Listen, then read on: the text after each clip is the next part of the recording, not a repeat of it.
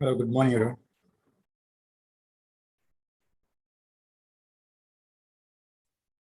Hello, good morning. Which session is this? What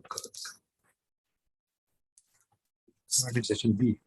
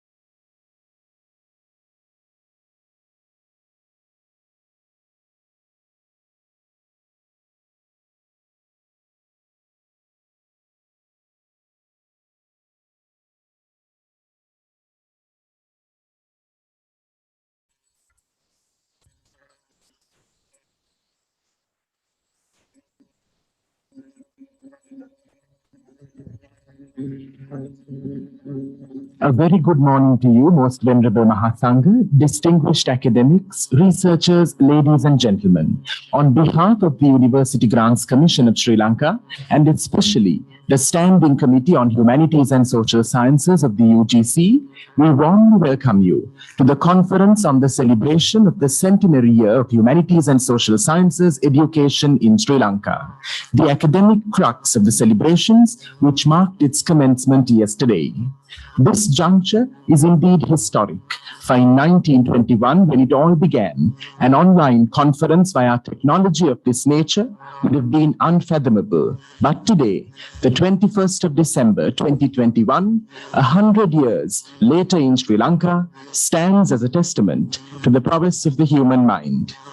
In this context, without further ado, I cordially invite Senior Professor Premakumara De Silva, the chairman of the Standing Committee on Humanities and Social Sciences of the UGC, to so officiate the commencement of today's conference, whilst officially welcoming all those gathered online this morning.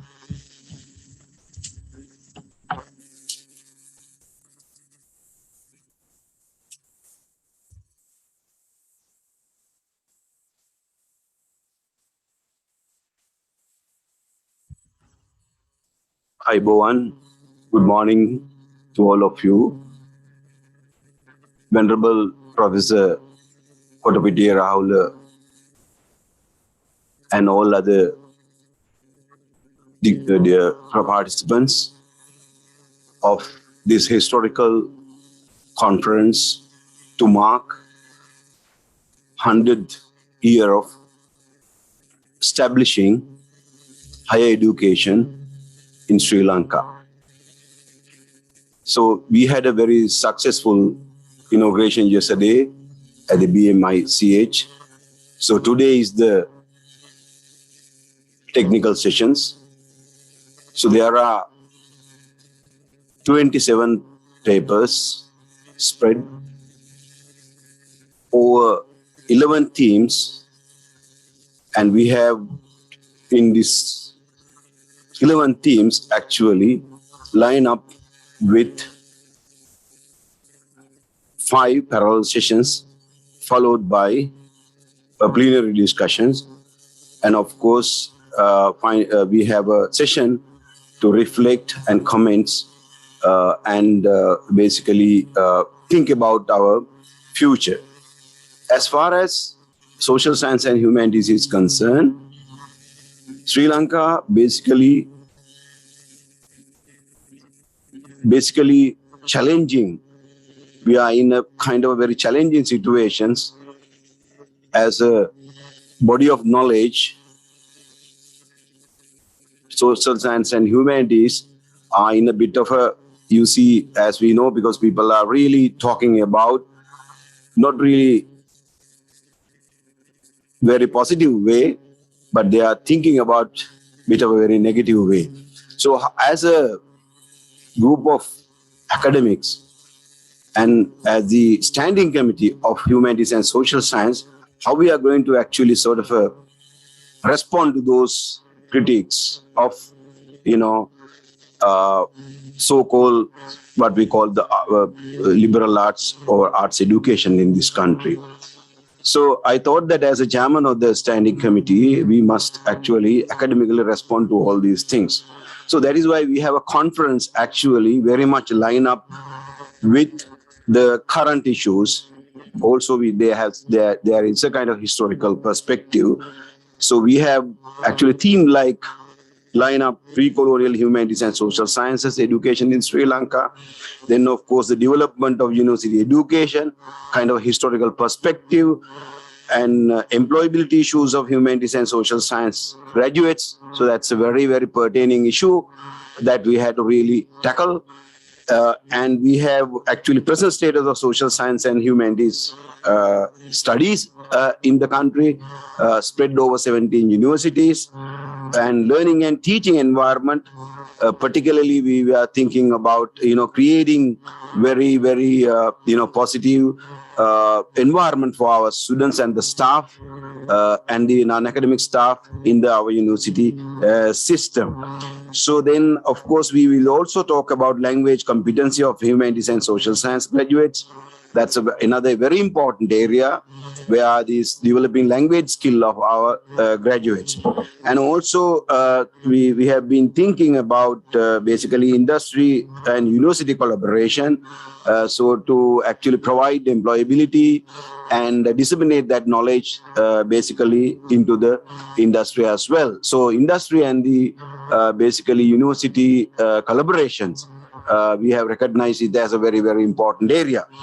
And then national and international collaboration for teaching and assessment, that also another very interesting area where we want to actually enhance the quality of graduates programs in our university system. Then, of course, basically issues of publication in humanities and social science, another one.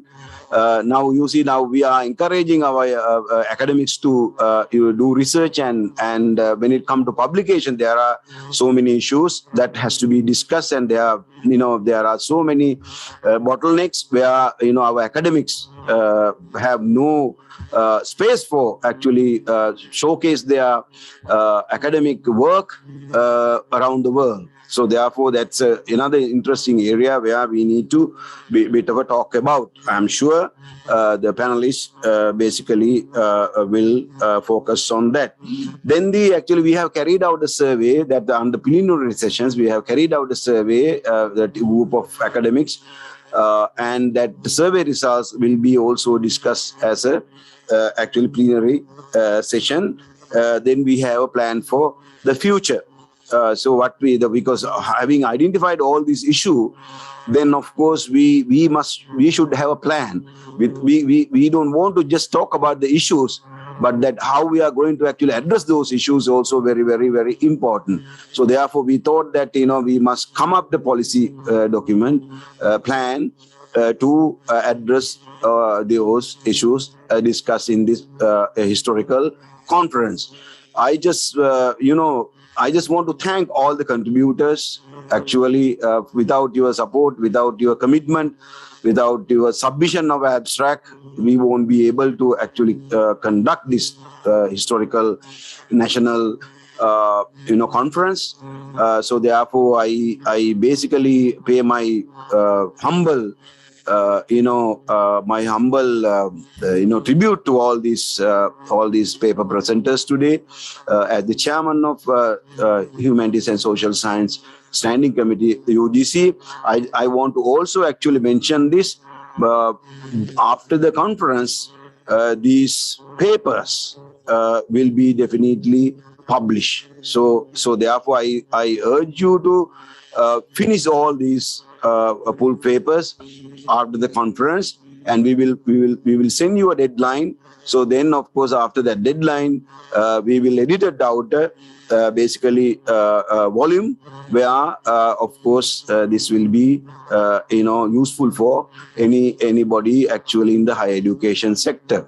So because now we have already published 4 publications yesterday, so some of you may have seen that. So we will maintain that quality of the publication. So therefore, I wanted to, while thanking you once again, I need your support to finish this particular publication also soon after the conference. With that note, once again, you are warmly welcome to the national conference. It is not the international conference, as we know, most of the conferences are international, but this is actually a national conference. Only our academics features here. I just wanted to once again thank you all the people who have really committed to organize this particular conference. And I also want to thank all the chairs and everyone supported us to put this conference into a this level. So thank you very much, and hope you enjoy these today's sessions. And I basically wish you all the very best. Thank you very much.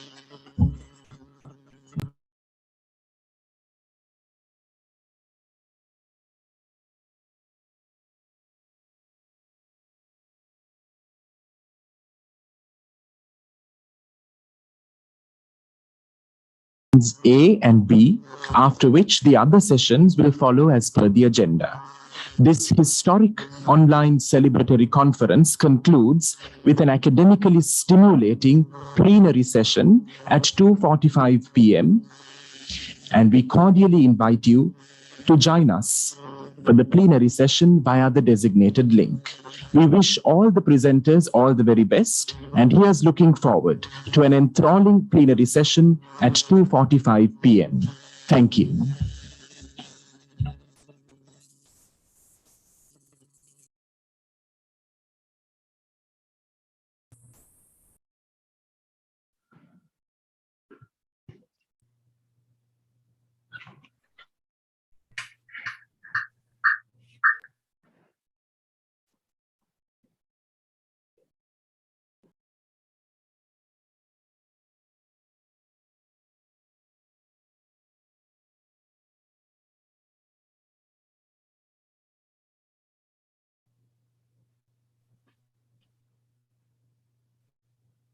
Good morning to all of you.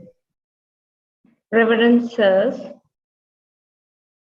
the two chairpersons of this technical session, all the dignitaries that who have joined from all over Sri Lanka academy communities, and the presenters and their respective authors, and the respected audience that has joined the session virtually. It is indeed a great honor to function as the convener of the first session of this academic session. The program for commemorating the centenary year of humanities and social sciences education in Sri Lanka in 2021 was initiated by the UGC with the focus on understanding and fact-finding mission on several key areas such as highlights and historical milestones, present status, issues of critical importance and vision for future development that reflects on areas to promote and advance the impact of social sciences and humanities education in the country. With the above objective, the organizing committee of the conference has identified this session as pre-colonial system of education, the development of university education, a historical perspective. In this respect, we have the honor to have two eminent scholars from the two main disciplines of subject, social sciences and humanities, to chair this session. One of the session chairpersons is to represent the discipline of humanities. We have Venerable Professor Kotopitiya Rahula Thero, who is a professor in Pali and Buddhist studies, who has so many credentials for his recognition as a renowned scholar locally and internationally. Currently, Venerable Professor Kotopitiya Rahula Thero is recognized as the UGC Commission member and also currently functions as the head of the Department of Pali and Buddhist Studies, University of Peradeniya. He obtained his BA, MA, and PhD degrees from the University of Peradeniya. His research interest lies in Pali language, Pali grammar, Pali literature, Vinaya literature, and Buddhism and peace.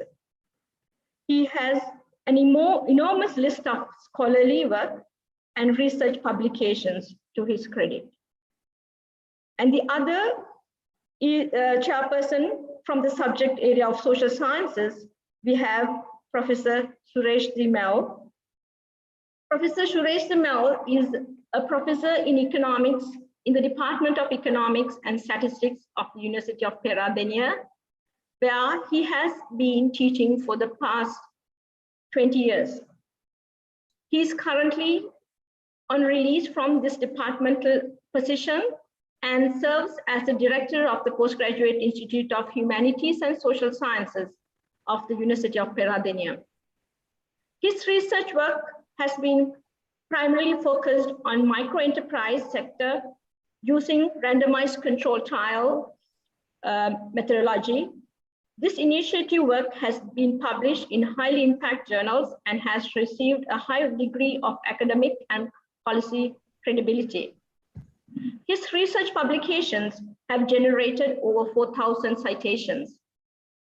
He holds a BSc engineering degree from University of Moratuwa and MA and PhD in economics from American University, Washington, DC. I now would like to hand over the floor to the two chairs of the first technical session to proceed with the activities of the session. For you to use, sir. Thank you, Mrs. Samanmala. Good morning to all of you. venerable sirs and professors, doctors, and all of you. Today is very valuable day for the higher education. Centenary celebrations of university education in humanities and social sciences in Sri Lanka. This occasion is conference on the celebrations of centenary year of humanities and social sciences education in Sri Lanka. This is the starting the technical sessions. Very limited time. Actually, we have 8:45 a.m. to 9:55 a.m. Very limited time. We have two sessions, session A and B. Pre-colonial system of education, the development of university education, historical perspective. This is the session A. And session B, employability issues of humanities and social science graduates. We have these major topics as session A and B. Today, at this occasion, these three scholars giving very important, very valuable short lectures. Venerable Professor Ralue Padmasiri Thera is serving as a professor in Buddhist studies at the Department of Buddhist Thought at Postgraduate Institute of Pali and Buddhist Studies, University of Kelaniya in Sri Lanka. Professor Ralue Padmasiri Thera has obtained BA Special in Department of Pali and Buddhist Studies at the University of Peradeniya and MA degree from National University of Singapore. He has published 3 books, 35 academic articles, 5 article translation in Sinhalese and English. He has presented papers in local and international conferences. This is the first scholar, and I would like to introduce other 2 scholars also. Professor Vimal Hewa Manage is a professor in Buddhist Studies, Faculty of Arts, University of Colombo. He earned his BA with first class honors in 2001 and then MA and MPhil from University of Kelaniya and PhD from the Wushan University under the Chinese government scholarship. He received Vice Chancellor's Award for Research Excellence 2018 and Senate Award for Research Excellence 2019, University of Colombo. Currently, he serves as the Sri Lankan Director of Confucius Institute in University of Colombo. Thirdly, I would like to introduce Professor Asanka Tilakaratne. Is an emeritus professor of Buddhist Studies and founder, head of the Department of Buddhist Studies at University of Colombo, Sri Lanka. He was the former director of Postgraduate Institute of Pali and Buddhist Studies, University of Kelaniya. He has published substantially only on Buddhist studies in Sinhala and English. Recently, August 2020, his collected works have been published in 8 volumes, 3 in Sinhalese and 5 in English in Colombo. Currently, Professor Tilakaratne serves as editor-in-chief of Encyclopedia of Buddhism published by the government of Sri Lanka. I think, secondly, session B, delivered the chairship by Professor D. Mel. Now, I would like to invite these 3 scholars to deliver lectures of these occasions.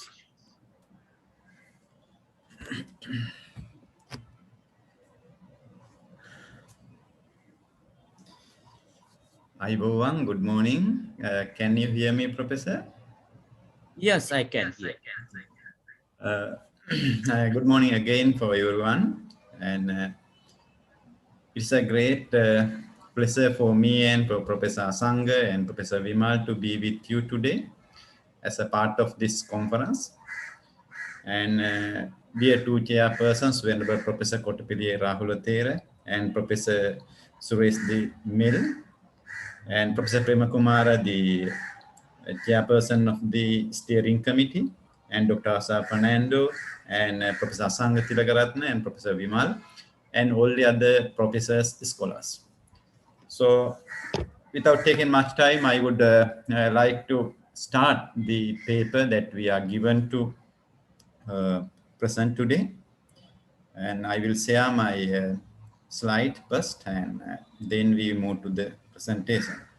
So this is our presentation, and actually the paper was organized by Professor Asanga, Professor Vimal, and me, and I am only the presenter. However, I am responsible for the slides that I have made. The paper is full of the works done by all together. And the topic is education in pre-modern Sri Lanka, scope, content, and institutions. This is a huge topic, as we see from the topic itself, and it covers a huge area of time as well as space. And therefore, my point of argument will be Sri Lankan education from 3rd century BC to 16th century was predominantly Buddhist, regardless of certain influences made by Brahmanic and other Indian traditions. And this is an established view in addition to some of the debates. However, the same position is to be re-established by our research, because that will be helpful, or that will make kind of the foundation for this centenary of humanities and social sciences. And therefore, we believe that finding out the early features of Sri Lankan education and some of the features that we have found from the Buddhist perspective too is important, because it's the history of Sri Lankan education. So these are the 3 basic areas we think of, and the scope, content, and institutions. However, you know that when you go to these limitations and the time from the beginning of recorded history of the country to the arrival of colonialism in the 16th century is a huge time, around 2,000 years. And then we have a lot of researchers and the primary and secondary sources. So we wish within this very brief time frame, and I would like to elaborate only 1 or 2 points and not crossing the limit given to me. And these are the basic steps of our project.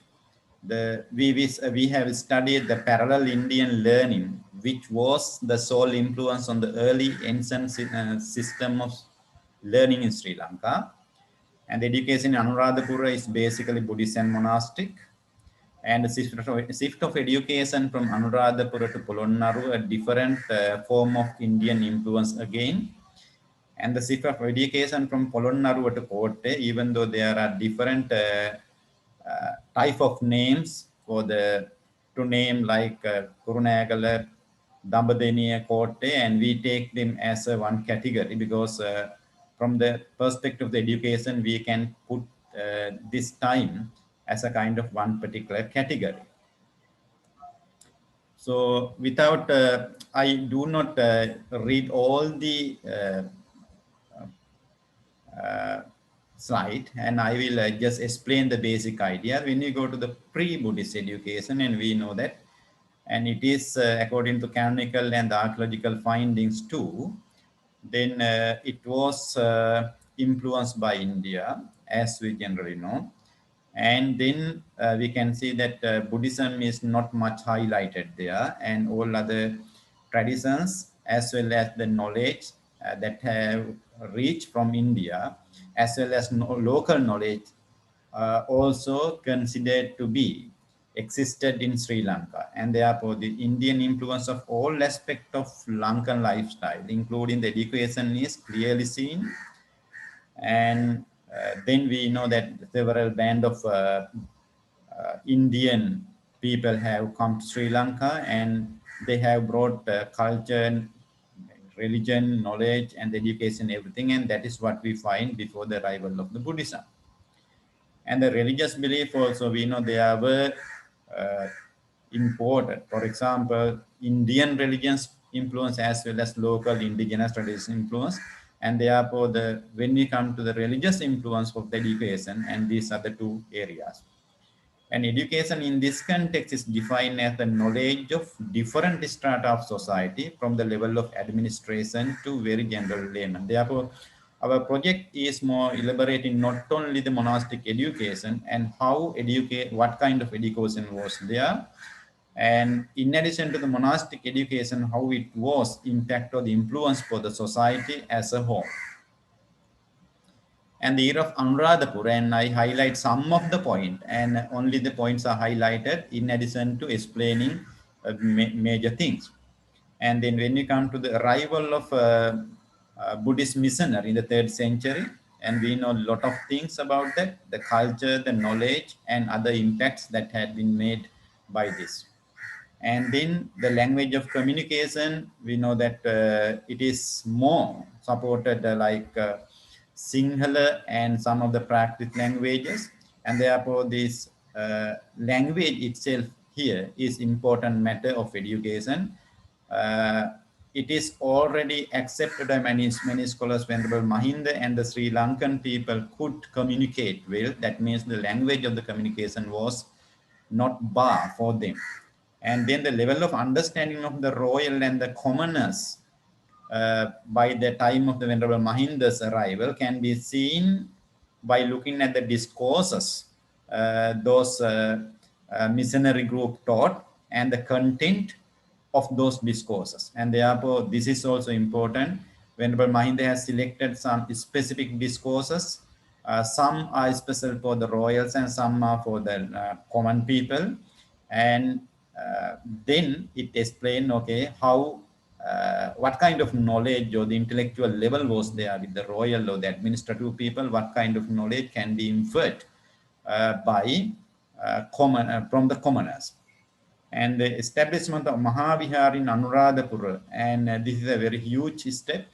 And then this is we can see like highly developed culture of India, and was brought to Sri Lanka, and with the civilization itself and the Mahavihara and its affiliations that was established can be taken as a very huge mark of this introduction of Buddhism as well as education, and therefore this is an important factor here.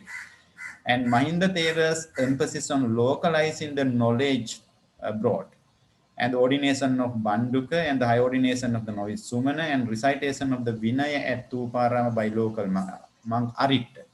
And actually this is an important factor because we know that Venerable Mahinda emphasized that knowledge brought from India has to be local knowledge, and therefore he emphasized that locals have to know that, they have to practice it, and therefore, even though this is a religious knowledge, is still, and we thought it was made local, and the steps were taken to localize this knowledge, and therefore, very important historical event.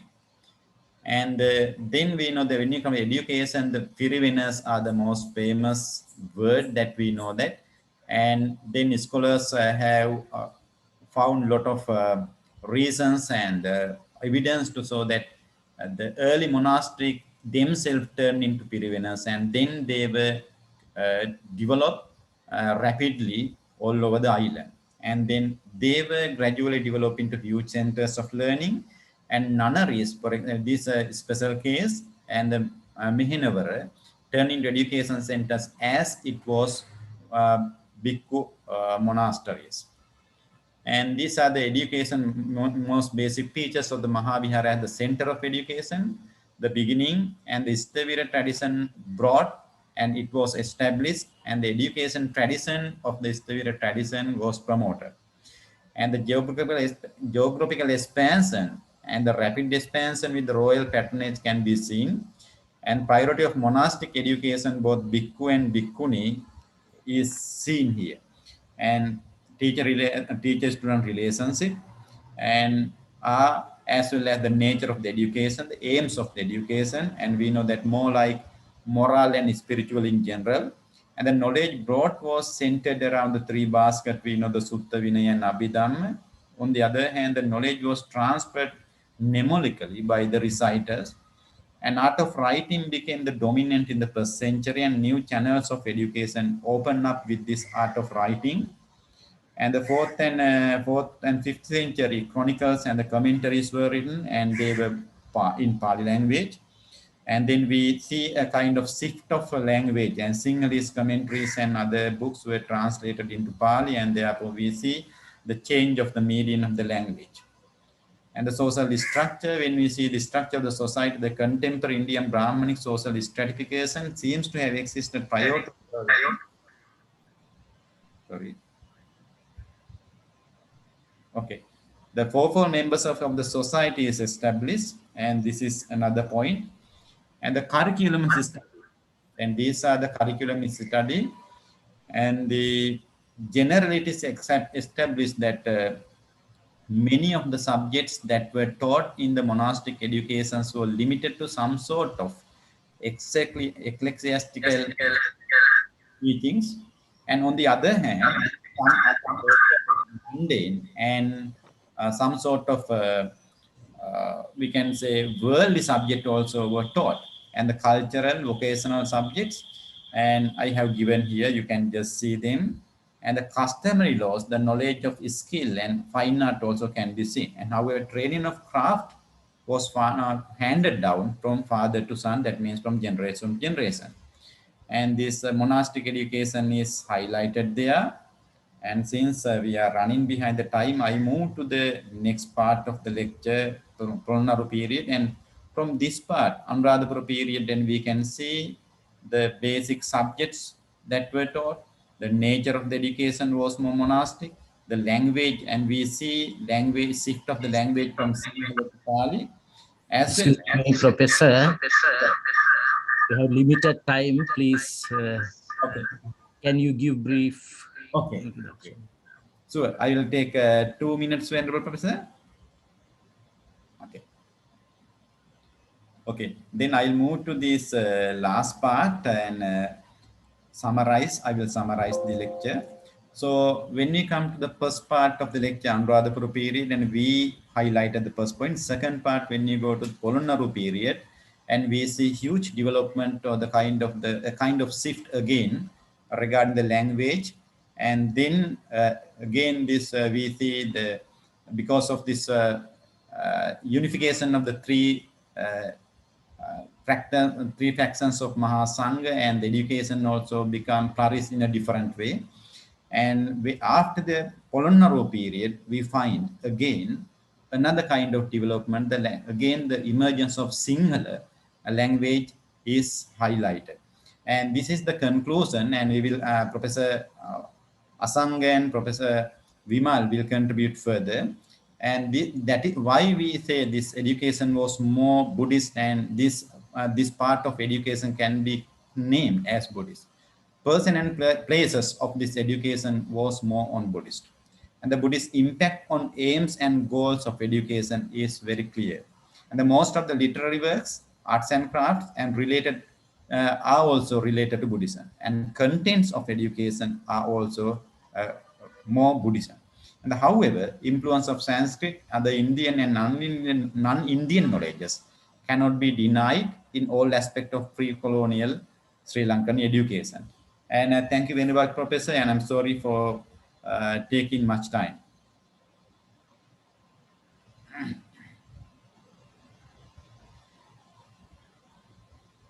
Thank you, Reverend Professor Ralwe Padmasiri, for that interesting presentation.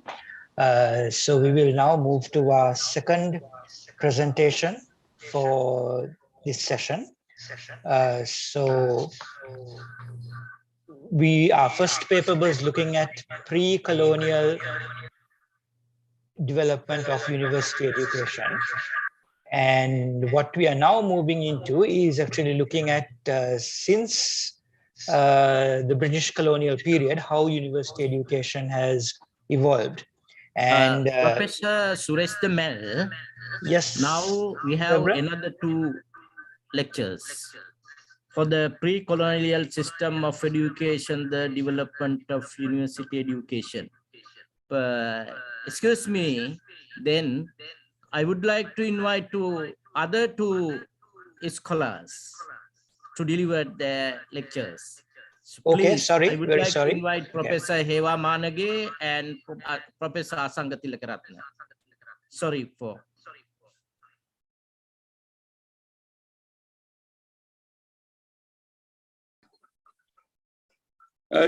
Venerable, I think that presentation, this Asanga Tilakaratne, that presentation was for all 3 of us. So Venerable, on behalf of all 3 of us, Venerable Professor Ralwe Padmasiri presented it. So I think there is no need we too, but we will contribute in the question and answer session if there is. Okay, then you can participate to the discussion, no? Exactly, Right. exactly. Right. Thank you, Professor Suresh Demel. Then you can deliver. Thank you, Reverend Professor Kotapiti Rahula. So then we will move to the second paper, which is looking at the development of university education since the colonial period. And in a sense, what better person to do that than Professor Chandra De Silva. I think many of us who are in social sciences and humanities already know him or know of him. Professor Chandra De Silva has majored in history at the University of Ceylon. He has done a lot of research work looking at the colonial history of Sri Lanka, or Ceylon as it was known then. He has over 100 publications, including 11 authored or edited books, more than 80 book chapters and articles in scholarly journals. He has taught history at the University of Ceylon, at Bowdoin College, at Indiana State University, and at the Old Dominion University. And at the Old Dominion University, he served as professor and chair of history, dean of the College of Arts and Letters, vice provost for faculty development, and also as interim provost and vice president for academic affairs. So he is more than qualified, and probably the best qualified to actually speak on this topic. He is joined in this paper together with Dr. Kamalika Jayatilaka, who's a former research fellow at the ICES Kandy. She is currently a senior lecturer and the acting head of Department of Indigenous Social Sciences at the Faculty of Indigenous Social Sciences and Management Studies at the Gampaha Wickramaratchi University of Indigenous Medicine. And Professor Chandra De Silva and Dr. Kamalika Jayatilaka will be presenting on reflections on the growth and development of university education in Sri Lanka, a historical perspective. Over to you, Professor Chandra De Silva. Department of Indigenous Social Sciences at the Faculty of Indigenous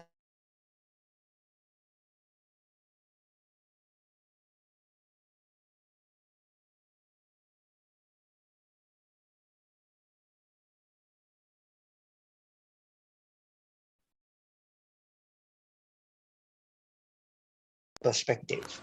Over to you, I am Professor happy Chandra De to Silva. be associated with the centenary celebrations Department of Indigenous Social Humanities Sciences Education and at Social the Science Faculty of Education Indigenous in Sri Lanka.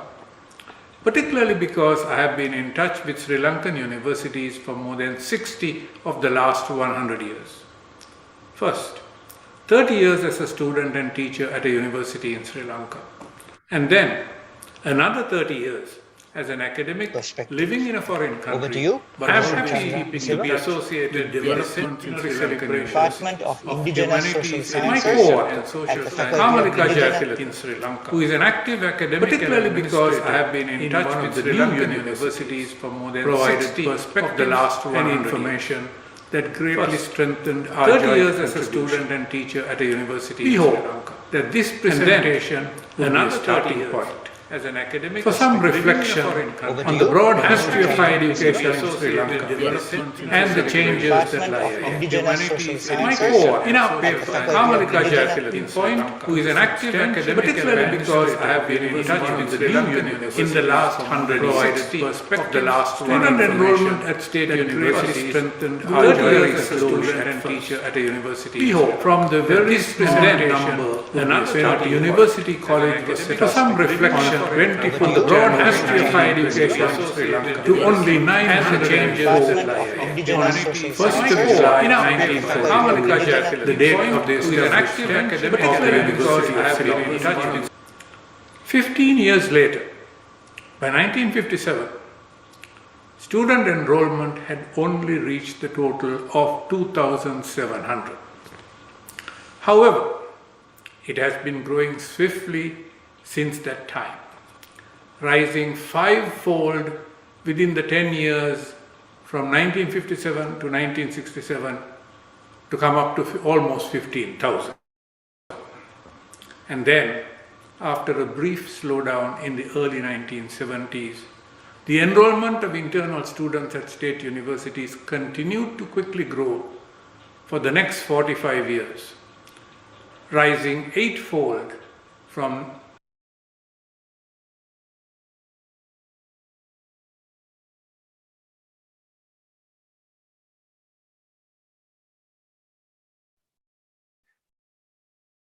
I'm sorry, we seem to be having some technical issues with at the recording end.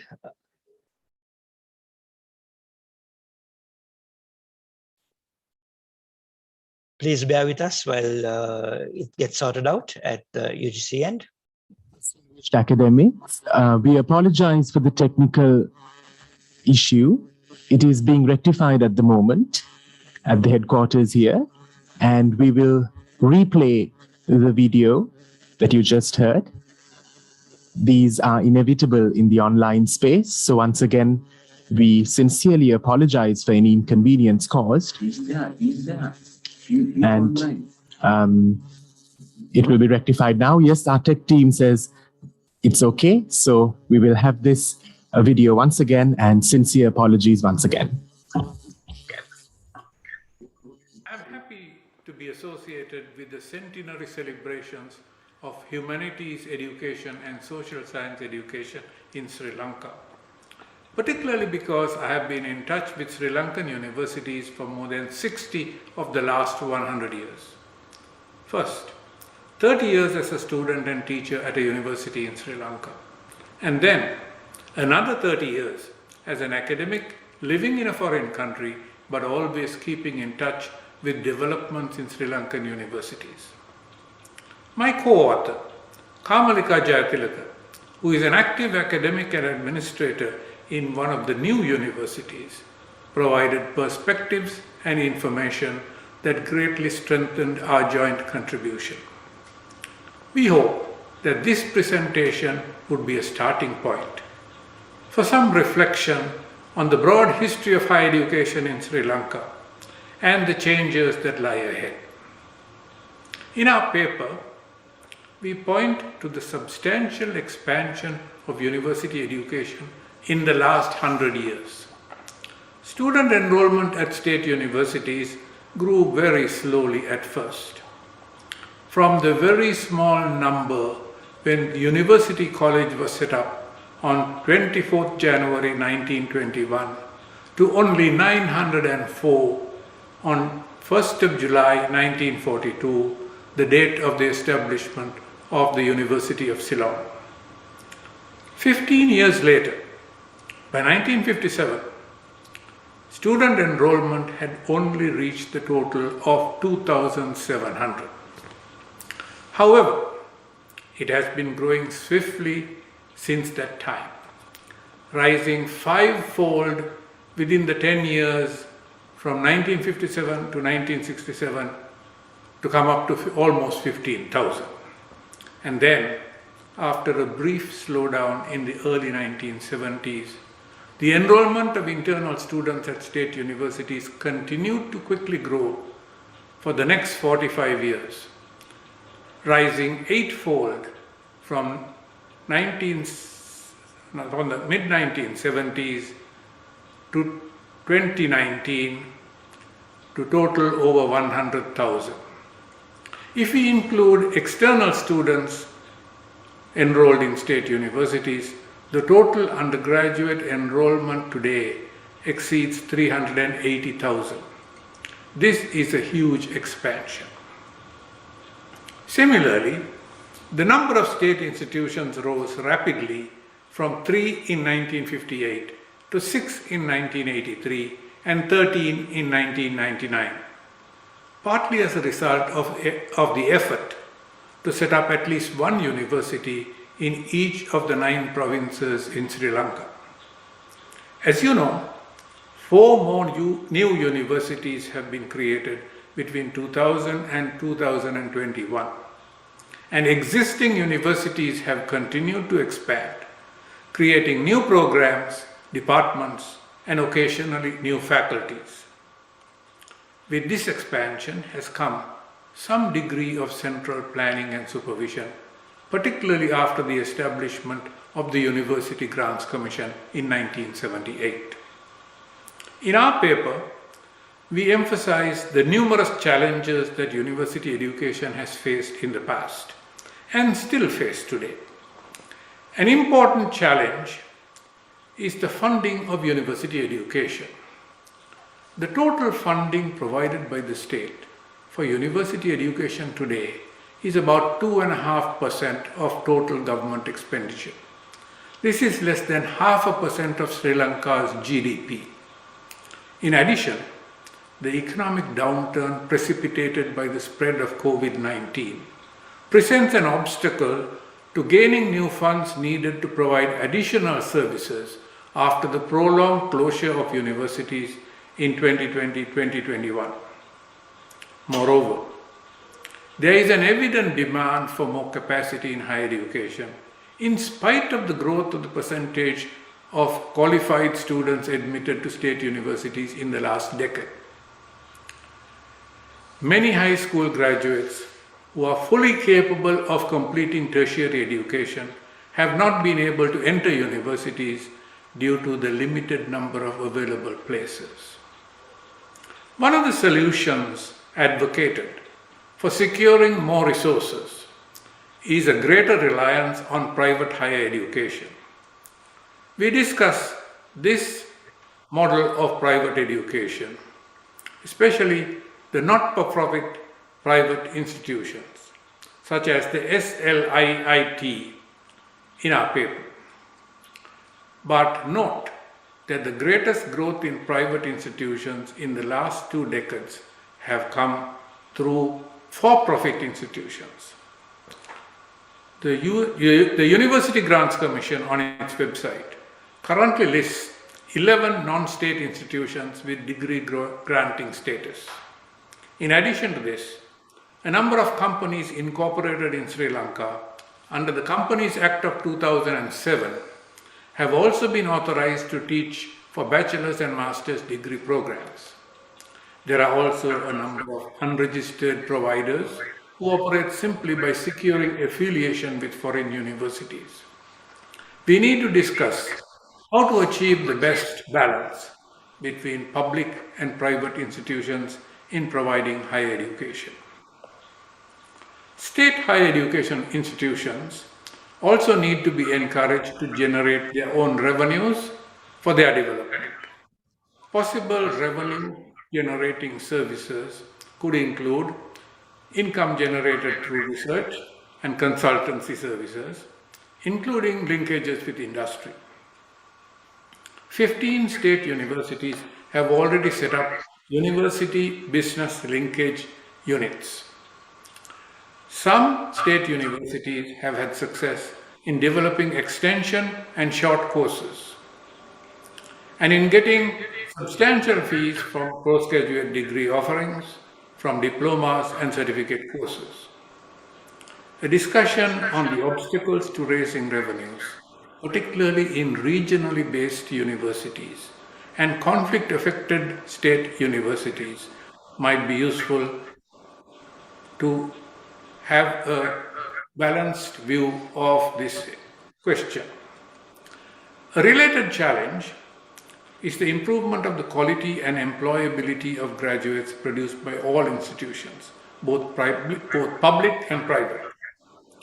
Several reports have suggested that general skills, such as information technology skills, knowledge of a foreign language such as English, as well as soft skills such as creativity, flexibility, initiative, and positive work attitudes, are all areas where students graduating from Sri Lankan tertiary programs need improvement. Expanding internship programs, providing work experience to students, the better utilization of social media through mobile devices, and the provision of online management systems are all proposed as means towards quality improvement. Action in this area is seen as especially important for students enrolled in the humanities and social sciences who are not trained for a specific profession through their university programs. They are also crucial for students in external degree programs in state universities, because many of these students come from rural areas and from middle to lower income groups. Improving the quality of academic and administrative staff, as well as the encouragement of postgraduate education, is another area which seems to call for attention. Investment in research and development makes up only 0.1% of the GDP in Sri Lanka, and this is considerably lower than the average among middle-income countries. The Division of Research and International Cooperation established by the UGC in 2013 might play a more active role in developing expertise in this area. Higher education institutions are also seen as being helpful in the construction of a peaceful, multi-ethnic, multi-religious and multicultural Sri Lanka.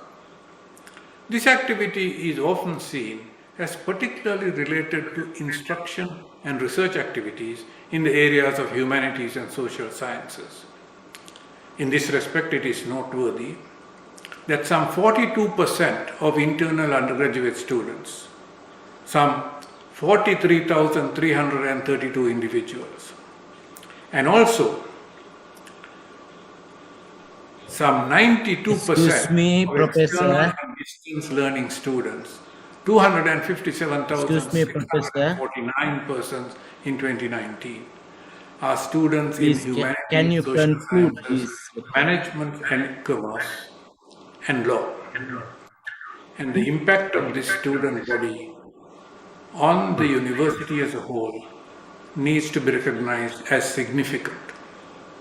Indeed, one of the issues that arise from our survey of higher education in Sri Lanka is the role that the University Grants Commission might play in helping to solve some of the challenges faced by higher education in Sri Lanka.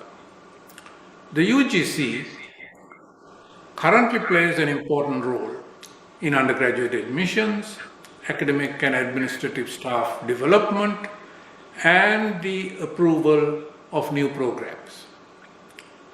In the 17 state universities that are under its purview, there might be some merit in discussing ways in which the UGC might further contribute to the improvement of higher education institutions, supervised by other ministries, and also work in support of private higher education, possibly in providing rules and guidance for these institutions. These are just some of the issues that have arisen to the forefront in our survey of the history of university education in Sri Lanka. And all of them impact strongly on the areas of humanities and social sciences. Thank you very much for the opportunity to let us present our thoughts. We wish you a productive discussion on the subject.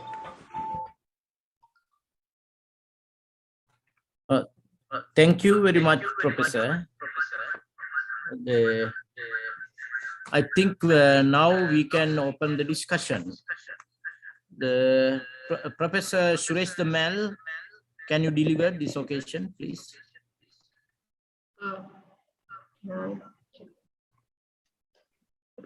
First of all, let us thank the two presenters for the two academically stimulating presentations. And we can now open the floor for questions and discussion. Over to you. So dear academic colleagues who have joined us, if you would like to pose any questions to any of the speakers, you're welcome to send it in through the chat, as well as, or you can even ask it directly.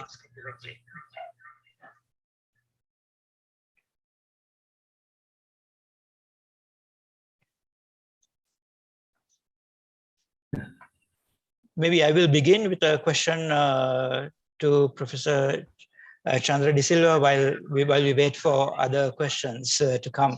Professor De Silva, in terms of you mentioned about the way the development has been happening in terms of the not-for-profit sector and the for-profit sector, and in terms of being how you balance it again with the state sector's involvement in the university education. Mm-hmm. How would you, from your sense, how would you see it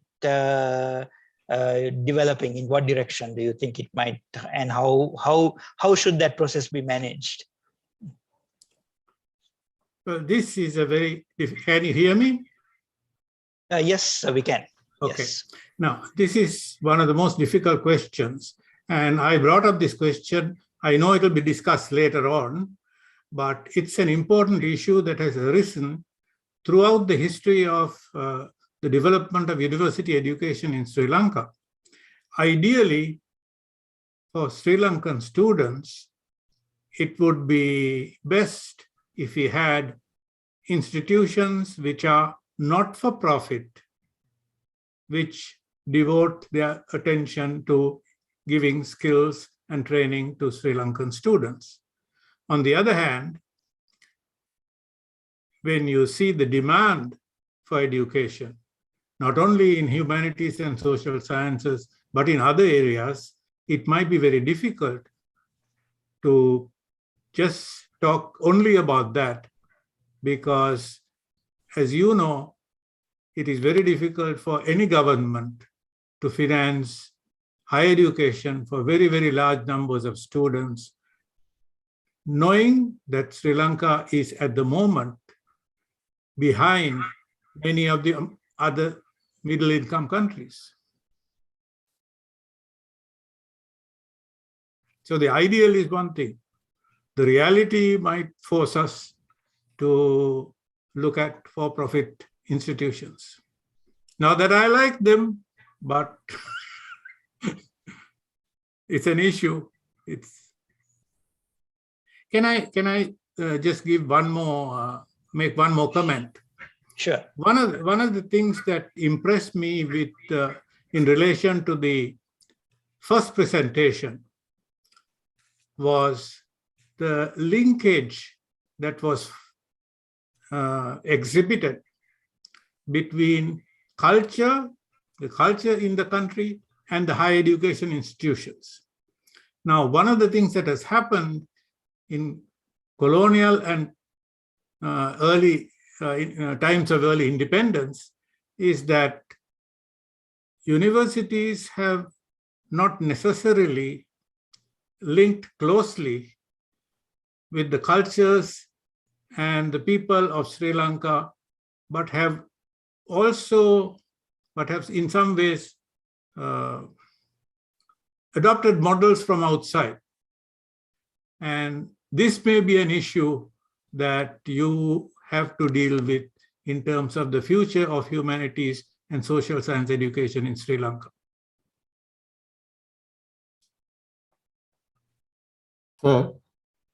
Thank you, sir. Thank you, Professor.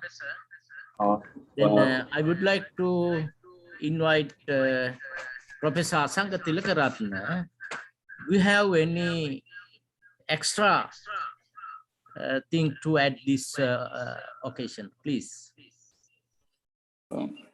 In fact, nothing much, but just one point to underscore would be the whole point of discussing pre-colonial education in Sri Lanka in this conference, Humanities and Social Sciences. Actually, one idea we had in our mind was to show the continuity and the connection of course, in that connection, the Buddhist aspect came out prominently, naturally, because that was the major aspect. At the same time, we wanted to highlight that it was not really one uniform the phenomenon, but it had Indian, but even in Indian, more South Indian later, and subsequently coming from Southeast Asian Buddhist culture. So it was in that sense a very rich mixture. So that is what basically we wanted to provide, how the humanities and social sciences subsequently evolved through the colonial period and post-independent period. Thank you. Anybody have any questions from Venerable Ralvi Padmasiri? It's okay if I say something? Yes. I'm Professor Manoj Aryaratne from Sabaragam University. Can you hear me? Yes. Yes, we can. Go ahead. Yes. Actually, I would like to thank all the scholars who presented over here. They are nice and comprehensive presentation. So this is regarding Venerable Professor Padmasiri's presentations. Actually, we are celebrating the 100 years of humanities and social sciences education. This is my concern. Okay, so when we pay our attention to the pre-colonial education system in the country, I would say actually we have had a very powerful education in monastic education, right, and all the Peruvian education. So there were 4 teaching methods: Acharyapada, Swadhyaya, Sabbrahmachari, Kalakramani. I'm not going to describe all those things. Okay, Acharyapada, study under a teacher, and Swadhyaya means self-study, right? Sabbrahmachari, studying with colleagues, and Kalakramani, study till death. So right now we are discussing about the knowledge, skills, and attitudes and mindset. So we had those all those things in our traditional education system. For example, Kalakramani. Kalakramani means study till death. So now we are talking about the mindset. Mindset meaning the motivations, those self motivations for learning till death. So we had those powerful education system. That is what we have to highlight as far as the monastic and the temple education and the Peruvian education is concerned nowadays. This is the lesson that we can learn in this very memorable kind of day that we are celebrating in social science. Thank you very much for present. This is my concern. Right. Can I also ask questions? Can you hear me? Yes, sir, we can. Go ahead. Yes. Thank you. I think very, very interesting and thought-provoking two papers. I think it's really good together, pre-colonial and of course shift into colonial, scenarios. And of course, Professor De Silva push it into the current, status of the higher education of Sri Lanka as well. Very nicely, very, very, very, very interesting. I have actually two questions for two presentation.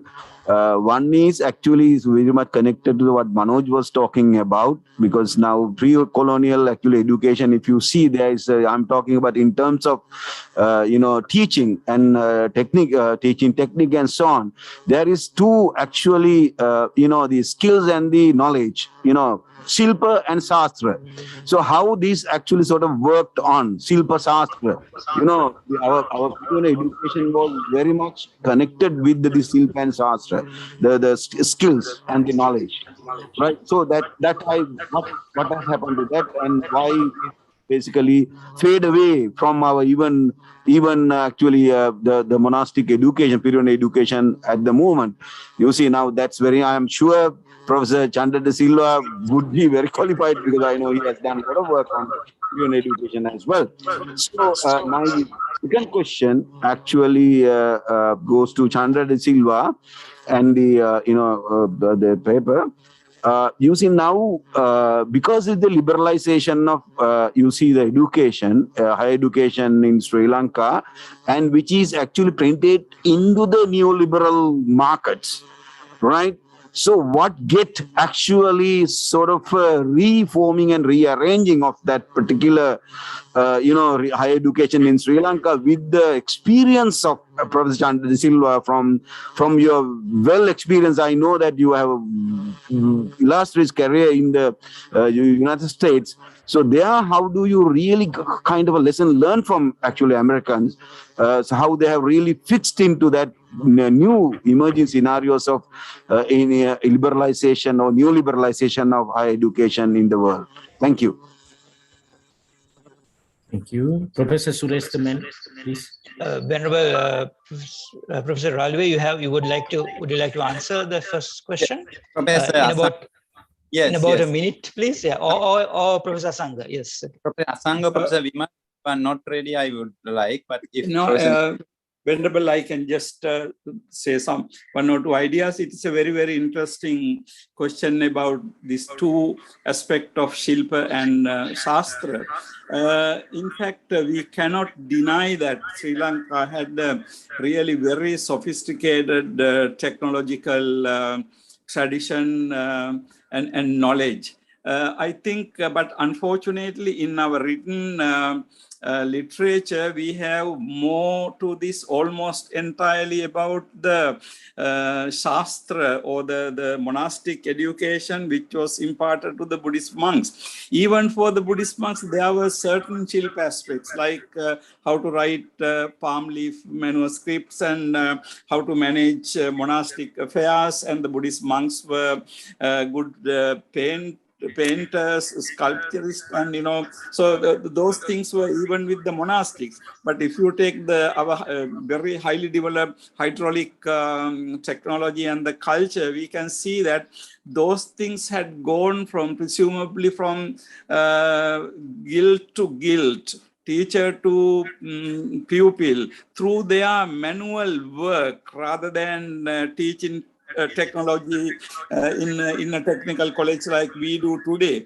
So it was a living and studying and working together. I'm sure Professor Chandra Silva will be able to add to this. But naturally you can see that in the monastic type textual education, some kind of, I'm not saying that it was expressly there, but you can understand there was some, maybe perhaps, okay, the real education is to learn books, because we had such a great regard for books.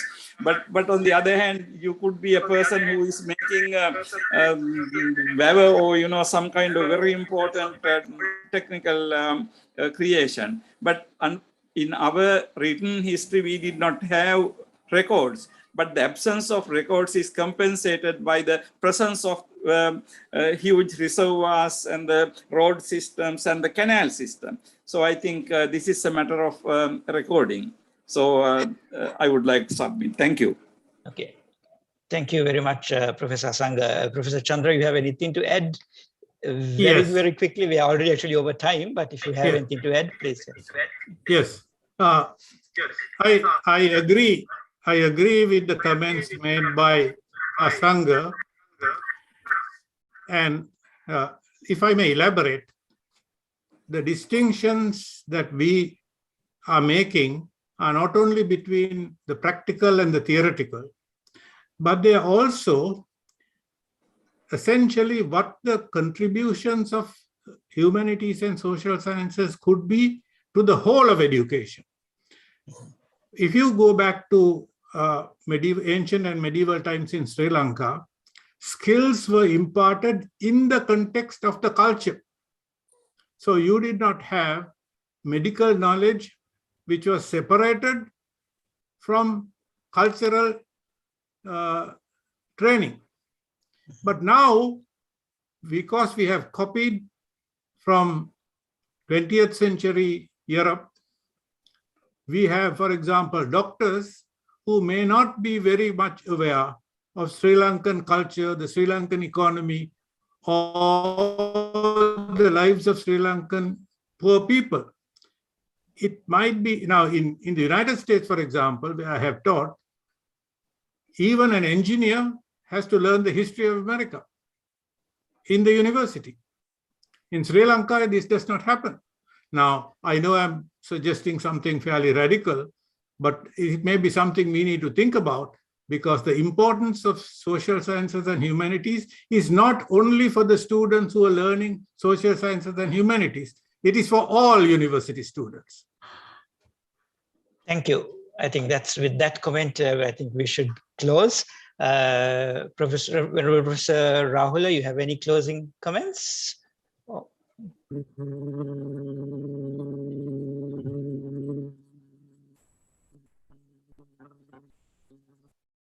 Yes, thank you very much, Professor Suresh Themal. And finally, I would like to thank Venerable Professor Padmasiri, Venerable Professor Vimal Hewamanage, and Professor Asanga Tilakaratne, and also Professor Chandra De Silva and Dr. Kamalika Jayatilaka, and participated all of you. Thank you very much. Please, Dr. Suresh. Thank you, Venerable Professor Kotapiti Rahula, so my co-chair for this session. So we will bring this session to a close. I think we are a little over time, but we are still in time for the next session. So the next session starts at 9:55. And I think if you're staying on for technical session C, it is the same Zoom link as what you're already on. The technical session A is the same as technical session C. So you can just, I think, stay in the same room, and then you will be able to continue. I think that's how the technical team will work it out.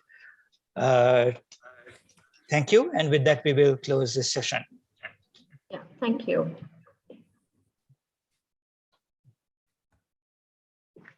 Thank you for this very constructive session with us today. And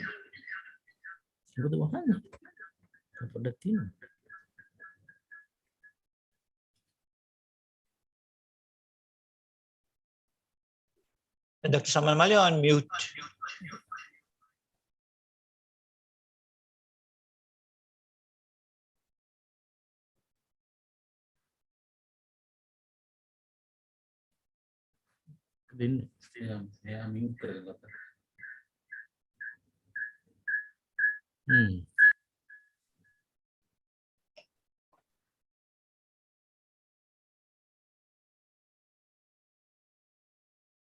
Dr. Saman Mali on mute.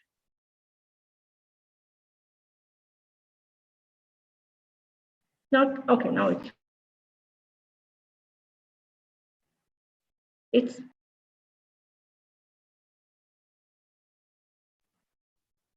The technical people are muting you.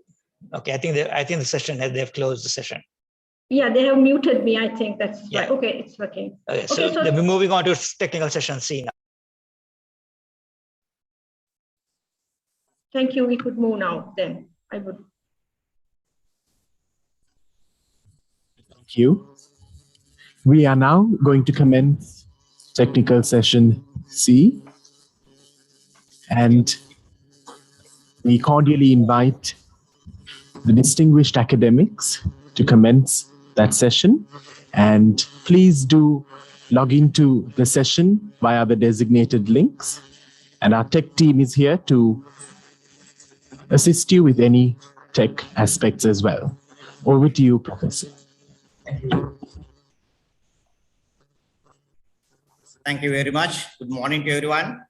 We are about to start the technical session C. My coach is Professor Upali Pannilage. I wonder whether he's joined now. I can't see. I'm here. Yes. Okay, then actually, this is the third session or technical session C. In this session, we have 3 presentations on 3 different topics, but even though they are 3 different topics, all are interrelated, I guess. So Professor Hanifa is making her presentation on the present status of social science and humanities studies in Sri Lanka.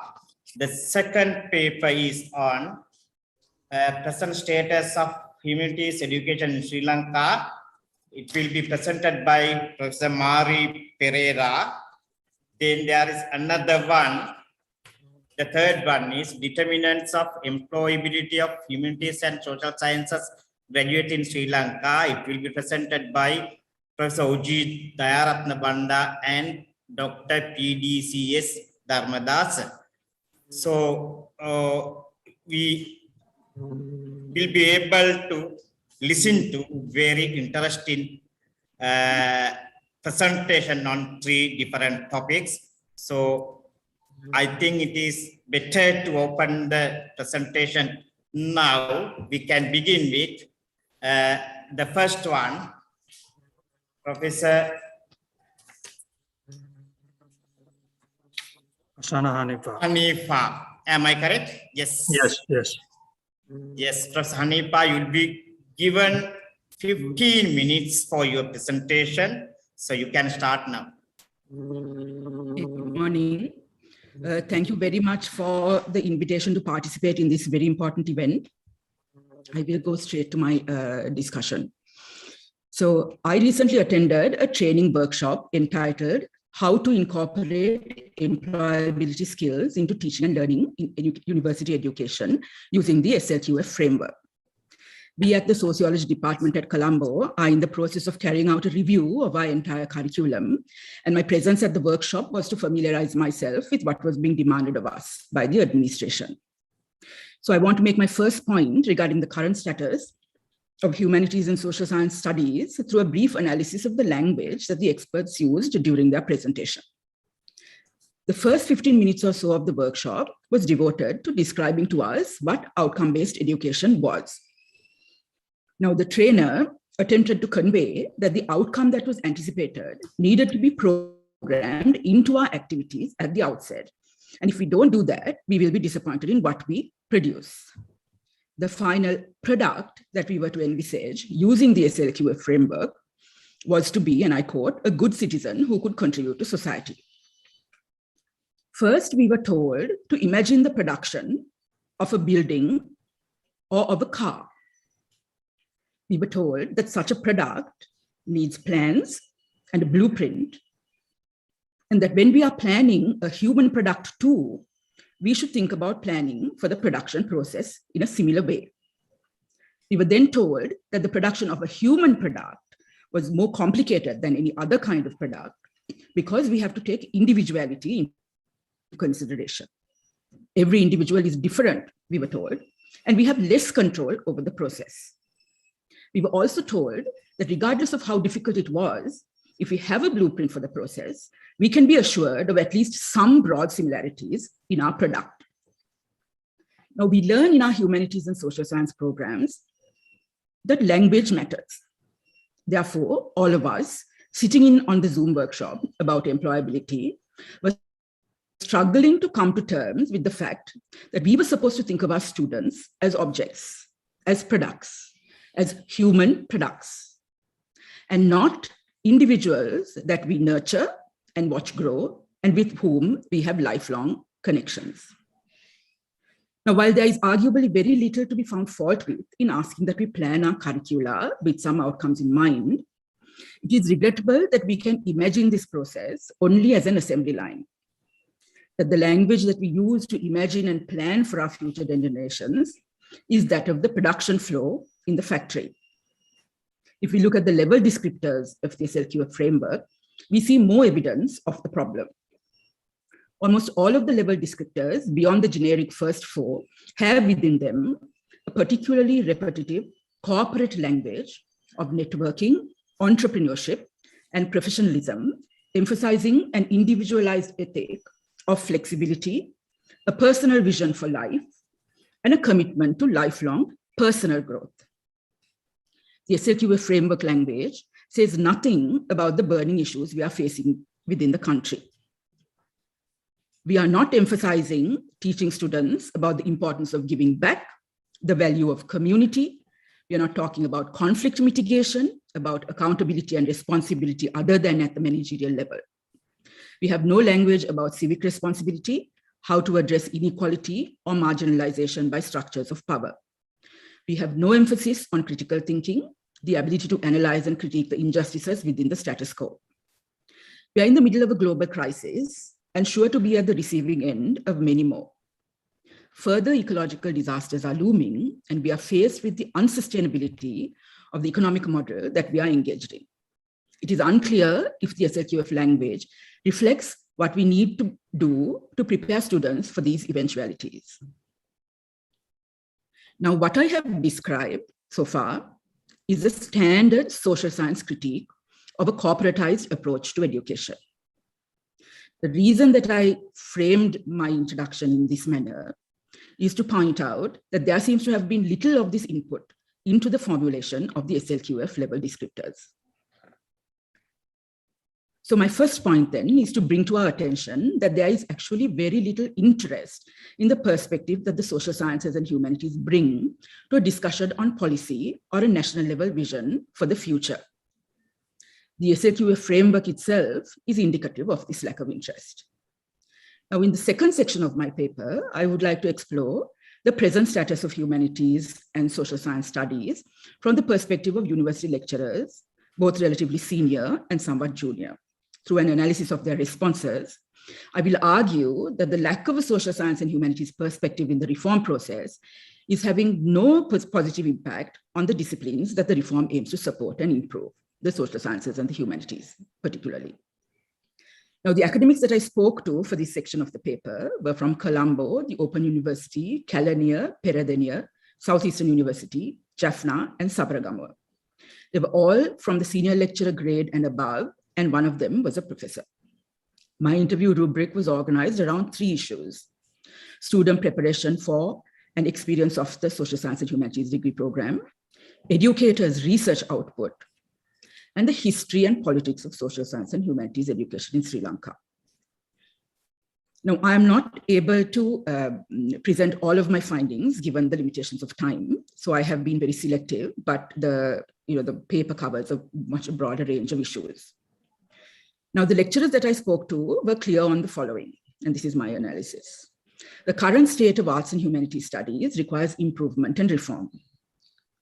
2, the reforms that come from the center, designed only with the quote-unquote employability in mind, is not having the desired result. And 3, there's a distinct difference between the problems and solutions articulated by universities in Colombo or in the sort of the Colombo metropolitan area, and perhaps Peradeniya, and those of the periphery, universities like Sabaragamuwa, Southeastern, and even Jaffna. So, now in relation to the current status of arts and humanities studies and what was problematic and requires improvement. There were two distinct ways in which the current problems were articulated by senior people in Colombo and Kelaniya, and the somewhat less senior people in Southeastern and Sabaragamuwa and even Jaffna. The preparation with which students enter the arts faculties for social science and humanities education is minimal. The tuition culture, combined with education as exam preparation only, rarely prepares students for the challenges of a high-quality humanities and social science education.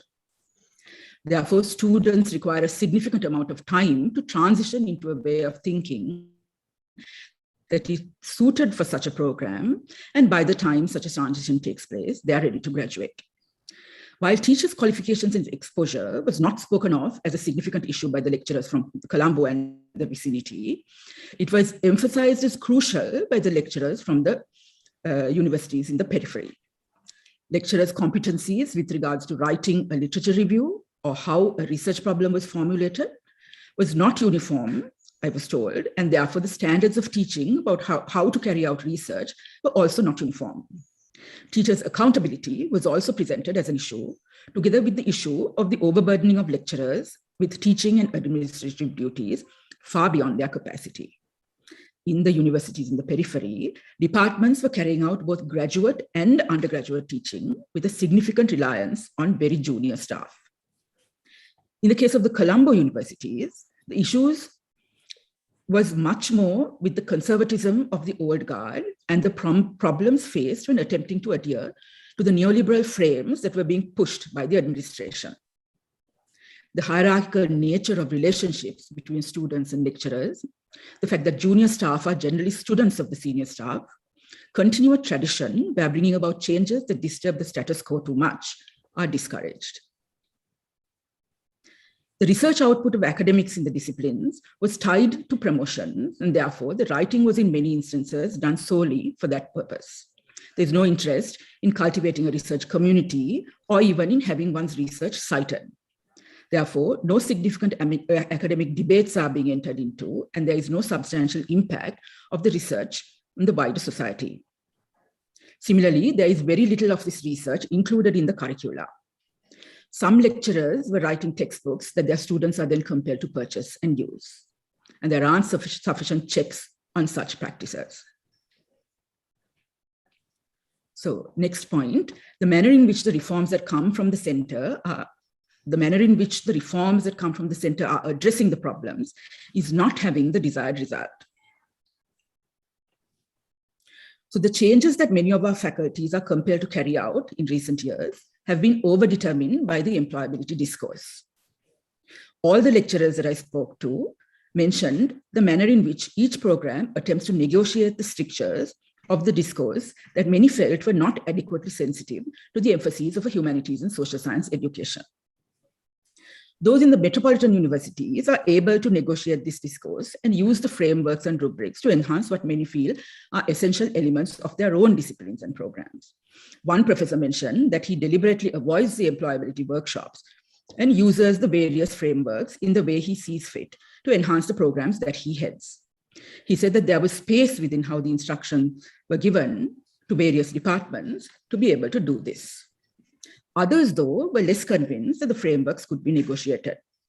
One stated that the purpose of education had shifted today from one of forming a good citizen to supplying the labor market.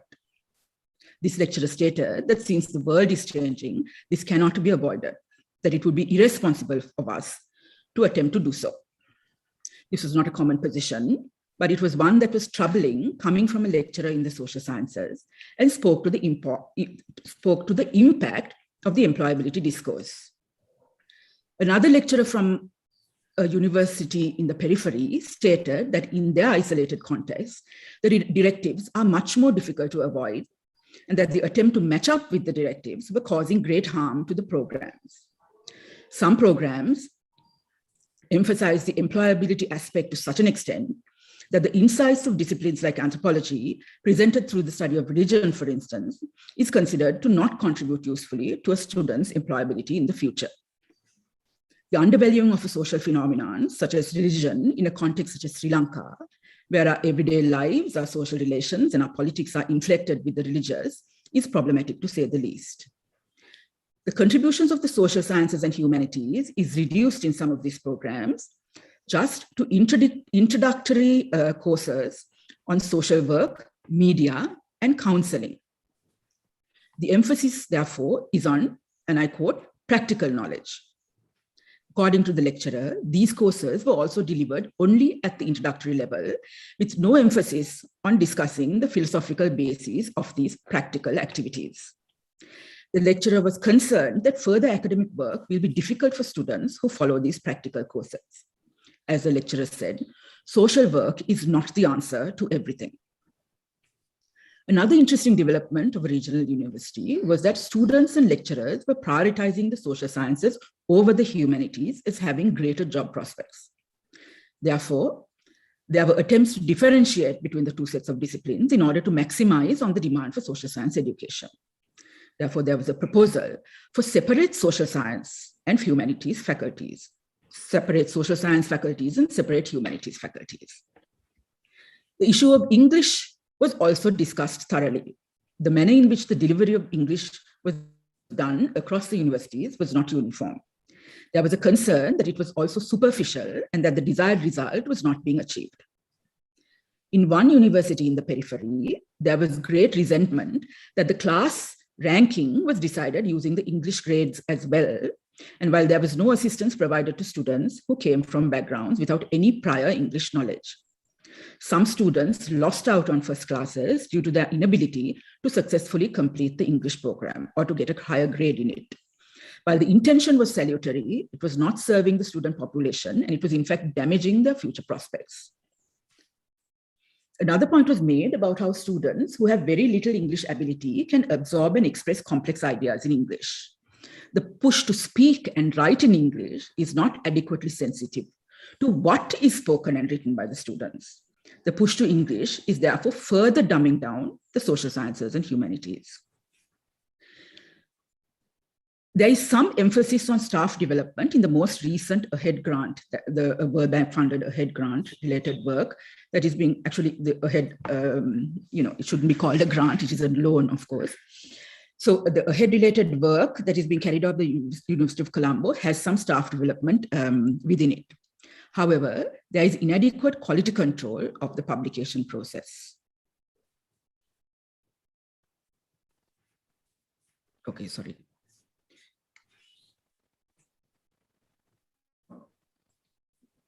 Yeah, okay. So the difference between the problems articulated by universities in Colombo and perhaps Peradeniya and those of the peripheral universities like Sabaragamuwa, Southeastern and Jaffna are also worth noticing. As discussed above, the universities in the periphery are unable to effectively negotiate, resist, or adapt to the imposition of various frameworks from the top. There is a scramble to accept and integrate the calls from the center into the degree programs in the periphery with very mixed results. Specificities related to the area and to area politics and history also have substantial impact on decisions made in these universities regarding their programs. Their access to resources and expertise is less, and students are less prepared as a result. The insularity of the places in certain instances, sometimes cultivated insularity, also impact programs. It was stated that the Southeastern University, for instance, located in a monoethnic, monolingual, and somewhat isolated enclave, has problems retaining qualified staff from outside the area. Further, the fact that the academic and non-academic staff, the administration, and even the vice-chancellor were from one village created a somewhat insular dynamic was also pointed out as a concern. Then Jaffna University, with sections of the staff committed to strictly maintaining a regional identity, are reluctant in certain circumstances to transition into English language programs due to the possibility that there will be a large influx of students from outside. In the above two regional contexts, the largest number of students are local and the mixing is minimal. And the consequences of these demographics need to also be taken into account when analyzing this functioning of social science and humanities teaching in those areas. In the case of Sabaragamuwa, the isolation was said to be positive. The place does not have the same discretions that Colombo does I was told, and therefore it is better for the building of community. Students, most social science and humanities departments have small numbers, are therefore nurtured and better taken care of. Okay, I will now conclude. As Professor Prem Kumar De Silva stated in his opening remarks, degree programs in the humanities and the social sciences have the largest student numbers across the country and are arguably making the greatest contribution in educating the next generation of this country. However, there is very little recognition of what such programs can actually do, and therefore there is very little support for the programs to thrive on their own terms. The employability discourse that is over-determining the nature of support that these programs are receiving are perhaps having some positive impact. Systems and guidelines and frameworks do have their place in running a successful program. However, the fact that reform is demanded with little or no appreciation of what good social science and humanity programs look like and what they can do is damaging what little there is of the integrity of such programs. If the social sciences and humanities are to thrive in this country, it is perhaps time to revisit the reform agenda from a critical humanities and social science perspective. Thank you. Thank you very much, Professor Mari Pereira. Professor Hanifa, for your interesting presentation. So I think we can move to the next presentation. Professor Pali Pannilage, are you taking it now? Professor Pali. Okay, we can actually let me thanks Professor Fasana Hanifa for very interesting presentation, because now we are talking about employability, and also we have been told that to introduce IT English kind of thing continuously. But her paper look at various aspects, although reforms are necessary, but we have to be very careful about this. And thank you very much, Professor Hanifa. Our next presentation would be from Senior Professor Mari Pereira. Mari Pereira, yes, you are correct. Yes. Yeah. And actually, we couldn't introduce Professor Hanifa, those who are not aware about her, and she is the professor attached to the Department of Sociology, University of Colombo, and she obtained PhD in anthropology from Columbia University in New York. And I mentioned some of her research interests, especially on social and political history of Muslim communities and on gender politics in Sri Lanka. And Professor Hanifa has published a number of research papers in national and international journals, especially issues related to Islamic reforms movement, history of minority involvement in electoral politics, and the peace process, peace and reconciliation. So let's move on to the second presenter, Senior Professor Mari Pereira. She is attached to the Faculty of Education, University of Colombo. And also she is the director of the National Education Research and Evaluation Center. She obtained Bachelor of Arts from University of Peradeniya and Master of Philosophy in Education from the University of Colombo, Master of Science in Applied Psychology from the University of Colombo, and PhD from University of Wollongong in Australia. So she has published a number of research papers, articles in various national and international journals. So now Senior Professor Mari Pereira will discuss about present status of humanities education in Sri Lanka. Professor, over to you. Thank you. I wonder whether, I think it is recorded. I'm Mari Pereira, Professor Emeritus, Department of Humanities Education, Faculty of Education, University of Colombo. My topic today is Humanities Education, Then and Now. The format of the presentation is as follows. First, I will show the connection between humanities and social sciences. Next, we look at the humanities in ancient Sri Lanka. It will be followed by the humanities education in Sri Lankan universities. And I will look at the world scenario in humanities education in order to compare it with the present situation in Sri Lankan humanities education. Finally, I will look at the way forward. Let me now look at the difference between humanities education and social science education. Humanities education focuses on the human being that is produced by society and enables him or her to become humane. The subjects that come under the humanities education are many, and some of them are languages, philosophy, aesthetics, religion, anthropology, cultural studies, etc. On the other hand, social science education focuses on the aspects of society that had an impact on the person produced by the society. Now I will look at humanities in ancient Sri Lanka. The arts, architecture, sculpture, prose, or verse, literature in ancient Sri Lanka shows that the ancient Sri Lanka depicted the human character in purpose. Thus, they indicate that even before formal teaching of humanities commenced in Sri Lankan universities, influence of humanities could be discerned in the Sri Lankan society and culture. Now I'm coming into the present. It has been already mentioned, and we all know that the University of Ceylon was established in 1921. In February 1967, the National Council of Higher Education recommended to the Honorable Minister of Education and Cultural Affairs that the Colombo section of the University of Ceylon be established as a separate university. It had several recommendations about the university structure.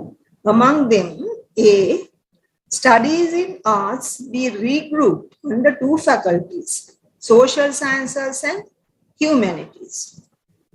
However, at present, the traditional universities such as Colombo, Peradeniya, and Jaffna retain their faculties as arts.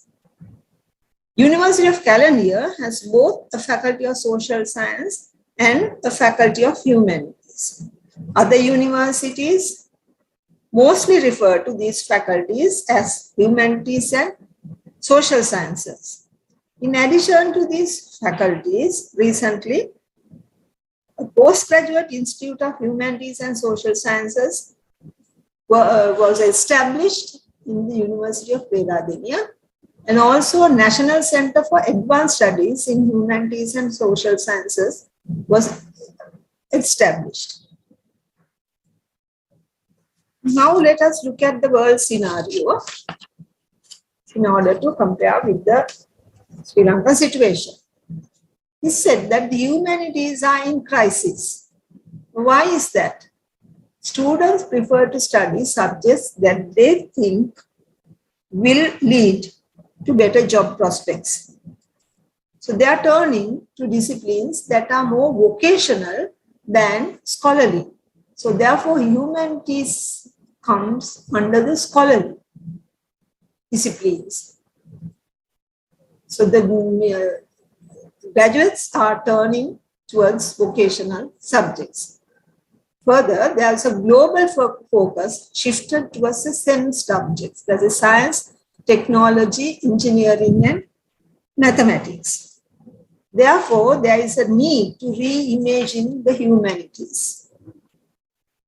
So there's a need to develop the courses that connect humanities concerns with aesthetics, ethics, historical perspectives, and meaning to higher demand employment, such as high demand employment areas such as law, medicine, architecture, business, engineering, fashion, healthcare, and technology. Example, the legal humanities, the medical humanities, environmental humanities, and digital humanities. Therefore, the STEM education has become STEAM, science, technology, engineering, arts, and mathematics education worldwide. There are also courses in applied and critical humanities and call for a truly global humanities. Research findings in humanities education also emphasizes these facts. Humanities degrees involve many technical skills, including quantitative analysis skills, policy development, software use, and foreign language skills.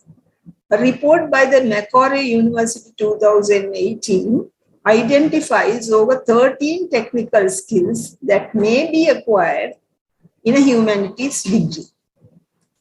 Surveys of employers also report these findings.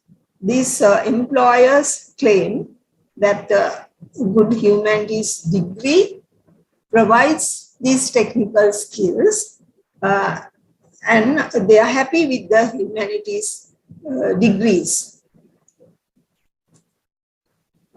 In this context, when we look at the Sri Lankan context in relation to the world trends, the education, the discipline of education, which was originally under the Faculty of Arts, established itself as a first faculty of education in 1975, and a Department of Humanities Education was established in this faculty. And so this is the change from a scholarly discipline to a vocational discipline, and the department, the mission of the department is to provide humane, through the subjects offered, to develop human being with humane qualities. The Eastern University of Sri Lanka also established a Department of Education and Child Care in the Faculty of Arts and Culture. The Department of Medical Humanities is established in 2016. It's the newest department in the Faculty of Medicine and the first department dedicated to the medical humanities among universities in Sri Lanka, and is a pioneer of the discipline in the South Asian region. This is an example how STEM education had become STEAM. So these three trends are in keeping with the world trends. However, yet, most of the subjects taught in other faculties of humanities are still the traditional humanities subjects, as can be seen from the list of subjects offered by the Postgraduate Institute of Humanities and Social Sciences, which was established to promote humanities and social science education, but the subjects that are offered are more traditional. So there is a crisis in Sri Lanka, humanities education as well. Now, what is the crisis? The number of students who study art subjects is high. 39% of students who sat for the GCE or A-level examination in 2018 offered art subjects, according to the audit report of the Government Audit Office. So in this context, unlike the world trend where the numbers are diminishing, in Sri Lanka, the number of students offering art subjects are high. So what is the problem? On the other hand, unemployment of HEMS graduates, humanities and social science graduates, is high, according to the Tracer study conducted by the UGC in 2018. Except education, architecture, computer science, IT, allied health science, and engineering, the other fields, the unemployment is high. The reasons: lack of opportunities created by the economy or skills mismatch between the graduates produced by the universities and the market requirements. So you will understand that these disciplines, education, architecture, computer science, IT, allied health sciences. These are vocational rather than scholarly, more vocational. So according to the world trend, people are moving towards these vocational subjects because the employability is high. So the same trend can be seen in the Sri Lankan context as well. So why are these other fields, graduates, not being employed, not employable? Reasons. The benefits of humanities education can be looked at in three independent, mutually connected areas. Mutual reinforcing levels, the comprehensive knowledge, skills, and mindset. Now, the challenge is for the knowledge. Now, these subjects, disciplines, provide knowledge. The undergraduates are equipped with knowledge. But the problem is the knowledge to be understood, interpret, and attribute meaning to oneself and the surroundings. They are unable to interpret and attribute the meaning to oneself and surrounding. It is the skills such as critical thought, acknowledgement of others, the ability to adjust to different realities that help in interpreting knowledge and changing the mindset. So it appears that the Sri Lankan humanities education has neglected the development of the skills and changing the mindset, which is the result. The end result is unemployment.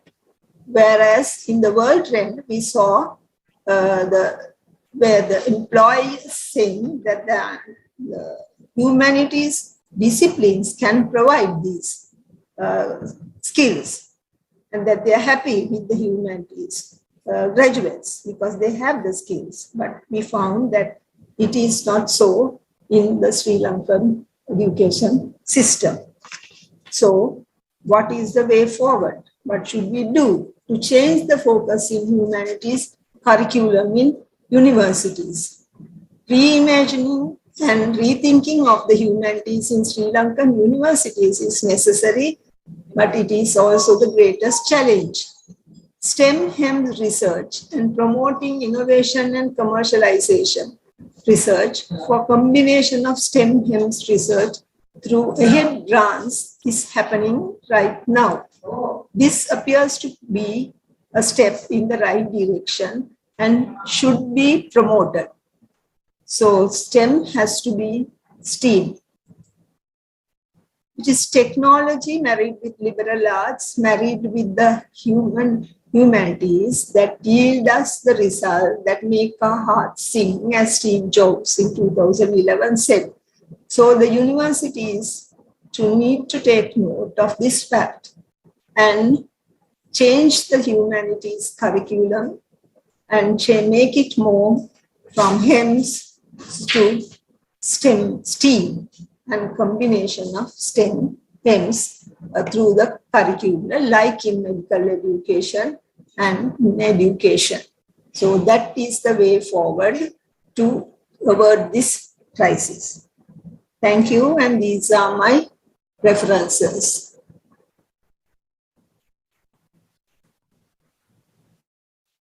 So thank you very much, Professor Emeritus Professor Mari Pereira, for very interesting and informative presentation. Basically, her presentation also highlighted the crisis we are in, especially in the humanities education, but suggested as solution go for the KSAM model, which are being advocated by many agencies, like which include knowledge, skills, attitude, and mindset paradigm. So we will take up at the discussion for more clarification and questions. So we will move on to the next presentation of the session. This will be a joint presentation by Professor Oji Dayaratna Banda and Dr. DPCS Dharmadasa. Determinants of employability of humanities and social sciences graduates in Sri Lanka will be presented jointly by Professor Dayaratna and Dr. Dharmadasa. Professor Oji Dayaratna was a dean of the Faculty of Humanities and Social Sciences until recently, and he holds PhD from the National University of Singapore, BA and MPhil from University of Peradeniya.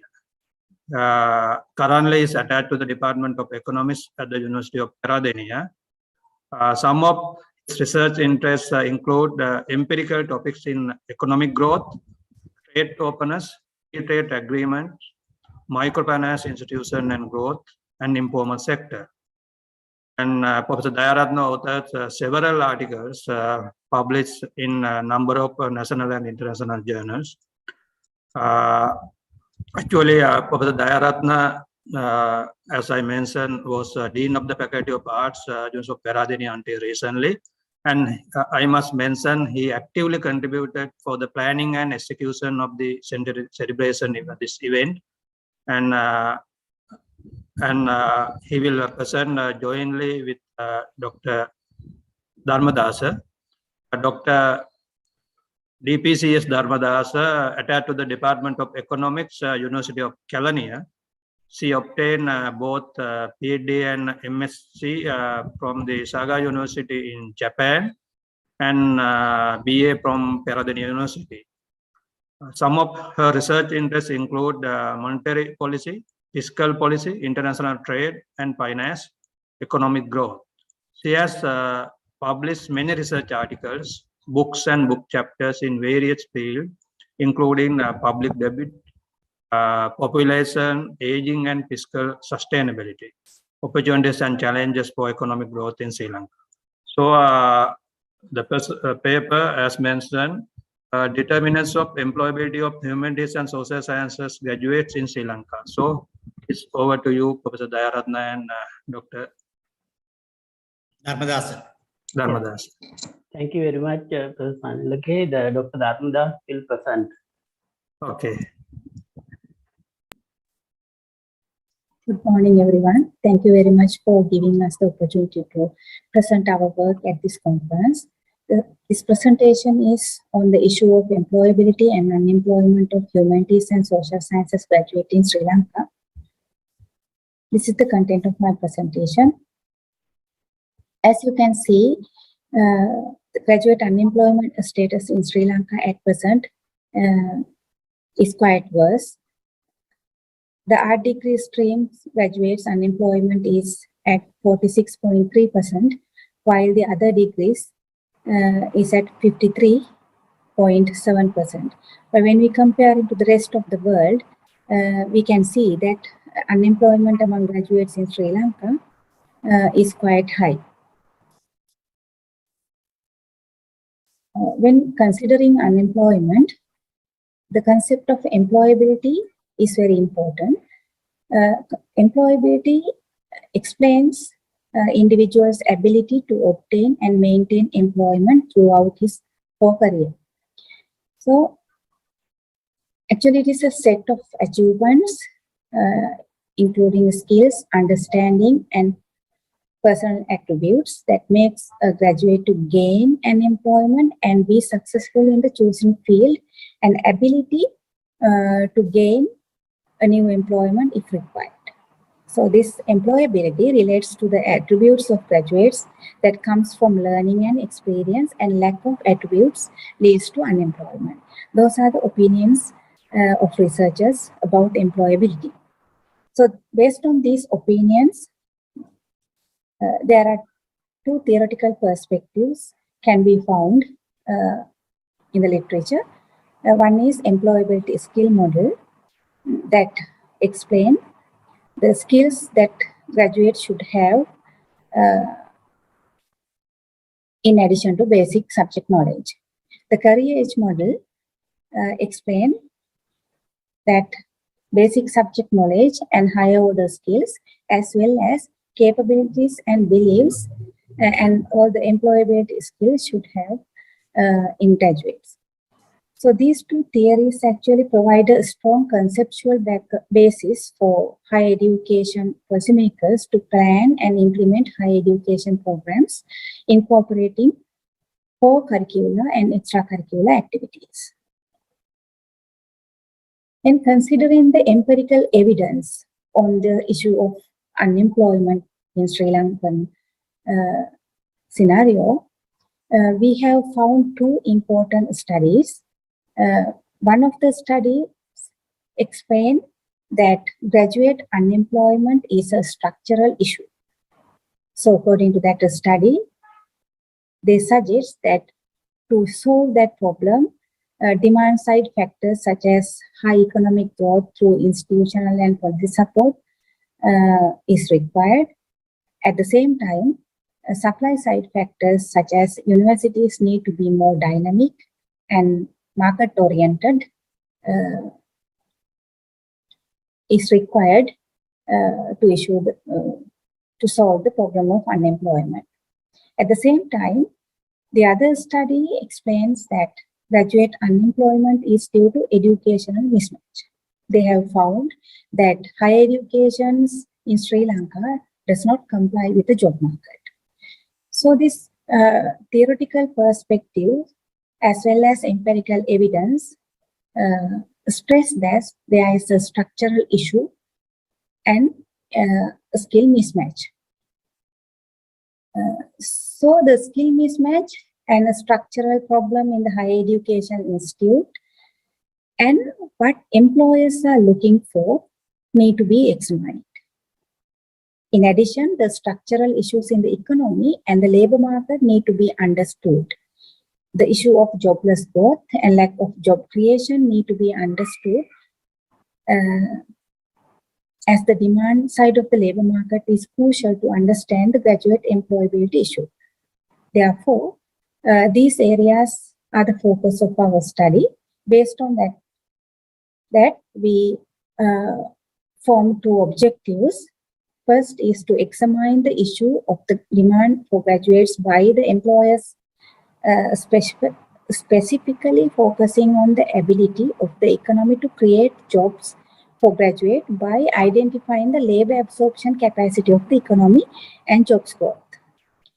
Our second objective is to investigate the supply side issues, including identifying whether there is a skill mismatch pertaining to graduates of humanities and social sciences in the labor market and the graduate attributes or idiosyncratic factors that tend to determine the employability of humanities and social sciences graduates. To achieve these objectives, we have utilized both primary and secondary data. Primary data we have collected through an employer's expectation survey, which was done online using a structured questionnaire that incorporate 5 categories of graduate abilities: knowledge, soft skill, a skill required to perform individual tasks, a skill required to perform group tasks, socioeconomic conditions.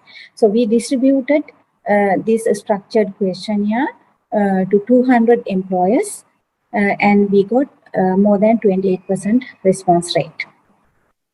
In addition, we use secondary data from reviews on the study programs, literature review, as well as statistical reports of Central Bank of Sri Lanka and Department of Census and Statistics. So analytical method we use in this study, mostly thematic approach and some descriptive statistics. The findings of employer feedback survey, as I mentioned earlier, we incorporate 5 categories. The first category, the importance given by employers to knowledge factor of graduate is actually self-quality control of work, self-understanding and value improving. Those are the 3 factors that they look in graduates. The importance of the employers attached to graduate soft skills, they prefer graduates who have strong oral communication skill as well as English language proficiency and organization skills. Those are the 3 areas that they consider when they are hiring. The importance the employers attach to graduate skills to perform individual tasks, they give priority to honesty, diligence, time management, and passionate about work. The importance employers attach to the graduates' ability to perform in group, they gave priority to graduates, those who have strong teamwork ability and adaptability and work ethics. So given the socio-economic conditions, employers are looking for graduates who are less than 30 years of old and graduates who are from state university and those who are from cities. Those are the factors that they consider when they are hiring. So finding of our study program reviews, we have found actually deficiencies in the supply side. We have found that existing curricula is highly knowledge oriented and sometimes outdated, and practical training is not sufficient. The curricula do not include or weekly include various soft or generic skills sought after by the employers, and study programs also lack components for community-based learning and field-based learning, and training of English language competence and ICT skills is inadequate, and graduate mindset has not been developed to employ or work in risky and uncertain diverse areas. Those are the things that we have found from the study review program. Our findings on graduate unemployment in Sri Lanka, we have found that there are 2 main unemployment categories, structural unemployment and demand deficient unemployment. The structural unemployment, of course, associated with individual preferences, occupational immobility due to skill mismatch. It means that inability to afford or decision that not to pursue education or further education or job training. Other thing is geographical immobility, that is difficult in moving regions to get a job. In Sri Lanka, most of jobs are in Eastern Province. So graduates from rural areas reluctant to come to Western Province because there are so many reasons affected to that, especially inability to afford for relocation and decision not relocate due to family matters. On the other hand, occupational and sectoral preference also there. And it also affects graduate unemployment because we know that a lot of graduates from social sciences and humanities streams, they prefer government sector jobs. So they wait until they get the government sector job. On the other hand, digitization and automation of services as well as industry sector demand less labor. So that also affect graduate unemployment. So on the other hand, demand deficient unemployment is mainly due to low absorption capacity of the economy and lack of job growth. Annual employment growth in Sri Lanka is only about 2.1%. As you can see in this graph, all 3 sectors in the economy, agriculture, industry and services, you can see employment growth seems stagnant. So that is the main cause for unemployment among graduates in Sri Lanka. And on the other hand, rigid labor laws and excessive regulations prevent layoffs and new recruitments. Due to this condition, actually private sector suffers lack of skilled workers because they can't hire due to labor market regulation tightness. On the other hand, protected public sector jobs, it means some specific high rank jobs, actually opportunities seems protected because they give in accordance with political preferences. In addition to that, lack of coordination between universities and employers are also responsible for graduate unemployment, because higher education institutions in Sri Lanka, they do not know what employers are expecting, and employers, on the other hand, don't know what is in the curricula. So that is the main cause.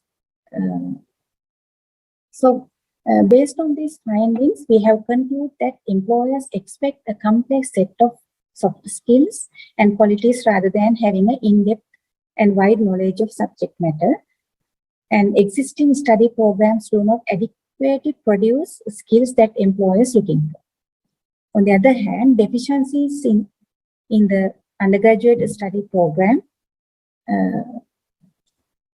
and occupational immobility, geographical immobility, and technological change also tend to contribute to graduate unemployment. In addition, structural constraints in the labor market and the economy is also another factor that affect graduate unemployment.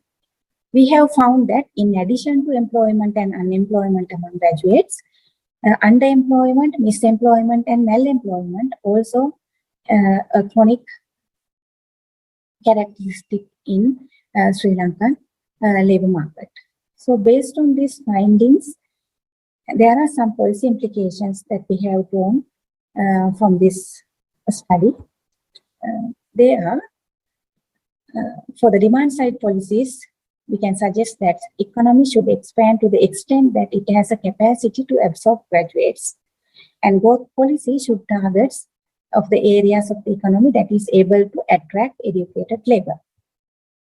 In addition, to address the structural unemployment from geographical ongoing infrastructure development, including constructions of expressways, need to be completed. On the other hand, a new training cum development program should be introduced by law to all graduates for a mandatory paid internship. Regarding the supply side policy implications, Yes, sir, it's almost finished we can suggest that academic programs need to be modernized, incorporating employability skills and value education without losing the intellectual rigor and its academic content. And ICT and language components should make compulsory into the curricula of those humanities and social sciences faculties. In addition, resource constraints of faculties should be resolved, especially cadre positions and fund allocations. In addition to that, occupation-based labor demand database, as well as skill requirement database, should be maintained, and it should be accessible to all higher education institutes. So thereby, higher education institute can guide the graduate and inform graduate what the labor market is looking for. Those are the things that we have implied by the study. And thank you very much. Thank you very much, Dr. Dharmadasa. Can you hear me? Hello? Yes, sir, yes. Yes, you can. Thank you very much for your nice presentation. And actually, it is a more technical presentation on the topic of determinants of employability of humanities and social sciences graduates in Sri Lanka. Thank you very much for your nice presentation. So now we can move to the discussion. Anyhow, I need to make an apology from a very big mistake at the beginning of the session. I could not introduce who you are. Sorry about that. And Professor Pannilage made a correction. Thank you very much for that, Professor Pannilage. Anyhow, now we can move on to the discussions. So I can open the forum for the discussion. So who would it be start now? Professor Prema Kumar, the first one is on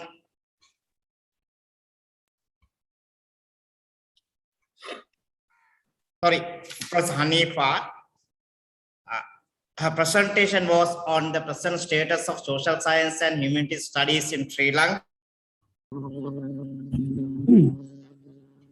Thank you. I can ask a question if you allow me to do that, Chairman.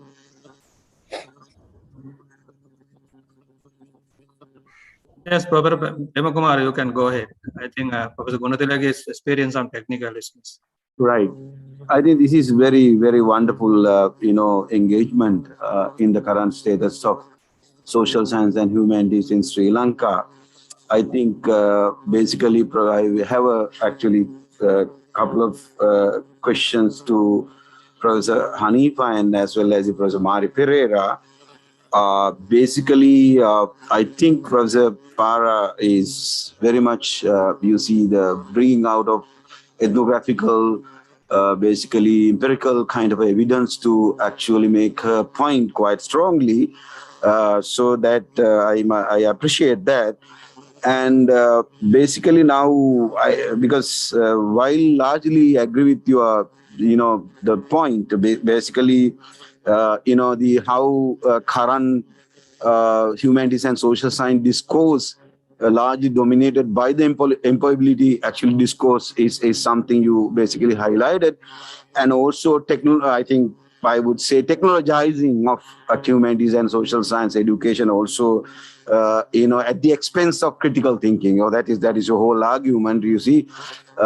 My question is, critical thinking alone, I while agreeing your, largely your critical thinking discourse, critical discourse along would, I don't know whether it's sufficient to sort of meeting the demands of the neoliberal world that in which we are living today, because that's the reality. So that is the reality. There are, of course, you can bring a critique on neoliberalism. That's perfectly all right. But actually, we had to face the actual situation. So that this critical thinking alone, that's my first questions to you, right? The second question is, you were talking about research and publication of our staff. That's a very, very interesting kind of observation. You see now, basically, because now every research very much connected with their promotion and all kind of stuff. Therefore, actually, we are not really engaging cutting edge researchers in the field of humanities and social science education. So that's how we can basically overcome. If you can share something, how we would actually sort of support from the UGC side, to bring, quality research in the field of humanities and social science. So that's my second question to Professor Farah. For the Professor Mari Pereira, now you actually basically very nicely carve out the crisis. There you said there's a crisis. So how we can overcome this crisis? The crisis, of course, one of the suggestions you made actually quite strongly is that the encouragement or the combination of STEM and HEM sort of research, right? So actually, because it's a good suggestion, but this reform of bringing STEM and HEM subjects, expert together, even within, you can't see much of the interdisciplinary actual research happening within the humanities and social science education in Sri Lankan universities. How we can go beyond that, right? So that is my whole question about that. Yes, then sorry, I want to ask one more question from our OG's presentation, and Dr. Dharmadas says, now you see the graduate employment is as a structural issue, right? Because by citing Professor Willy Chansiri's work, actually we're really talking about that. So how we basically quickly overcome the structural issue, because I got your point, because the structural issue would be kind of an economic structure, right? How to think about our economic structure. I'm sure service to production or something. I don't know much about this whole, economic stuff, but though I did some economics.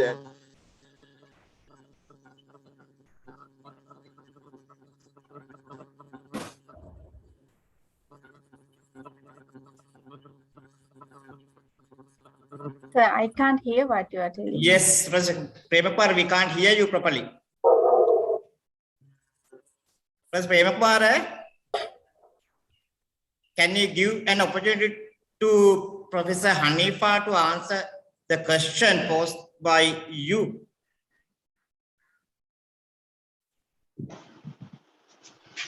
Professor Emkare? I think he said yes. Should I go ahead? All right. Yes, please. Yeah, so the point is well taken that critical theory is not going to put food on the table. That's fine. But I think my point is that there is no evidence that the perspective from the humanities and social sciences were included at all. That is my point. And I think if there was a contribution from the social sciences and humanities, then it would enrich the conversation about the kind of graduate that we want to produce. I mean, I feel like the employability discourse reduces the importance of what an education can give you. I mean, an employability should be, the base level requirement that a degree should have, right? Any degree person should be able to access employment. That is like a basic requirement. But in addition to that, what can we do? What can we give to them? And also, I mean, when we are talking about sort of industries that require graduates and all of that, and when we are talking about industries as requiring graduates who the industry is not really requiring good subject knowledge and all of that. I mean, that's a sad statement, right? On where we are trying to locate our graduates. I mean, can't we think about graduates who can start their own businesses, enterprises, and things like that, right? That will have a greater vision to contribute to the world as we have it. So my point is not that we shouldn't think about employability. Of course, we should think about employability. It would be ridiculous that it is that we have people who have gone through 3 or 4 year degree programs and don't have jobs. We shouldn't allow that. But as many have discussed, there are other issues that are relevant to that as well, and it's not just about their university education, right? And if we are concentrating all our energies only on that question, I think we are losing an opportunity to sort of really grow the next generation in some substantive way. So that is the first thing. Now, in terms of contributing to the research contribution to a conversation. I mean, I think that's a big question and it's a longer conversation, but I had 2 points to make. One is that I think, when we have conferences at the faculty level even, or at the department levels, it's an open conference that everybody participates in, and then we sort of slot them into, whatever issues that they are presenting on. But I think if we have more focused conferences on particular issues, on particular sort of like streams of research that we are, or particular questions that we are addressing, I think that might be a more successful way in encouraging a conversation between the presenters. So that's one. And the other thing is also that, currently bringing about research cooperation between, say, foreign universities and the Sri Lankan system is really complicated and really difficult to do. And that I think really discourages cooperation for research purposes. So I think that would be something that the UGC can actually do to ease the process by which we, say, sign agreements with universities abroad and carry out the research projects. I mean, the administration of these projects is just a nightmare. I think the President knows that really well. So if we can do something to mitigate that, that would be a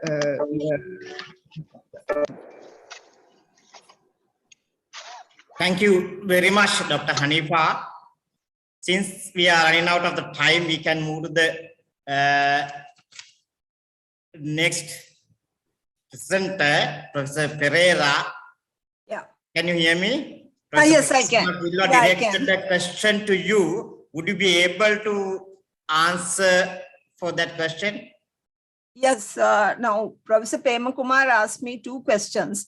Right? Yes. And one is about the STEM HEMS combination. So yes, at the moment in universities, there is a lack of STEM HEMS research. But as I said, the HEAD project is encouraging the innovations and STEM HEMS, and it is happening, and I have been an evaluator, and I see that it's really useful. So that's a start. So if the UGC can encourage that kind of thing, so the research culture can be developed to a certain extent. Then again, it's not only the research, but it also has to be the STEM HEMS curriculum changes. So curriculum changes in now there's a start, medical humanities. So similarly, if we can start little by little. I know it's very difficult. I know, being the Faculty of Education, how difficult it was. If just by trying to have a B.Ed combination, we only have science and arts and education, sorry, trying to have science and education combination, but due to the timetabling, lot of problems. So again, if UGC can facilitate that kind of collaborations in the future, I think we should be able to start at least. So in foreign universities, as the Macquarie University research clearly shows, there are skills that the humanities graduates have, but it is not brought up. Now, the earlier question about critical thinking, it's not only critical thinking, it's not only the knowledge, skills, and the changing of the mindset that helps. So that changing of the mindset can be done, and then it has been done. So we can take examples from the research in other countries, and curriculum changes should happen based on that. Thank you. Thank you very much, Professor Pereira. I don't know whether Professor Pemukar Silva is happy with the answer. Anyway, anyhow, you made a very clear explanation about the thing he asked from you. Now we can move to the next presenter, Dr. Dharmadas. Can you hear me?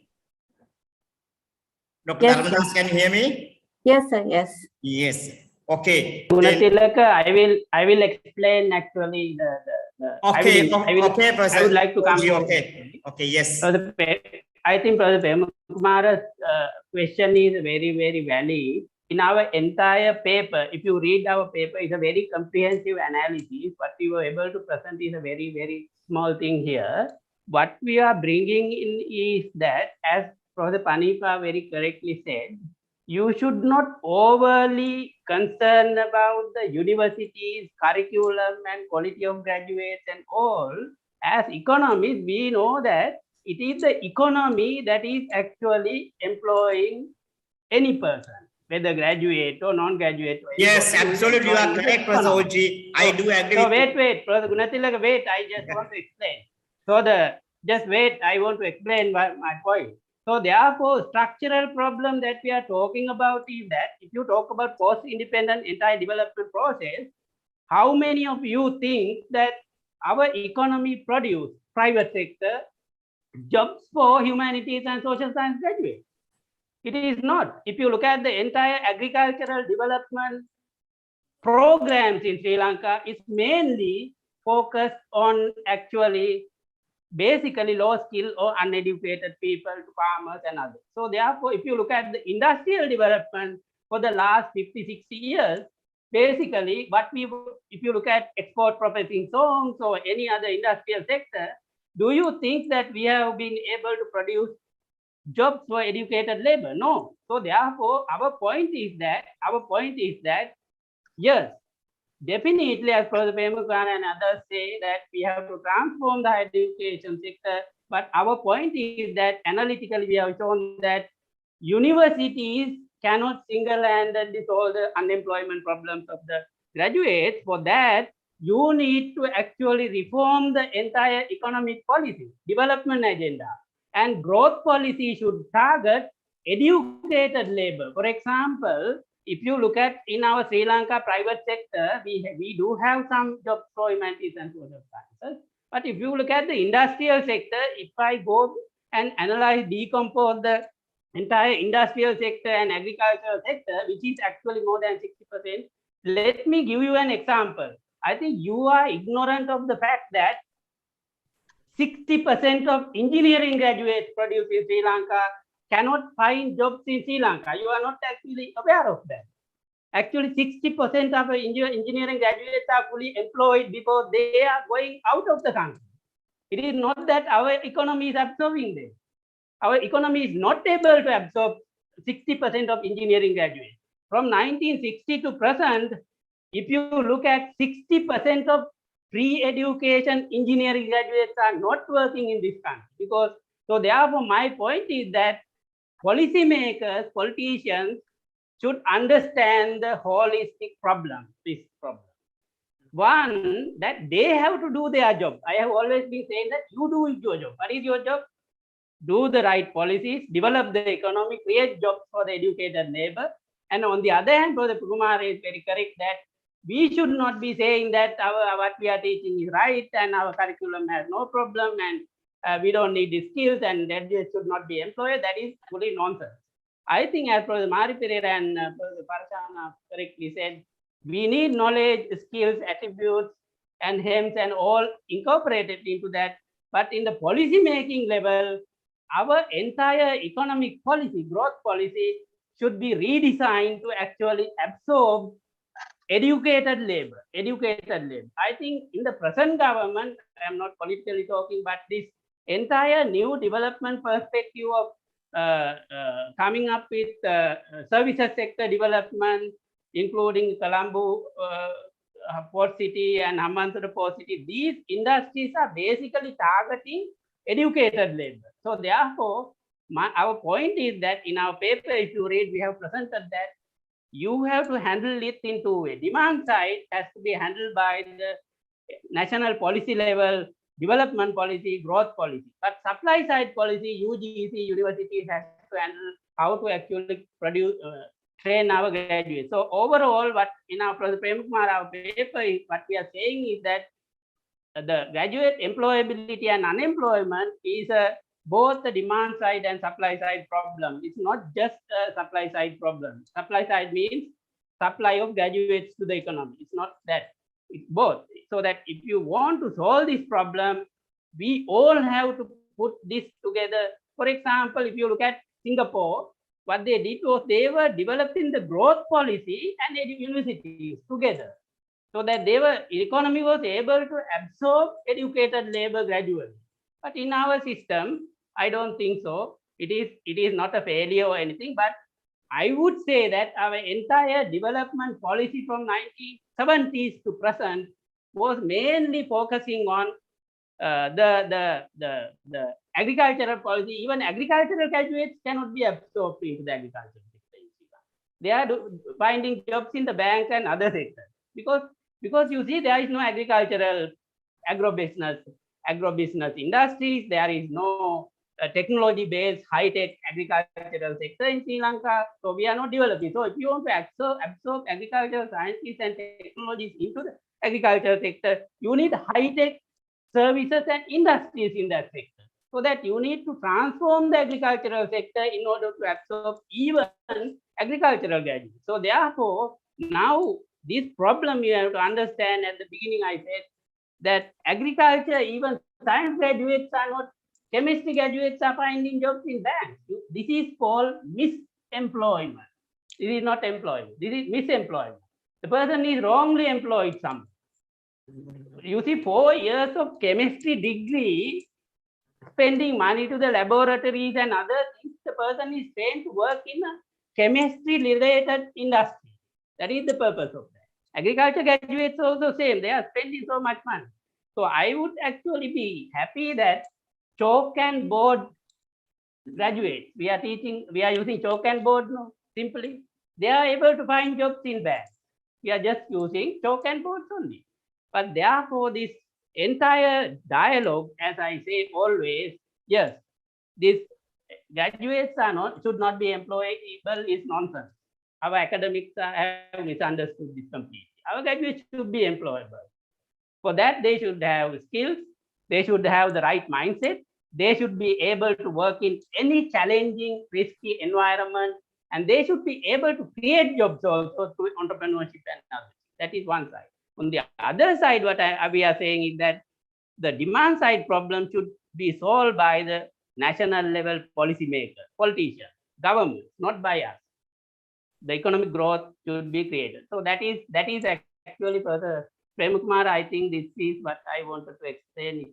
Professor Gunatilaka, sorry for. Oh, that's okay, Professor Oji. That's okay. Thank you very much for your explanation. Actually, you and I and Dr. Dharmadas are from the same field of subject. Therefore, we have a different perspective about this kind of problem. Actually, this is not a new phenomenon. Graduate unemployment is not a new phenomenon. We have been talking about that for many years. maybe many decades. So anyhow, I also feel that if an economy grows very rapidly, then even uneducated people or even sometimes blind people, deaf people would be able to find a job. That is my basic argument about that. So anyhow, I think it is time to conclude the session. Am I correct, Professor Vemkwara? I'm still here. Yes. Professor Vemkwara? You can't talk now. There is a technical problem, I guess. Excuse me, sir.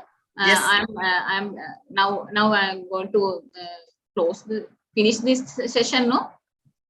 Yes. Yeah. I am a convener. Actually, earlier also I couldn't to explain both of the chairpersons. Suddenly start. That's why I couldn't explain the. Yes. Sorry for it. Now I think I want to thank both all of you. On behalf of the University Grant Commission, I would like to thank the chairperson, Professor M.M. Gunathilaka and Professor Upali Pandilage. So sparing your valuable time and expertise to provide guidance and encourage the research to enhance their research skills. And also, paper presenters, we wish you all the very best for your future research work. And Professor Prema Kumara and Professor Shiranta Heenkenda and other participants, thank you, sir. Thank you, madam. Okay, thank you very much. Thank you very much. Thank you. So, Professor Dilkushi, good morning. Thank you so much. Good morning, Professor. This is Kennedy. Dr. Kennedy. Hello, good morning, Dr. Kennedy. Yeah, how your are you? Co-chair. Fine. I'm your co-chair. Yes, you're my co-chair. Yeah. And Dr. Indra, are we ready? I think Because our presenters are here. Yeah, presenters are here. Good morning to all. Thank you for joining the next session. And this is session E. And over to our convener this morning. And please log in via the appropriate link, and you can use the chat box for any questions and comments. We will now commence the next session. Thank you. Our convener, Dr. Indra. Have you logged in, Dr. Indra? Good morning. Good morning. Welcome to our session, language competency among the graduates of the humanities and social sciences. And my task now is to introduce our chairpersons for this session, Professor Dilkushi Vattava and Dr. Rattan Kennedy. Professor Vattava is attached to the Department of English Language Teaching at the University of Kelaniya. She completed her PhD from the Rabo University, Nijmegen in the Netherlands. She is a researcher in contact linguistics. She was also Senior Research Fellow at the National Center for Advanced Studies, what known as NCAS. Currently, Professor Vattava is the Director of the Career Guidance Unit of the University of Kelaniya. Dr. Jeevaratnam Kennedy, former head of the Department of Languages, Eastern University of Sri Lanka, is currently the Dean of its Faculty of Arts and Culture. He was also the chairperson of the Center for External Degrees and Extension Courses of the Faculty of Arts and Culture of the Eastern University. Professor Kennedy received the International Academic Excellence Award from the Environmental Treasury Trust for Sustainability, India in 2019. Thank you, and over to you, Madam Professor Vattava and Dr. Kennedy. Professor Dilkushi, shall we start the session Yes. waiting for a long time? Right, okay. Good morning, everybody, and welcome to the conference on the celebration of the centenary year in humanities and social sciences education in Sri Lanka. And this is organized by the University Grants Commission in Sri Lanka. We are about to commence a session E, and we have 3 presentations in this session. And I'd like to introduce our first presenter. She's here with us, Dr. Asantha Attanayake. Is a senior lecturer at the University of Colombo, Sri Lanka. She received her BA from the University of Peradeniya and a PhD from JNU in New Delhi. She was a Fulbright awardee at Penn State University in the United States. Dr. Asantha, the floor is yours.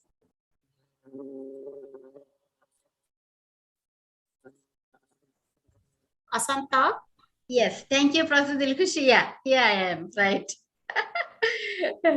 So for you all, it's daytime. For me, it's midnight, like 12:45 in the morning. So let me share my screen.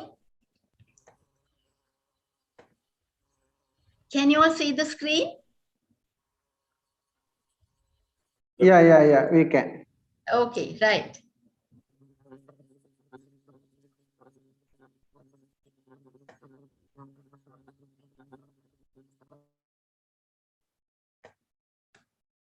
Okay, thank you. As you can see, one more small announcement, Dr. Asantha, since you have 42 slides, make it within the time frame. don't worry about it. Yeah, most of them are just for visual purposes. Yeah, thank you. So building confidence to speak English, a remedy for the lack of English language proficiency among the undergraduates in Sri Lanka. So here we go. Okay, so I just want to show you now when it comes to teaching English, you know, we teach them all the time. We say we teach them 4 skills, and most of the time, if we go into English language classroom, we start with writing. Most of the time, writing dominated classrooms. But I ask our students, like over 10 years, over a decade, this particular question: what is the most desired skill when you learn English, your most sought after skill? So you can see from 2000, what is in red, the tallest bars are for speaking. So what they love to improve the most when they learn English is speaking. Now, if you look at 2013 here, 16, it's speaking. Continuously, it's speaking is what they really want to learn. But then when you ask, you know, our undergraduates, especially arts undergraduates, they don't speak English at all. So when I ask the reason as to why you do not speak in English, even though you love to improve it the most, the recurring answers are: because I fear that others may laugh at my mistakes, because I am shy that others may laugh at mistakes, and then I'm not sure of what word or what verb to use. I'm not sure of grammar, vocabulary. So these some of the samples of the data that I've collected. And I went to the whole South Asian region. I did research, including Sri Lanka, India, Pakistan, Bangladesh. Actually, they have the same issue, like most sought after skill, you can say speaking. And reasons for not speaking, because I have chosen low proficiency groups. And it's again, in the whole South Asian region, fear, shyness, and uncertainty to use English. So now we need to understand and analyze the problem, real problem. Now, we know there are 4 skills: listening, reading, writing, speaking. Now, if you look at these pictures, this is what our students feel when it comes to each skill. Listening, they are confident. Reading, they are okay. Writing, they start slipping. And speaking, they completely drown. And one student explained that when she wants to speak, she feels as if she is on a burning pan. Well, these are their own emotions. So we have this watchdog effect in the society, that watchdogs are watching over, the way we speak. So our students are kind of affected by them. These watchdogs are sometimes present, but sometimes imaginary also. So let us look at this fear factor in psychological terms. American Psychological Association, in its clinical practice guidelines, explains a situation where fear is inflicted as thus: when people are fearful of something, they tend to avoid the feared objects, activities, or situations. Although this avoidance might help reduce feeling of fear in the short term, over the long term, it can make the fear become even worse. Now you see, according to researchers now, as per everyone's general experience, when we avoid something that scares us, we tend to experience a sense of failure. Every time we avoid a feared object or situation, our anxiety gains strength while we lose some of our confidence. So to this end, actually, what I have found out is that our students suffer from language attitudes anxiety. I call it LAA. The society is full of language attitudes. So the existing language attitudes in the society, I'm talking about the larger society outside, coming into the language classroom and affect our students in their language performance, spoken English basically, and then the language attitudes that exist in the classroom society, the small society, going out and affect our students negatively in their speech performance. So the rectifying issue, one of the very important, or I would say significant rectifying measure, as I have found out, is that building confidence is very important. So building confidence is central for the English language teaching in Sri Lanka, is my contention. So this is how the continuum goes. Now we have language attitudes of the society, and we have language attitudes anxiety. Our students suffer from that. As a result, they have lack of confidence to speak English. And then that leads to negative attitude towards speaking English, which in turn will create negative attitude towards learning English. And what happens to our student is that English is difficult at the end of the day. And this is the problem with a large majority of our arts and social science and humanities students. So the outcome of the 4 countries that the research that I did actually is in this book, Post-Colonial Curriculum Practices in South Asia, Building Confidence to Speak English. This was published in 2019. Now, I did this program, Building Confidence to Speak English, at University of Colombo Institute for Agrotechnology and Rural Sciences in Hambantota in 2020. I must tell you, this is one of the last studies that I did while I was in Sri Lanka. And actually this made me leave the country also at the end of the day, to tell you the truth. So anyways, now the objective of this program is to build confidence to speak English and not to improve speaking proficiency of our students. So we have to remember this very well, that we should, the objective is not to improve speaking skills, but to build confidence to speak English. So now this was the profile of the students. Like you can see for their general certificate of O levels, their results are only 10 A passes, 12 B passes, C's 41, simple passes 55, failures 7. Now, if you look at the A levels results, English only 1 A and 3 B's, 15 C's, and simple and failures. So you see large majority come under low proficiency group. So what I did was, I prepared lesson material based on 2 activity potential development scales. One is cognitive potential development scale. Actually, this was presented by Bach and Harnisch in 1971. I find still to this day this very effective.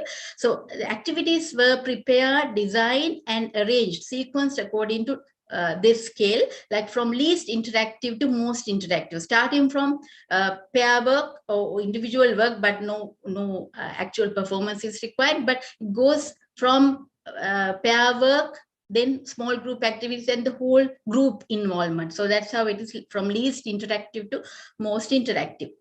The other one is activity potential development scale was cognitive potential development. This is more or less similar to Bloom's taxonomy that we are all familiar with. So from low cognitive potential development up to very high cognitive potential development that involves from memory to evaluation. We are all, I think, familiar with that. So this is the other important thing. Now we talk about the material, now the teaching methodology. This is actually Cooperative Language Learning Associated, and my idea was to create a safe zone within the classroom environment. We have to remember that our students do not feel safe to speak English because they are always affected by the other who would laugh at them, their mistakes. So, and the other is, as I said, sometimes present, sometimes, most of the time it's imaginary. So what I did was to create a safe zone within the classroom situation. I have these features. Group work, it's only group work and no individual work at all, and speech only, and no writing, no reading, speech activities only, and English only, no mother tongue at all, only English.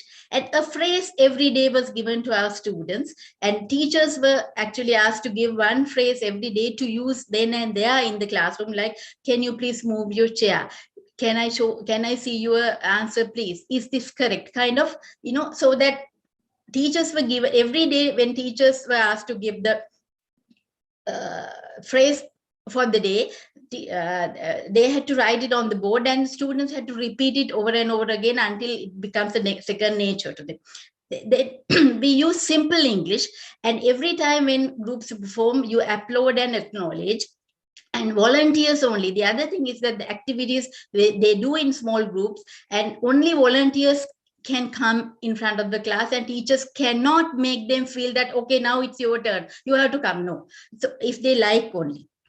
And then the safe zone other features were like no error correction. Whatever students get up to speak, teachers cannot correct their mistakes, and then no individual work was required. And as I said, it's always group performance, group work, not only performance. They worked in group, and no grammar teaching at all, and no mother tongue at all, and performance was not mandatory, if only volunteers, and no homework was given, and no individual performance was required. So this is how we created the safe zone.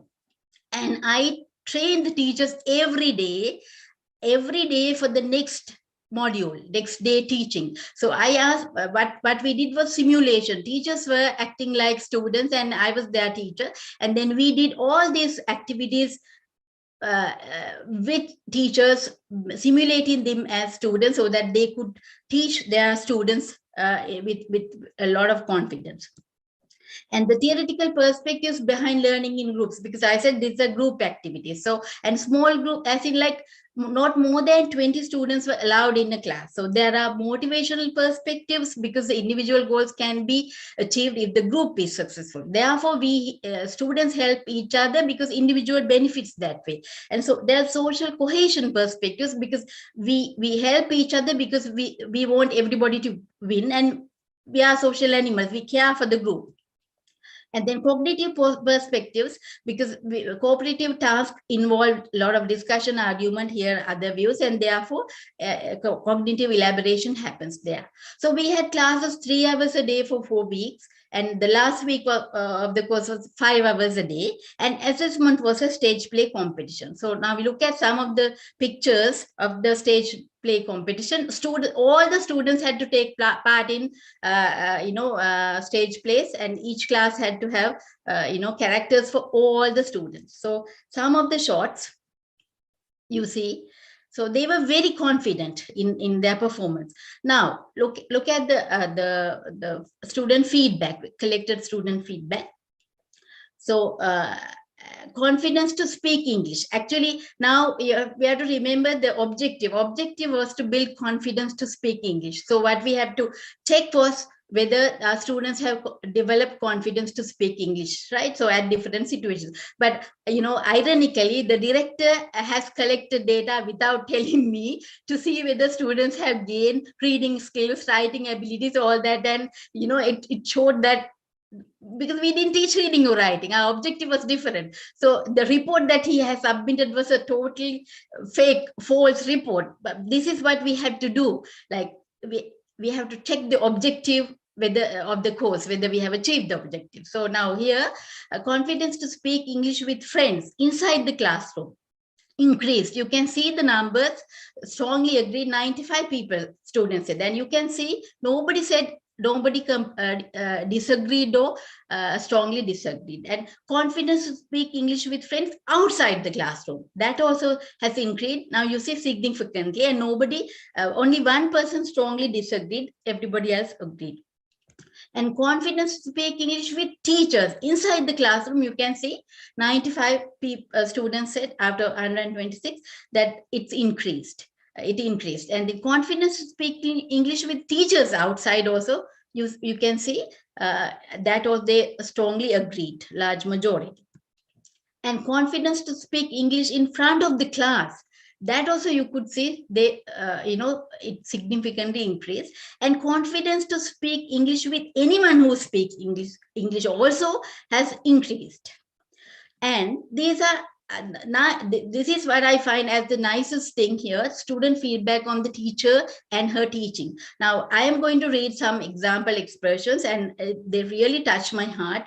We were happy to learn from our teacher, as she was not strict on correcting our mistakes in speaking. Our best friend, all students were treated equally. The best English teacher that I ever had. If you look at this, all 126 said the best English teacher I ever had.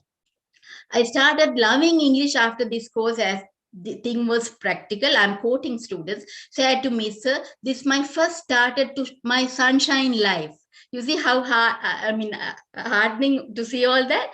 Phrase for the day was very useful. Need more of them. Within a few months, we could speak English. You could see they were speaking English, wrong English. It's not correct English.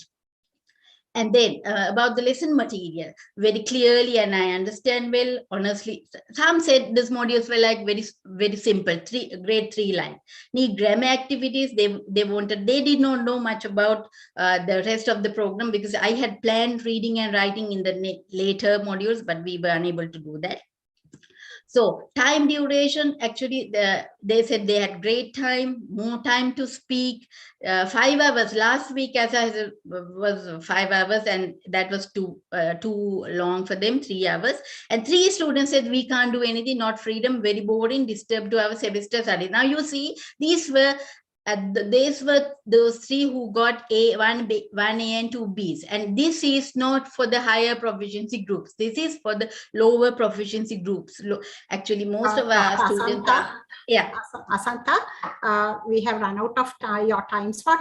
If it's possible, you can wrap it up within 1 minute. I am going to. Yes. So other comments on the modules are also like that please continue the program was one of the main requests. Now the remedy. The theoretical basis used is habituation. In clinical psychology, this principally used for anxiety treatments. Merriam-Webster dictionary defines habituation as the diminishing of an innate response to a frequently repeated stimulus.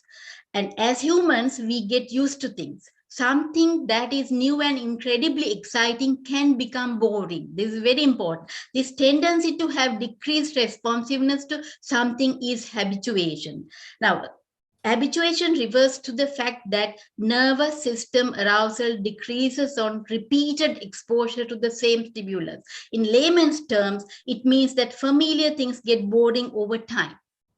So in the confidence building program, learners are made to habituate to speaking in English repeatedly over 3 to 4 weeks, 3 to 4 hours a day, irrespective of the accuracy of their language. So therefore, the exposure to the feared object, activities, or situations in a safe environment, remember that safe zone, helps reduce fear and decrease avoidance. So now byproducts were this. Now we did not expect, our objective was not to build, not to improve English language proficiency. Now you see the byproduct, fear for English is reduced, preference to speak English increased, uncertainty to use word decreased, vocabulary increased. And then the other most important thing is that they wanted to learn English more as a result. This was not our objective, but they wanted to learn English more as a result. Now, this is the new continuum. Dilkhushi, I'm finishing. The new continuum should be like this. We have language attitudes of the society. We can't do anything about it, but we can build student confidence to speak English and thereby make our students completely the language attitudes of the society, and we can build student confidence to speak English, which can be projected to positive attitudes towards speaking English developed in them, and then as a result positive attitude towards learning English, and then it becomes that English is not difficult anymore, English is easy. So upon reflection we need to think about this. Do we actually know, as English language professionals, do we actually know the needs of our students vis-a-vis ELT, or do we assume them half the time? The other thing, do we begin to teach them English at the right place, as opposed to start teaching with writing?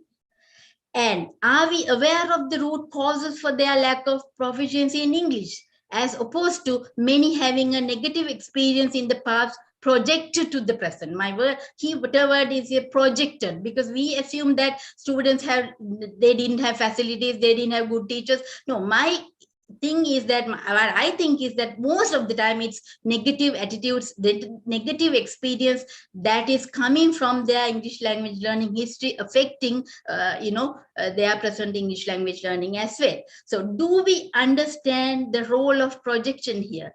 That means dislike to one specific thing can lead to dislike the whole, and liking one can lead to liking the whole. This projection is something very important. Thank you very much.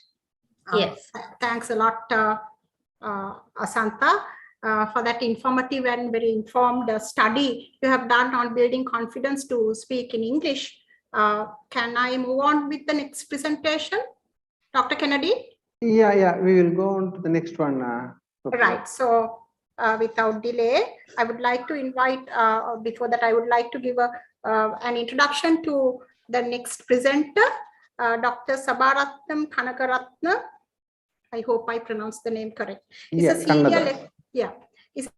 senior lecturer in English language at the University of Jaffna in Sri Lanka, where he has been a faculty member since 2008. He is the head of the Department of Translation Studies at the Faculty of Arts at the University of Jaffna. Sir, the floor is yours. You can start your presentation. Yes.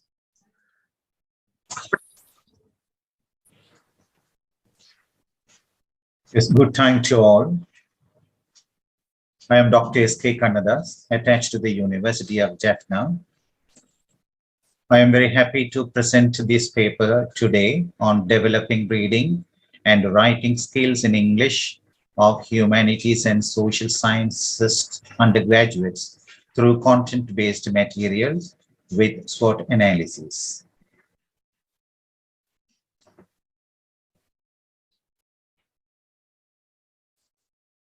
So let us see the content page of this presentation.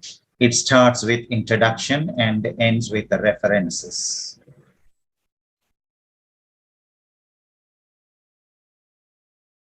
Introduction. English is optimistically expected to contribute in a favorable manner to accelerate the process of globalization. In spite of the efforts taken to promote the standard of English language teaching and learning as a second language, still there is an accusation that the learner's communicative competence is not developed to the expected level. A language is assumed to be well taught and learned only under circumstances where there are properly qualified teaching personnel and sufficient facilities conducive to pedagogic purposes. The English language competency of the undergraduates is also not appreciable. Their motivation is accelerated towards learning English for their personal extrinsic goals such as employment opportunities and graduate studies. Their level of motivation is generally high, but the need to pedagogically assist their requirements of promotional perspectives is seen as a crux to the pedagogical implications. Literature review. The researcher has undergone many articles and read many articles with researches done on the English language proficiency level of the university students. But here only 3 have been listed as an example. In the first one, that is a study done by Asantha U. Athanayake in 2017, which says that what hasn't changed is that when revisions are made to university English language curricula, they lack coherence and grit. The second one, done by Radhika De Silva and Dinali Devendra in 2014, that says a study based on English for general academic purpose. It has been seen that the students have a wide range of needs, which includes academic, occupational, and social needs, which they hope to fulfill by following the English for general academic purpose course. Then another one done by Veeraratna, Vijayatunka and Jayasinghe. There they state that the undergraduates have realized the value and importance of English in their academic and future endeavors and are keen to improve the skills related to English language. And also the English language proficiency and related skills could be stimulated, inculcated, and enhanced through effective teaching methodology. And the L2 vocabulary enhancement could be done vastly through the exposure to the L2 vocabulary itself. So the next one is content-based language teaching.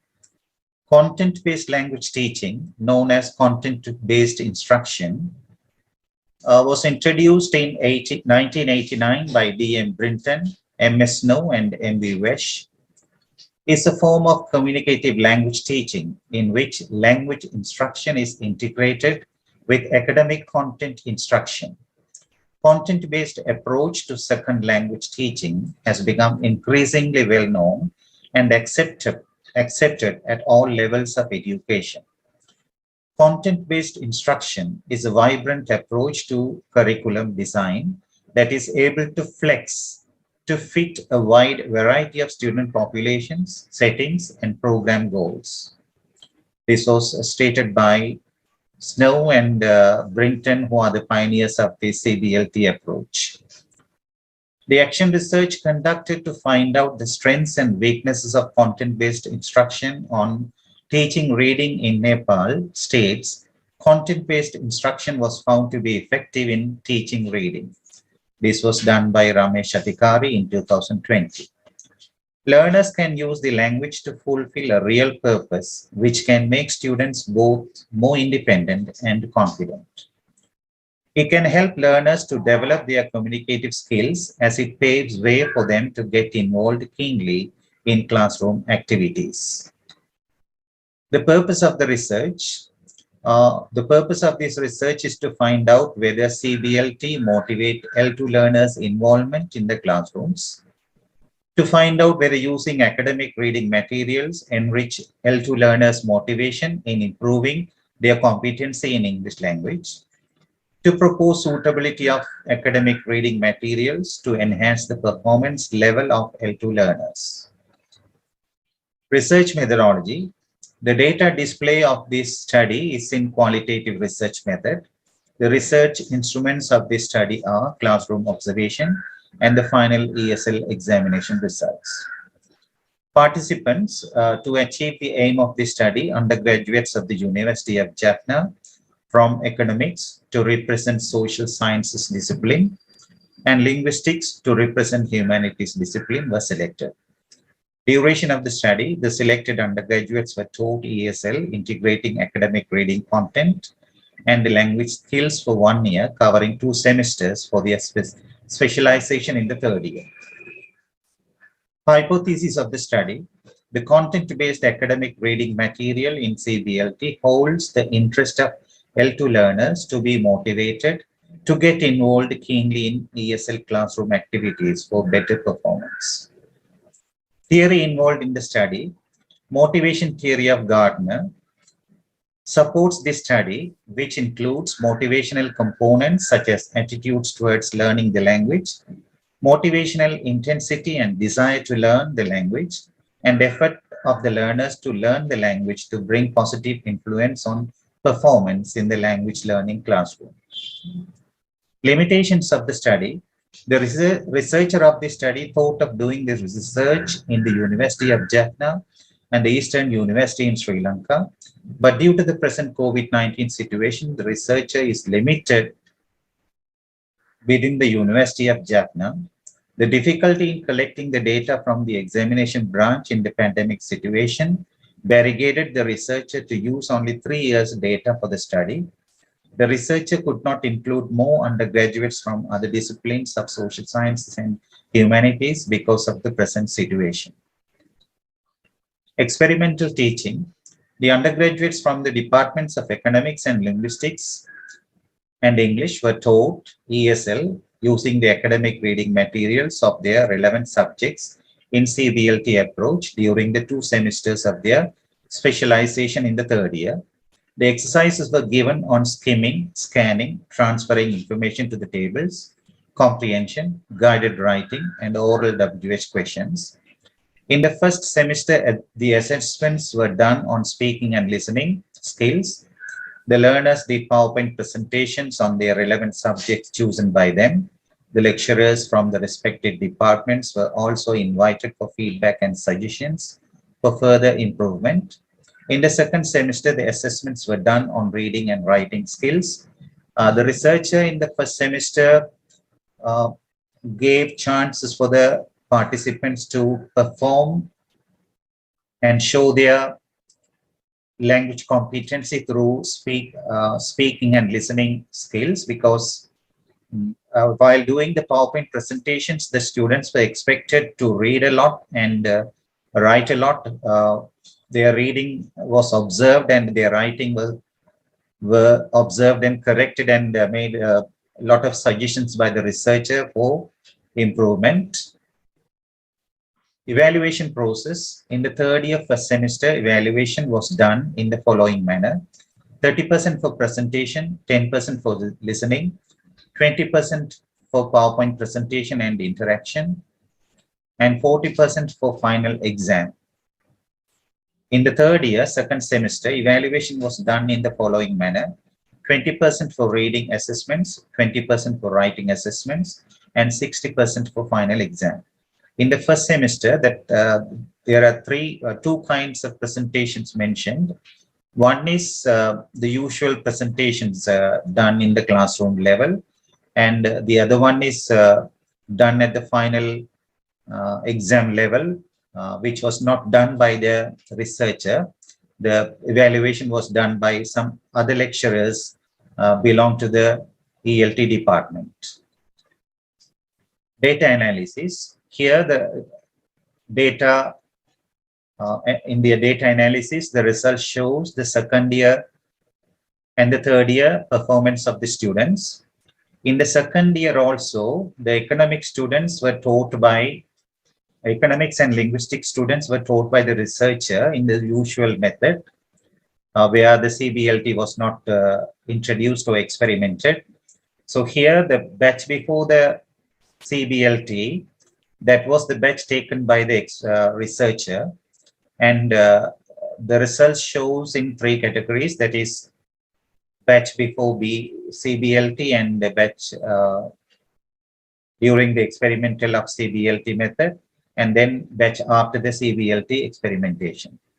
So here the results, the researcher has taken only the results of the students who have scored more than B and above, because the B minus and the C plus and C are not here considered. The researcher has a target of making the students to achieve at least B pass, and that is why only the B grade, B and above are taken here for analysis. So this linguistic 2nd year that shows how the performance increased. And this is the experimental batch here. During the CBLT batch, the 1st semester, the performance increased 6 to 68.42, and in the 2nd semester, that increased to 94.74. Again, there's a drop in the performance of the students when the CBLT was not experimented in there in the batch after the CBLT. Then this shows again how the performance of the students increased and then declined. So this is the 2nd year of economics In this year also, the second year batch before CBLT was taught by the researcher, and it shows how the performance from the batch before the CBLT, that is second year, it was taught by the researcher. Here, the same batch, the economics third year batch, that showed a very good performance during the CBLT experimentation, where the results, that is those who scored more than B, reached to 100%. And again, after the CBLT, that declined to 68 and 51%. So this shows how the performance increased and declined during the CBLT and after the CBLT. So observation. So the learners in the CBLT classroom were quite interested in the academic reading materials used and actively participated with true enthusiasm in the activities and highly motivated in by CBLT approach. SWOT analysis, strengths of CBLT. They strongly believe that CBLT helped them to learn English language through the subject of their specialization. CBLT allows students to learn in groups through discussions, which in turn help students for interaction. It strengthens the role of the teacher as a facilitator, as the learners are fully involved in activities. Weaknesses. Some learners find it difficult to understand the material used in CBLT. Teacher is forced to learn the special terminologies used in relevant disciplines. Sometimes the reading materials are needed to be simplified to facilitate the students and to make them to get involved in the classroom activities. Opportunities, it can enhance performance of L2 learners as it can be adopted to any level of education. Learners have ample chances for interaction to improve communication skills. Learners can choose reading materials to suit their needs.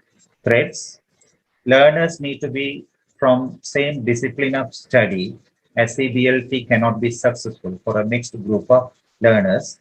But in universities, we sometimes get a mixed group of students where the teacher find it very difficult to adopt CBLT because of the various subjects of specialization of the students, where the teacher cannot prepare or use reading materials, the same reading materials for the students of mixed group. Dr. Sabaratnam. Conclusion. The CBLT approach is very successful in teaching ESL to the undergraduates of social sciences and humanities disciplines. It helps learners to get involved actively in ESL classroom activities. The learners are highly motivated in learning English language, and it helps learners to achieve desired competency level. Recommendation. The study promotes CBLT approach to be used in the universities to teach ESL to the humanities and social sciences students. References. There are many references in the article, but here I have included only 4 to show the degree of the references done by the researcher. Thank you for the chance that was given to me. Thank you, Dr. Sabaratnam. We will have a discussion at the end of all the presentations. Let me introduce our next presenter to you. Dr. Romola Rasul is a senior lecturer at the Department of English Language Teaching of the University of Kelaniya. She has over 20 years of experience as a lecturer in teaching English as a second language. She also teaches on the BA in Teaching English as a Second Language, the degree program, and serves as a visiting lecturer in 2 master's degree programs. She obtained her PhD in social linguistics from the University of Melbourne in 2014. And her MA is from the Columbia University. Dr. Romo, the floor is yours. Thank you, Dilki. Thank you. Can you hear me? Can. Yeah, we can. Brilliant. Okay. So I am going to go through my slides as quickly as possible. I am aware of the time constraints. As you can see,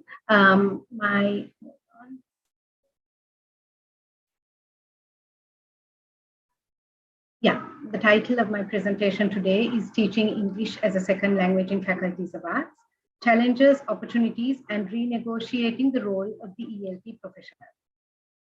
So, in keeping with the time constraint and also the fact that I was asked to do a SWOT analysis, I decided to do away with the literature review and the theoretical and conceptual frameworks, etc., and to give you a brief introduction of what I am studying, and then introduce my participants and go straight to the findings, where I want to spend some time talking to you about the challenges and about the evolving identities of the ELT lecturers, and then give you my conclusions. So, as we all know, there has been a considerable amount of discussion surrounding the issue of the so-called lack of English language proficiency of art students and how it impacts on other apparently related issues such as unemployment and student unrest. However, not enough attention has been paid to the challenges faced by the current ELT professionals and how they are responding to these challenges. Therefore, there is a need to examine the constantly evolving contexts in which these academics are required to play multiple roles, and there is the need to study how this impacts on the evolving identities of these ELT practitioners, which is what I seek to do today. So, my participants, I selected 10 participants using a convenience and purposive sampling method. And I used surveys and follow-up interviews with most of my participants. And I ensured that all my participants have at least 10 years of experience in the system. And all of them have taught in faculties of arts, humanities, social sciences, languages, performing arts. And all of them, except one, either are or have been heads of departments of ELTUs or DELTs now. So, quickly, the profile of my participants, you can see the universities that they represent. In terms of age, these are fairly senior, well-experienced academics, and 5 females, 5 male academics. Number of years of teaching experience, you can see again 20 to 25 years of experience for 5 of them I interviewed, and then the others also have at least 10 years of experience. I made sure that they also had a considerable amount of experience in teaching arts students. And again, you can see the breakdown. And as I mentioned earlier, 9 out of 10 were heads of departments. So, going straight into my challenges, I break these down in 2 ways. One is, first, I look at the student challenges, the lecturer challenges, and the administrative challenges. And I also look at the present challenges and the new challenges that have been imposed over the last maybe 5 years, and what these participants project as their future challenges. Okay, so the present challenges, with regard to the challenges faced by the students, when we look at the internal or the affective factors that challenge the students, we have the negative attitude of students, the fear of the language, the lack of interest, the lack of confidence, the low motivation to learn English, and also this perception that there is no need to learn English because students can manage without it at university, since it is not the medium of instruction for them. This is the case in most of the degree programs in the arts, I would say, but also that it is changing. In many of them, there is a conscious movement towards English medium instruction, but if it is not the medium of instruction, they don't see why they should learn English. regarding the first two bullet points, this is also in line with what Asantha was talking about in the first presentation. Then as factors external to the students, my participants said that their lack of exposure to the second language and significantly the pressure from seniors to not learn English and the absence of an English speaking environment are factors. Also, again, pressure from seniors and the general culture or subculture of the faculties of arts, especially where English speaker identity is generally looked down upon or mocked or ridiculed, is also cited as a factor. When we move on to lecturer-related challenges, what was stated was that it is a challenge to handle students of varying levels of proficiency, and also the lack of subject knowledge when teaching students subject-related English. So this is also because the lecturers are now increasingly in contexts where they have to support English medium instruction or English medium degree programs, and they feel that they are restrained because they are expected to know the subject or the content, and obviously they don't know or they don't know enough of it. Under administrative challenges at present, what was stated was the lack of facilities is a perennial problem, and ESL teaching is not treated as a priority. I would say that that is also a perennial problem, because the reading that I did for the chapter that was written also talks from the very early stages. For example, going back to the days of Professor Doric D'Souza at the University of Peradeniya, he bemoans the fact that ESL teaching is not treated as a priority there. So this is again something that we've always been up against. Moving on to new challenges. So new as in, as I stated earlier, the last 5-6 years. So students are burdened with assignments and other forms of continuous assessments related to their main areas of study.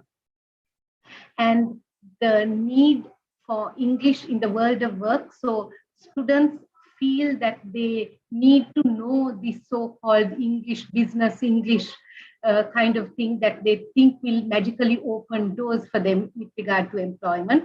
And you will see later on, correspondingly, lecturers also feel the pressure to deliver this so-called employment-related English.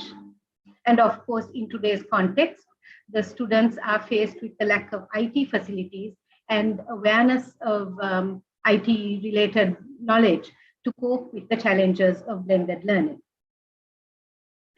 The new challenges with regard to lecturers, there were several.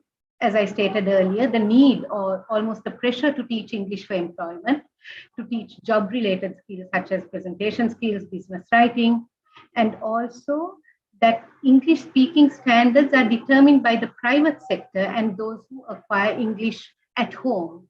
So this idea of an English speaking standard, a standard Sri Lankan English speaker identity, and the speaker's first language would not obviously be English, that identity is not given a place, seems to have been an issue.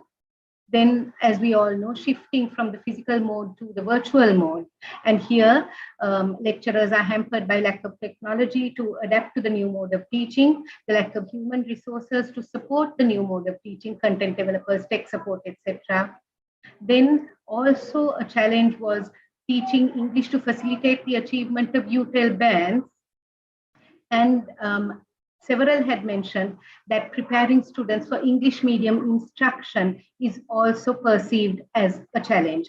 So now English medium instruction, we all know, is increasingly a necessity. We know that the UGC is taking in over 10,000 more students in the next year, and that 85% of those students will be going into English medium degree programs. So there is that increasing pressure to support those English medium degree programs. And also I thought I would just put in what was stated, that senior lecturers are not pulling their weight. This, I think, I put it in there because I think not only in DELS, but everywhere. There might be this phenomenon, may I say. Administratively, new challenges are resistance towards English language teaching from the arts faculties. I don't think that is a new challenge, but within that, new challenges that hours are cut down. We know that this is happening, and that DELS are pressurized to pass students because passing English is essential for the students to receive the degree. Future challenges, when I asked, the lecturers project that students need to adapt psychologically to grasping a new language and doing so confidently. So again, as Asantha said, any way that increases the confidence of the students, I think should be encouraged, so that the teachers should think simply beyond linguistic issues to try to teach the weaker learners. If the students do not see the necessity or the value of knowing English outside or inside the university, English learning will be confined to the classroom. So this again, this creation of a culture or an acceptance of speaking English within the university, and for the students to be aware that it is okay and that there is a value in speaking English inside the university. Obviously, they probably know the value of speaking and knowing English outside. And also the lecturers say that the same challenges as before will continue to hold. With regard to lecturers, they say that the new challenges include the volatile job market, which means that the needs of the learners and the expectation of the relevant stakeholders, they are constantly changing. And I think this is an issue for the ELT lecturers to constantly have their eye on the ball, as it were. And then teaching English as a second language, TESOL, having to adjust to English medium instruction, which I spoke about earlier. And then this again is a perennial problem, reducing student-teacher ratio, for which, of course, we need to have more cadre positions being given to the DELS of the universities. And as one would expect, constantly adapting to new developments in technology. Administratively, the same challenges as before, the lecturers felt would continue to hold. Okay, then I also asked them about the positive developments. And they said that ahead funding has helped with material resources. I swear I didn't make that one up, but it was stated.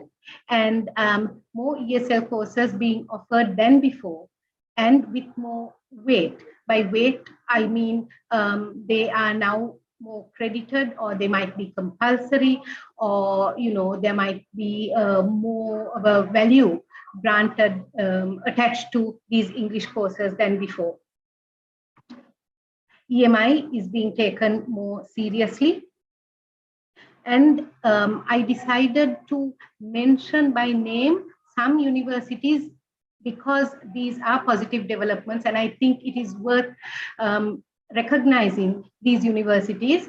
So at Ruhuna, my participants said that the eradication of the culture of ragging has actually had a positive impact on the attitudes and the attendance of the first-year students. And I think that is something definitely worth emulating. At Sri Jayawardhanapura, another case worth emulating. The administration is not scared of new ideas, and administrators are willing to let academics try these new ideas out. It has proven to give good results, and exempting more professional students at the beginning of the first year course has also allowed lecturers to focus on the weaker students. Developing material with international support has gone successfully, and introducing 40% for continuous assessment, which means that the lecturers can focus more on speaking and listening and other sub-skills for their continuous assessments. And at Kelaniya, the number of courses offered to humanities students has increased, and the first and second year courses are compulsory. So these are a few positives that I saw. And moving on very quickly to evolving lecturer identity, my participants said that over the years, they have evolved to adopt a more student-centered approach to teaching, and that they have become better listeners to students. And as you would expect, definitely incorporating more ICT. And also, interestingly, they are becoming more confident and more comfortable with the use of the first language. Again, I must add that this is something where I see us coming full circle, because again, in the earlier work, the pioneering work done by Professor Doric D'Souza and his band of quite adventurous lecturers of the Peradeniya campus days, they were not afraid of judiciously, when necessary, using the first language. And now we know that this has become quite the trend, with words like translanguaging becoming buzzwords. So our lecturers are becoming more confident in using L1 in the classroom as necessary. And they are not afraid to constantly try new methods and approaches. And with regard to EMI, they are collaborating with subject lecturers. I would like to give a quick quote. One participant says, "I feel excited and also humbled by the fact that there's so much to learn, and that the more I learn, the less I feel certain that I know what's best for my students. That makes me open to revising my teaching pedagogy whenever required." So this openness, this humility, as well as this curiosity, I think bodes well for our field. And my conclusions then. Student-related challenges really have not changed much and are expected to remain largely the same, unfortunately. There is the need to change student attitude to English and minimize the impact of seniors' brainwashing is a key factor in determining the success of ESL programs. Students and academics both need support with physical and human resources for online teaching learning. Lack of cadre for TESOL remains an ongoing concern. We cannot teach ESL in the same large classroom context that we have been teaching in for the last so many years. And challenges include adapting to teaching in the dual mode, teaching more job-oriented English, and adjusting to the new role in supporting EMI. These challenges are met with a largely positive attitude and are seen as learning experiences. The resultant changes in lecturer identity are being embraced. Let me end with a quote. "We need to theorize less and do grassroots practical work, even at minuscule levels. It may be a start for bigger changes. Theory is fine so long as it leads to practice." Thank you very much. Thank you, Romo. Can I just quickly run through all the topics? First, we had Dr. Asantha Attanayake, and the topic of her presentation was on building confidence to speak in English. And next we had Dr. Sabaratnam, and he was talking about developing reading and writing skills in English in the humanities and social sciences undergraduates. And finally, we had Dr. Romo talking about teaching English as a second language in the faculties of arts. So can I have all the presenters, can we switch the videos on? I have been informed by the convener, Dr. Indira says, I was just given 10 minutes for the discussion. So the floor is open, everybody, you can ask your questions.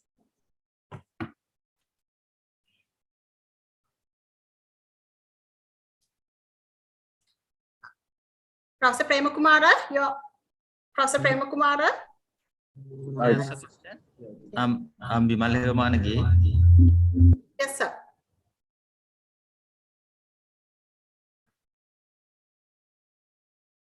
The floor is open for questions, everybody. I'm Professor Samanyapa from management faculty, even though I'm not from social sciences, but what I have found was like we are giving our management degrees as English medium degrees, but still if they can't speak at an interview, you know, when they go for an interview, if they can't speak in English, that will be an issue, even though now we have made our, you know, it is a part of the program and it comes for their, that is counted for their GPA as well. So what can we do within 4 years? Can we bring them up to that level, or is it better to have singular medium and English medium separately? Yeah, Professor, may I answer your question from Dr. Ramola's presentation? that most of the administrators give pressure on teaching their main subject rather English or general English. So that is a reason, that may be a reason for getting this problem. Dr. Amola, you can say this more. Thank you very much, Dr. Kennedy. So, Professor Saman, thank you for the question.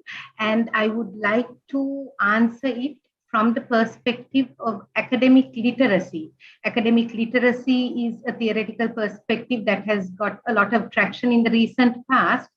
And I think it is one way of addressing this problem, which I agree is a serious problem in the system, because academic literacy focuses not only on the failings of the student.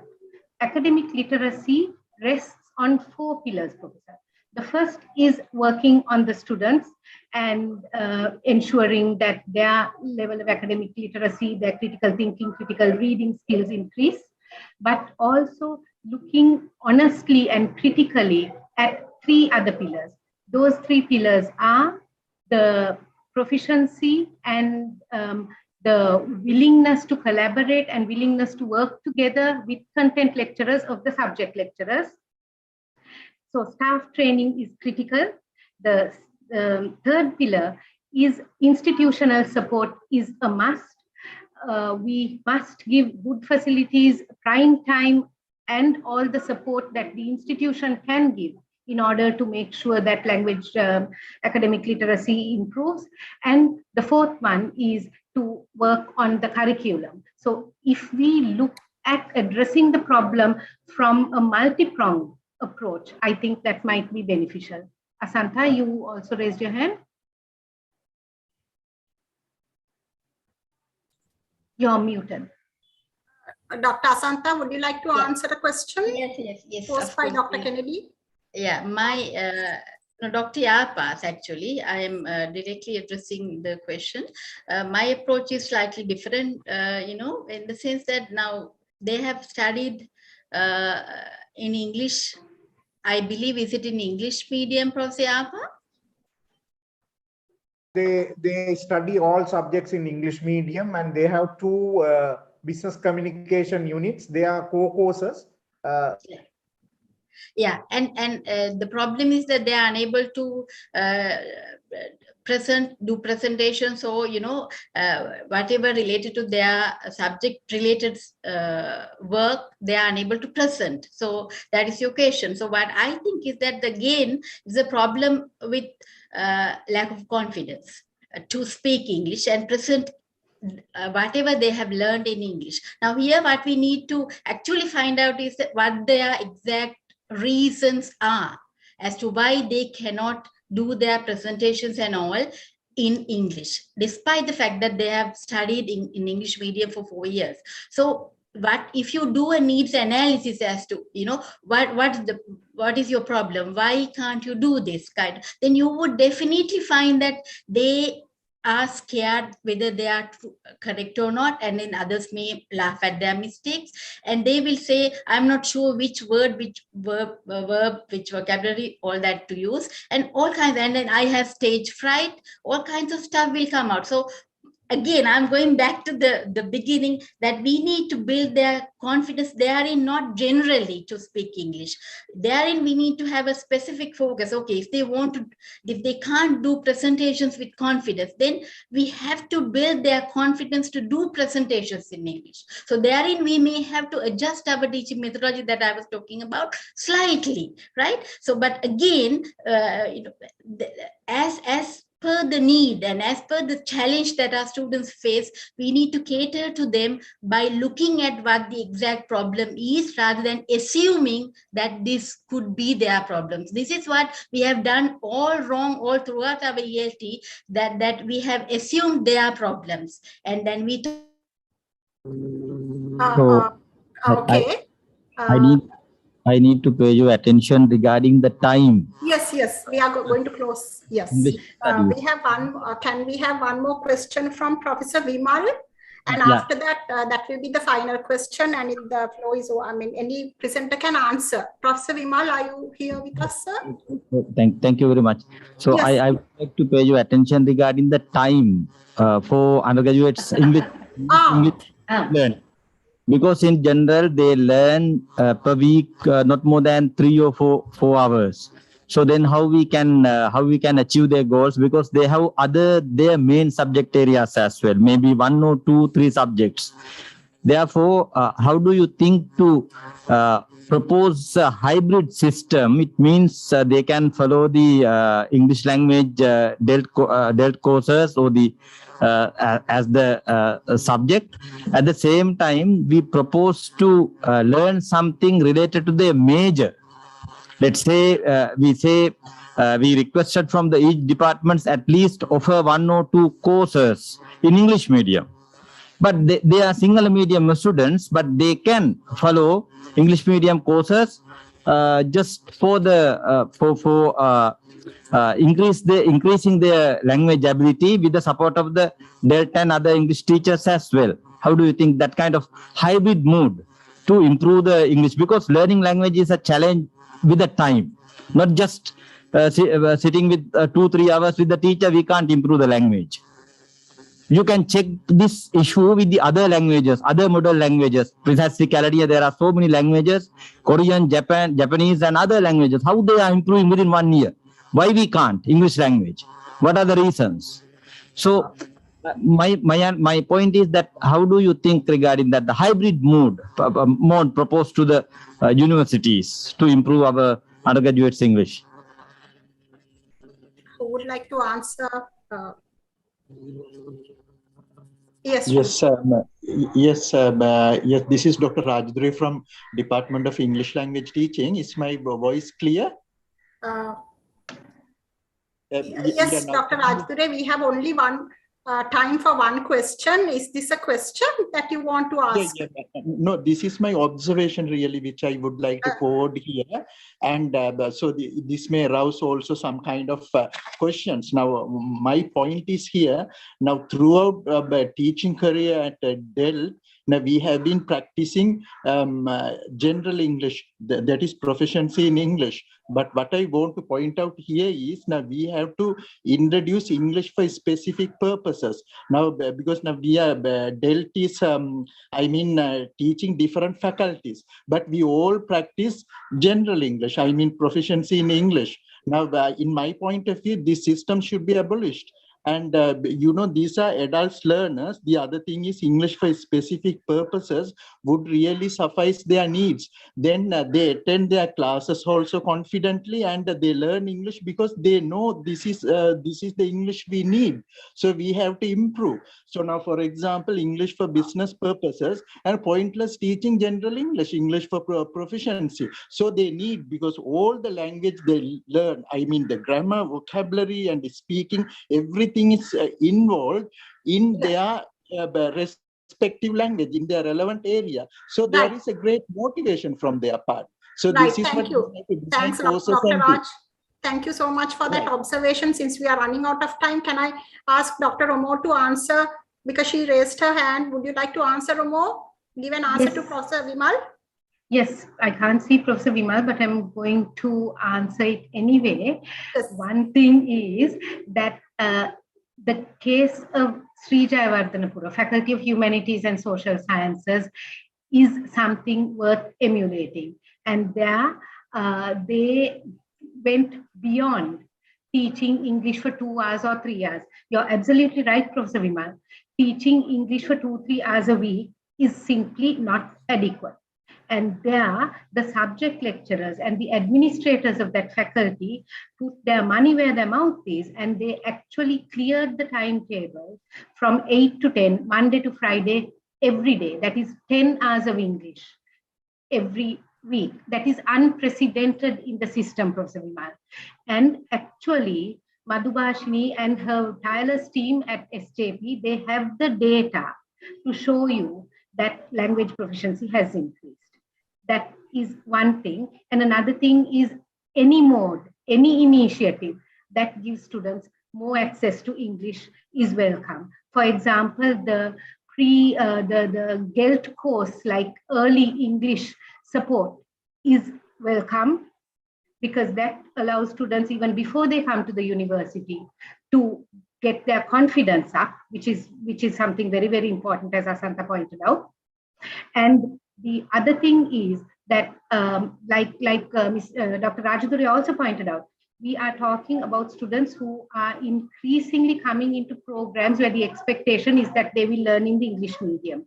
So a gradual introduction to English medium is a good thing, however way that can be structured. My last point is that across the world, in the best liberal arts colleges, they are focusing on general skills, life skills, and actually are not afraid of reducing the number of hours given for content lectures.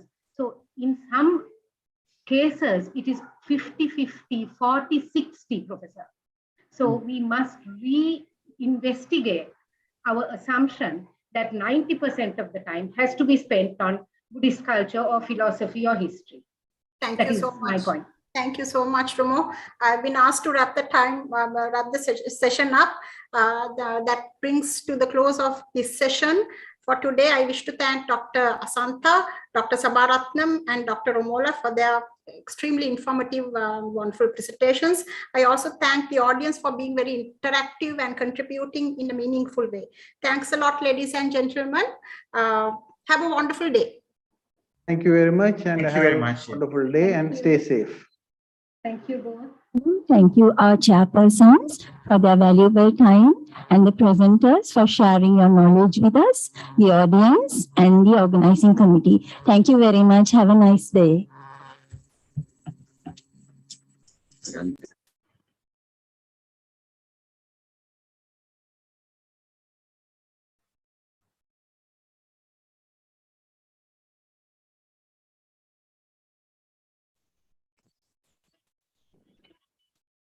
Can I start the next session?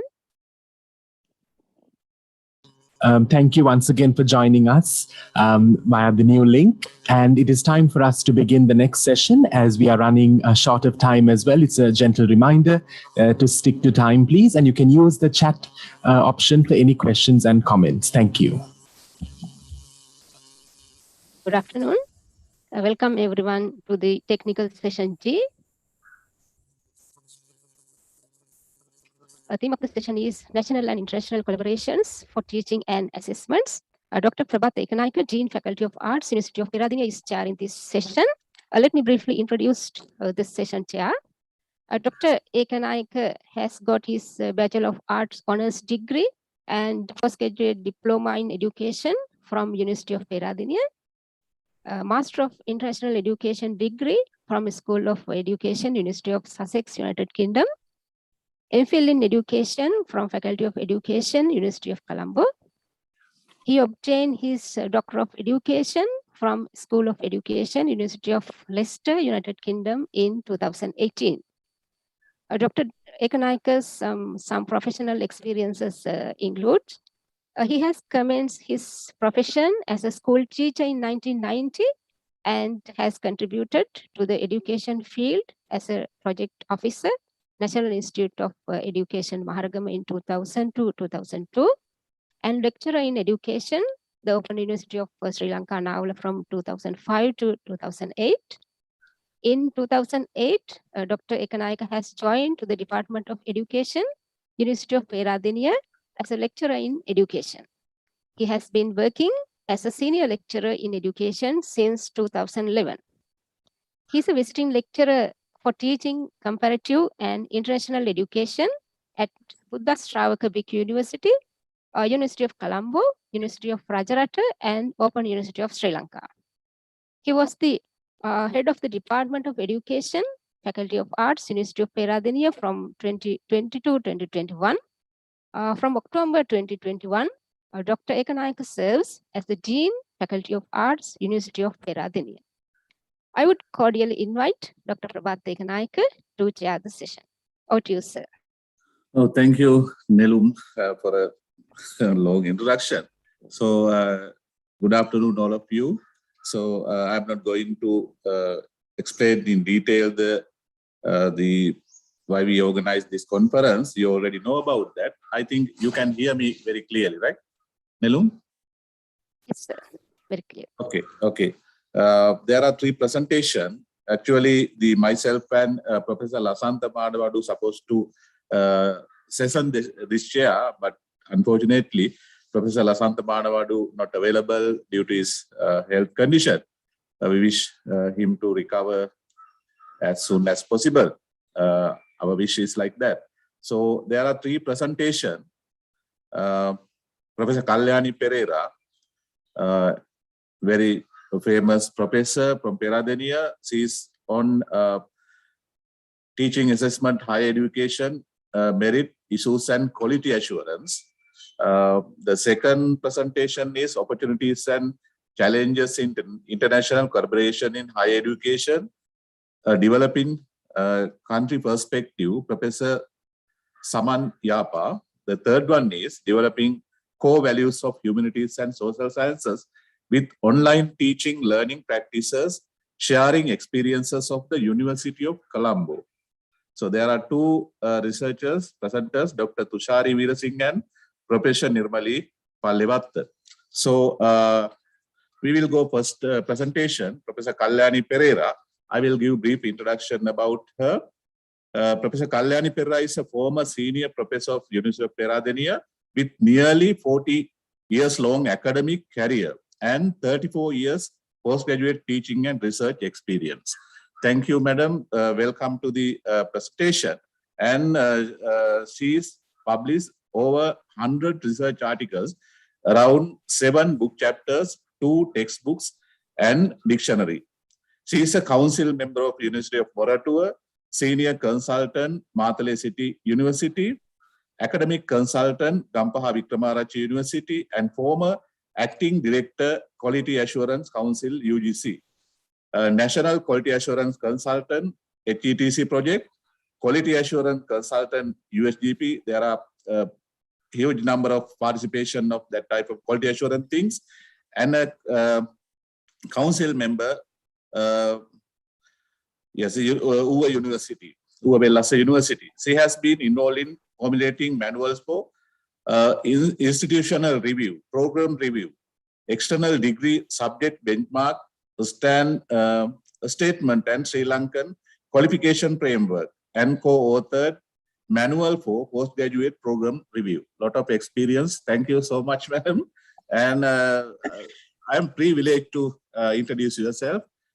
So now the floor over to you, madam. Now you can start. Thank you. Thank you very much, Prabhat. Thank you so much for giving a very, very nice introduction.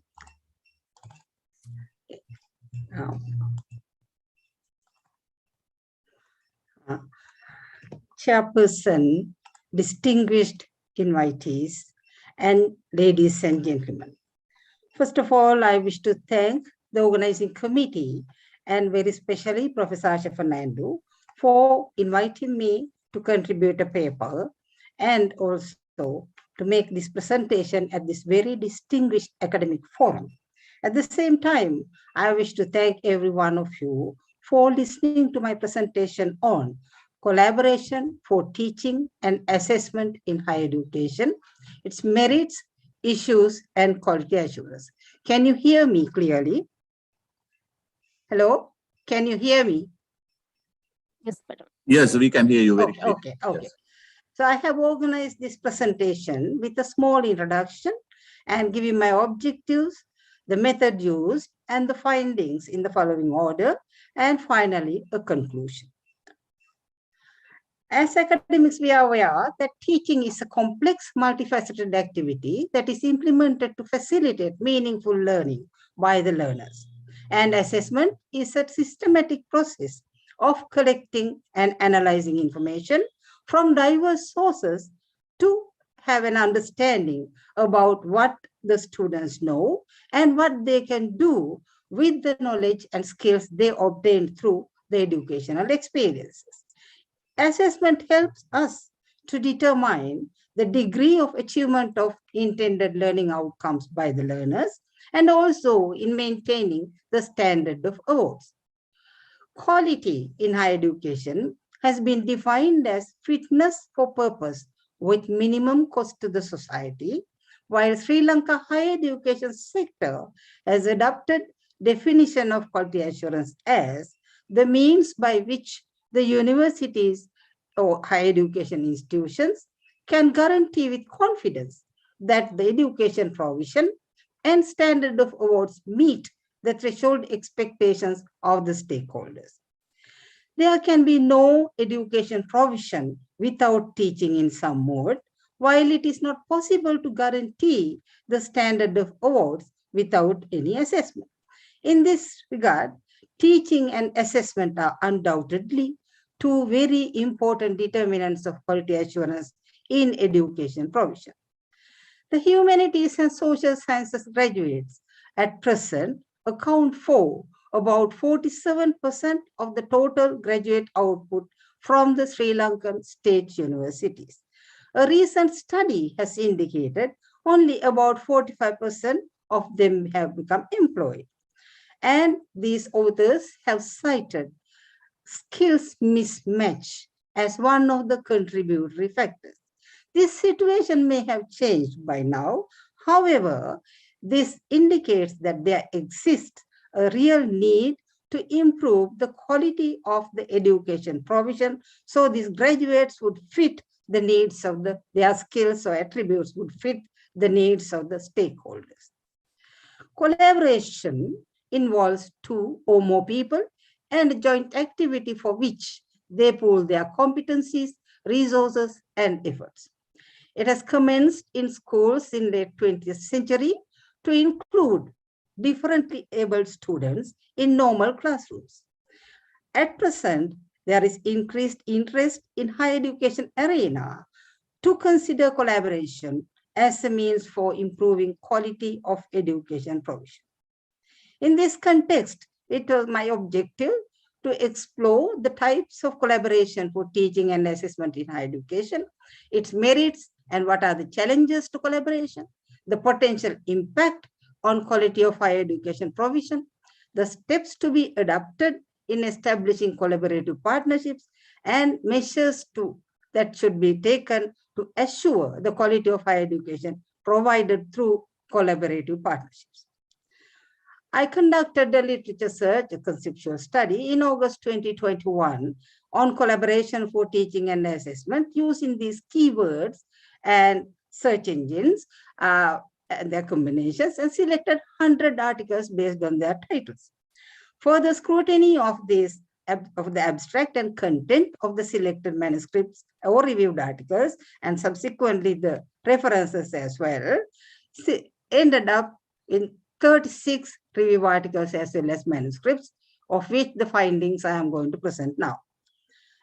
These articles indicate that teaching and assessment collaboration in higher education includes several activities which are defining the desired learning outcomes by the collaborators, identifying appropriate content, planning the course and lessons, teaching learning activities and timing, delivering the lessons according to the plan, assessing the students, and interpreting the results and using those to further improve teaching and learning. There are 4 approaches to teaching and learning assessment collaboration, which are consultation, co-planning, co-teaching, and coaching. Out of these 4, co-teaching is more frequently termed as collaboration, although there are differences between co-teaching and collaboration. Co-teaching is an intentional partnership of 2 or more teachers who share the responsibility for all the steps from planning to assessment of group of students, where both or all collaborators do have defined mostly equal roles and all are actively engaged in the same physical space of the classroom. Whereas collaboration is different. Collaboration could range from inviting a colleague to give a very important guest lecture, focusing on the agreed upon intended outcomes, to working together on every aspect from planning to assessment of a course. It does not require all collaborators to be present in the classroom at the same time, but requires their cooperation. And the responsibilities of each partner may or may not be equal. There are two principal forms of collaboration in higher education, which are collaboration for research, which is more widely spread, and collaboration for teaching and assessment, for which literature is limited. However, there is increasing demand for strengthening collaboration for teaching and assessment in higher education at present. There are several types of collaboration in higher education. It could take place within a university, across faculties, among universities which are located within the country, or among countries internationally. It could be synchronous form of collaboration, which means interacting with each other in real time on class, or asynchronous time-shifted interactions. It could be vertical, that means from first semester to second semester, like collaboration, first year to second year, third year, like, or horizontal collaboration within the same group, same level, same class. The practice of collaboration seems to vary among disciplines. It is more frequent, more common in data disciplines, such as sciences, physics, chemistry, etc., while less practiced in disciplines pertaining to humanities and social sciences. What are the benefits of teacher collaboration? Literature says that it improves and they have shown that it improves course and lesson planning, widens access to learning resources because all the collaborators will make available the learning resources at a lower cost, enhance academic effort rather than one person, several persons, effective assessment, shared responsibility for facilitating student learning, and promote professional growth because the collaborators will share their experiences and knowledge so that each other will improve their professionalism. What are the effects on quality of education provision and standard of awards?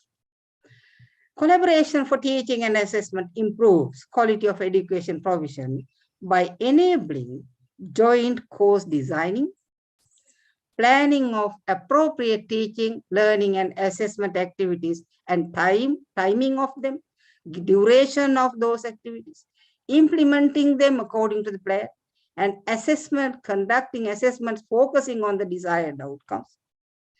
It will also improve quality of education provision by enriching the learning experience of learners because the collaborators can draw upon their own research, scholarship, and professional activities as well as relevant real-world scenarios rather than done by one person. It will promote use of innovative pedagogy and thereby improve quality of education provision.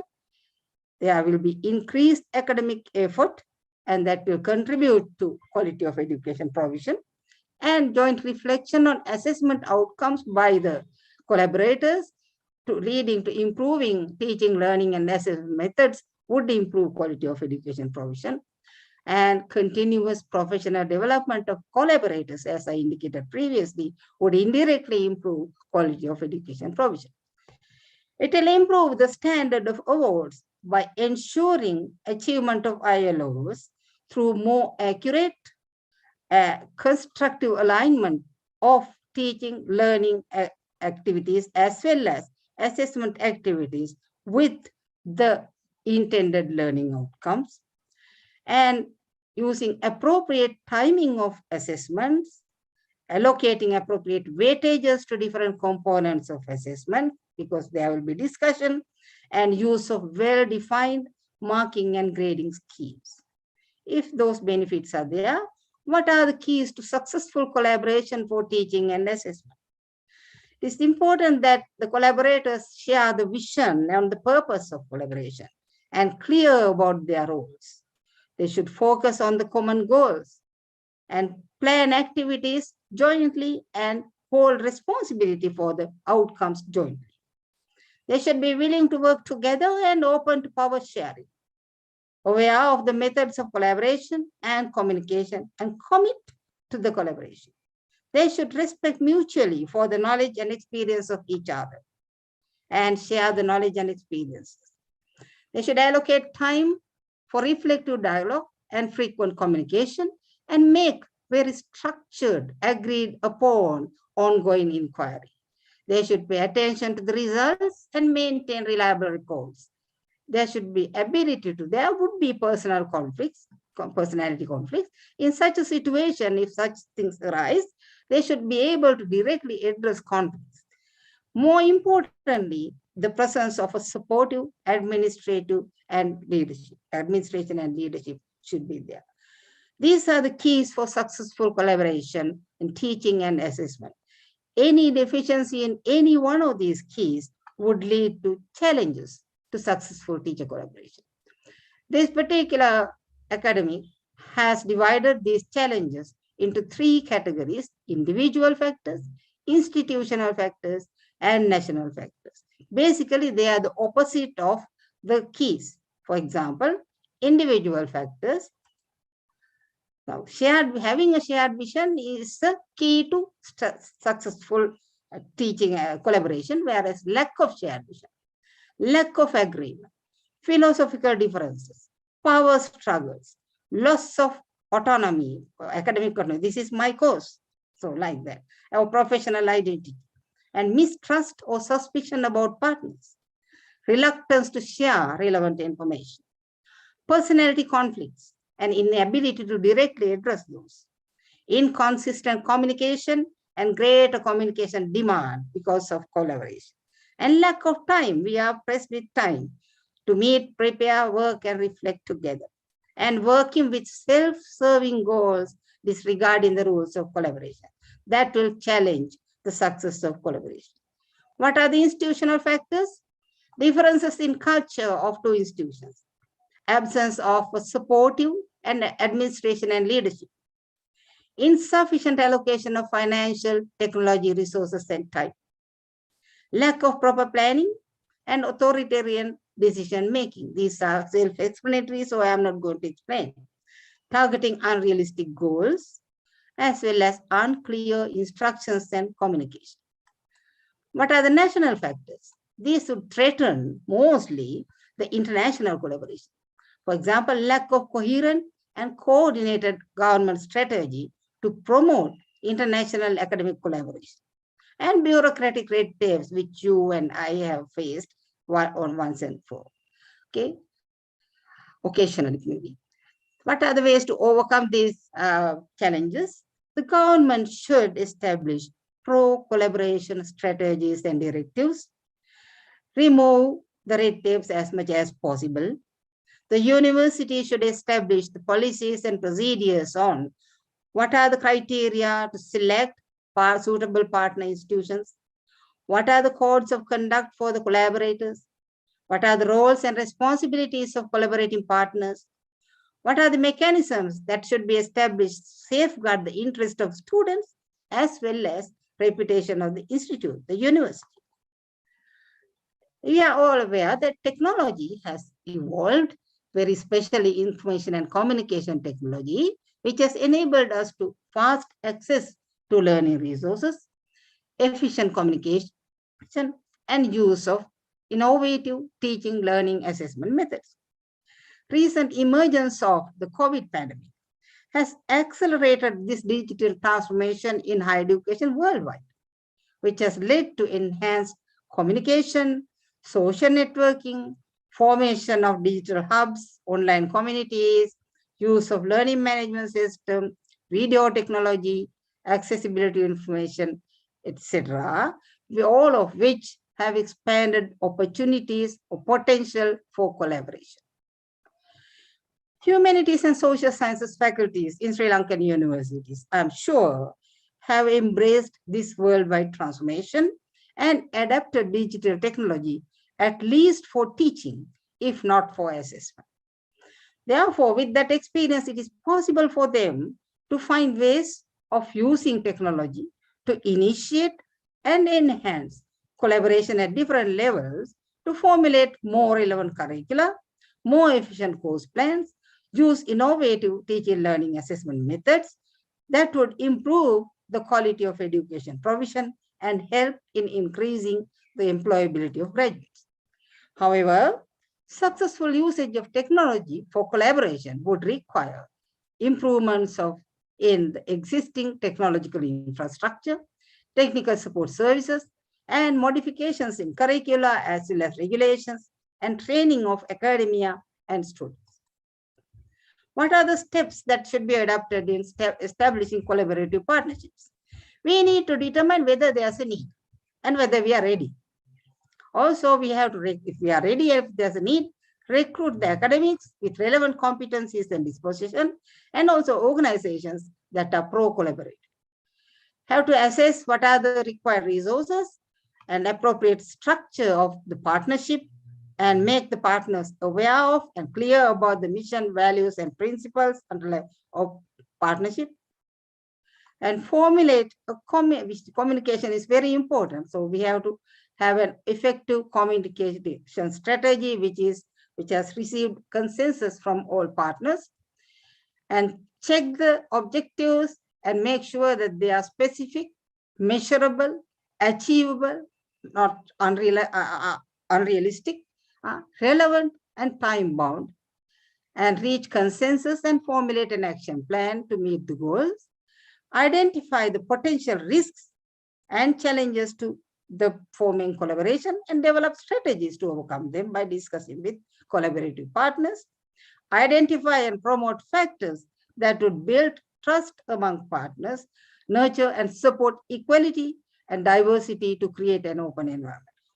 Then we can implement the collaborative partnership. It is important to note that teaching and assessment are not the only criteria that would affect the quality of education provision and standard of food. Yeah, give me 1 second. Yeah, the criteria, best practices, and standards pertaining to different modes of teaching learning, like conventional and external degrees, open and distance learning, and postgraduate have been established. However, the best practices and the whole gamut of best practices and standards for quality assurance in collaborative provision may not have been incorporated in those. If so, we need to identify and incorporate it into those and establish mechanisms to ensure adherence to those by collaborating partners, by the universities. So in conclusion, collaboration for teaching and assessment has the potential to enhance quality of education provision and benefit the students, collaborators, and institutions. Inadequacies in collaborators, institutions, or government strategies do prevent achieving these benefits. Such obstacles can be overcome by establishing pro-collaborative strategies by the government, introducing relevant policies and procedures by the institutes. Technological advances can be made a catalyst for collaboration if the technological infrastructure and technical support services are improved, regulations and curricula are modified, and academia and students are trained. Establishment of effective and sustainable partnerships requires stepwise action, and best practices and standards for quality assurance of developed collaborative education provision should be incorporated into existing guidelines, and mechanisms to ensure adherence to those guidelines should be established. Thank you very much. I'm sure I'm sorry if I have exceeded the given time. Thank you. No problem. Thank you. Okay. Thank you very much, Professor, for your inspirational and informative the presentation. Under the theme of national and international collaboration for teaching and assessment. Appreciate your contribution. And next one also under that theme, the different type of collaboration. Collaboration for teaching, opportunities and challenges in international collaboration in higher education. A developing country perspective by Professor S.T.W. Samanyapa. Actually, Professor Yapa started his career as an assistant lecturer in the Department of Business Administration, Faculty of Management, University of Sri Jayawardhanapura, and is now a professor in the Department of Decision Sciences. Very important department, I think. We can learn from you, sir. He graduated from the University of Kalani and earned MBA from the PMI University of Jayawardhanapura and he earned his PhD from the Sheffield University in the UK. Now he is work as the director of the Staff Development Center, Sri Jayawardhanapura, and he was the former head of the department. He served as the head of the department, Decision Sciences and Business Administration, the department. So I think this presentation also very interesting one. So Professor Yapa, over to you. Good afternoon, everyone. My topic today is opportunities and challenges in international collaboration in higher education, a developing country perspective. I am Professor Saman Yapa from the Department of Decision Sciences, University of Sri Jayawardhanapura. We all know that the graduates we are producing today, they have to work in a globalized environment. They have to work in different cultures. Therefore, universities all over the world, whether in developed countries or developing countries, they work hard to establish links with other universities in the world. There are many research in the area of internationalization of higher education, but there is a lack of research in that area in the context of developing countries. So the objective of my research was to identify the opportunities available for Sri Lankan universities for international collaboration and challenges they may face in initiating and maintaining such collaborations.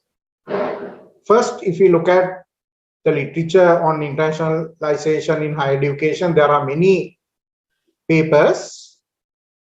According to many authors, we can define internationalization as a cross-border relationship among different universities in the areas of teaching, research, and other service functions. The impact of internationalization can be identified at three levels. One is at the individual impact, that is, students can improve their career prospects if they have international exposure. Then the institutional impact. Internationalization allows universities to increase their capacity of the faculty and the resources. Then thirdly, impact is on the national and the global level due to development of technology and intellectual property through international collaboration. There are many internationalization activities, but I don't want to discuss all. Some of the important ones are the student and faculty exchange, collaborative research, joint and double degree programs, institutional cooperation agreements, MOUs, co-authored international publications in high impact academic journals, etc. I'll briefly explain the methodology of the research. This is mainly a qualitative research. The objective was to identify the level of internationalization and the opportunities and the barriers. Therefore, this is an exploratory study, and I used 2 case studies to collect data as a part of the research. Mainly semi-structured interviews used to collect data. In addition to that, I used data from official websites of the universities regarding their international activities, and I obtained some data from the websites of university ranking organizations. Then the data were analyzed by using content analysis and narrative analysis. So first, we look at student mobility activities. Even though international students, number of international students is very important part of universities, when you look at the Sri Lankan situation, you can see University of Peradeniya has only 1 international faculty and 164 international students. Their QS Asia ranking is 221. Then University of Sri Jagadhanapura, according to their own acceptance, no international staff, only 10 international students. QS ranking is between 450 and 500. But if you compare University of Malaya in Malaysia, even though their per capita income is 3 times Sri Lankan value, we know that Malaysia and Sri Lanka were in the same level few decades ago. Today, University of Malaya have 526 international staff, while international students 3,340. Even a country like Vietnam, where the GDP is lower than Sri Lanka, Vietnam National University, Ho Chi Minh City, there are 169 international staff members and 523 international students. Their QS ranking is 158. So it says that we have to go a long way to catch up other countries. Then I interview academics, those who have involved in 2 student exchange programs from Jagadhanapura University. One was between Faculty of Management Studies and Commerce and the Business School of Monash University of Australia. And the second one is Department of Decision Sciences, Faculty of Applied Sciences, and School of Medical and Health Sciences of Edith Cowan University, Australia. Then through the interviews, I identified barriers to student exchange under 3 categories: organizational related barriers, student related barriers, and administrative barriers. Some of the organizational related barriers are lack of structure for internationalization. Everything is to be done by the academic staff. There is no proper structure. Lack of financial support, rigid regulations. So we cannot assign credit value for overseas study, and low university ranking. Then from the student side, they have financial difficulties. Then due to limited number of places, how to select the students? Only 26 out of 1,200 were given the opportunity in the management faculty. Difficulty of being away from the university for a longer period. Perception of the students who were not selected. When 26 were selected, there were so many disappointed students. Then students' lack of previous international exposure. And the administrative barriers like difficulty of obtaining visa, difficulty of establishing relationships, difficulty of matching with the academic calendar of the collaborative university, and difficulty of organizing the activities during the overseas stay. Then in terms of the capacity building, traditional approach was university academics to study for a PhD in a foreign university under an MOU. I found one example between School of Computing, University of Colombo and Western Sydney University, Australia. And there is an MOU signed between Queensland University of Technology and the University of Grants Commission of Sri Lanka to exempt tuition fees for the university academics for their PhD programs. And there is a new development, recent development, joint PhD programs offered by a university in Sri Lanka and a university in Australia, Faculty of Engineering, University of Peradeniya and RMIT Australia, and Faculty of Management Studies and Commerce, University of Sri Jagadhanapura and RMIT. In both cases, students register for the PhD in RMIT, but they are supervised by the supervisors from both universities. Then there are very few evidence of other international collaborations, like some collaborations in conducting conferences and some few joint research projects, mainly in the fields of science and medicine. The current situation is, in Sri Lanka, is internationalization has not been recognized as an important item in the agenda of the Sri Lankan state universities. It has not been identified as a priority area. Then only student mobility and staff mobility occur even at a very minimum level. They can be considered as student or faculty exchange. They are just study tours. then there is, as a country, there is no action plan to internationalize the higher education sector in Sri Lanka. Then in Sri Lanka, it is very difficult for us to attract international students for STEM and management degree programs due to low ranking of Sri Lankan universities. But still we have some opportunities. One area we can popularize is Buddhist and Pali studies area. Even now, postgraduate Institute of Pali and Buddhist Studies attract about 500 to 600 foreign students annually. And we have the opportunity to organize short-term study tours for overseas students to generate an income. They replicate the joint PhD program model that I mentioned earlier by other universities as well. And rise of the online education during the pandemic has created a new opportunity for universities to attract foreign faculty to do teaching, especially in the postgraduate programs. Then based on the findings, I make few recommendations. One is to hire overseas lecturers as visiting lecturers at the postgraduate programs and get their service for the curriculum development, not only for the postgraduate programs, but also undergraduate programs as well. Then it is a must to establish a functioning internationalized office within the university with a sufficient staff and resources.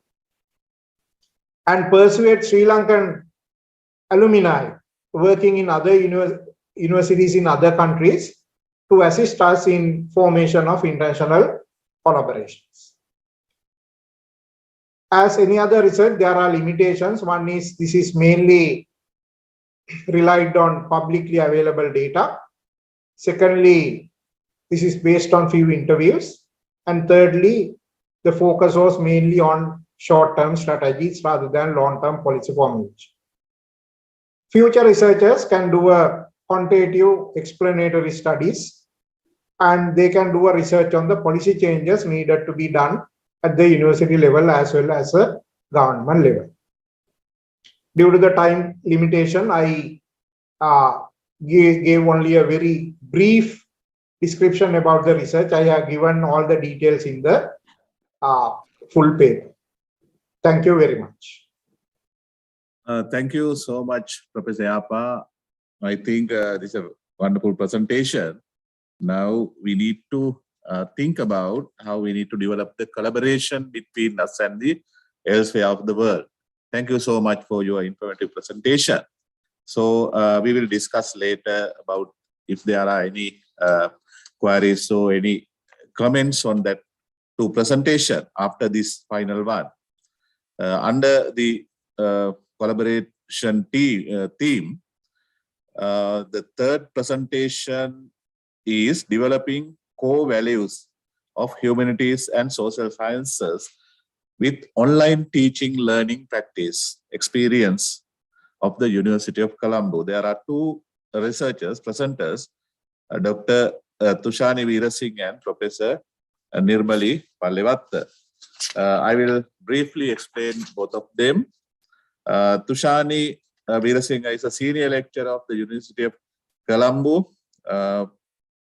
Presently, she is the coordinator of the Learning Center of UCSC and the Deputy Director Training at the Cyber Campus of Distance Learning Center of the University of Colombo. She obtained her PhD from the Department of Computer and System Sciences, Stockholm University, Sweden, in 2015.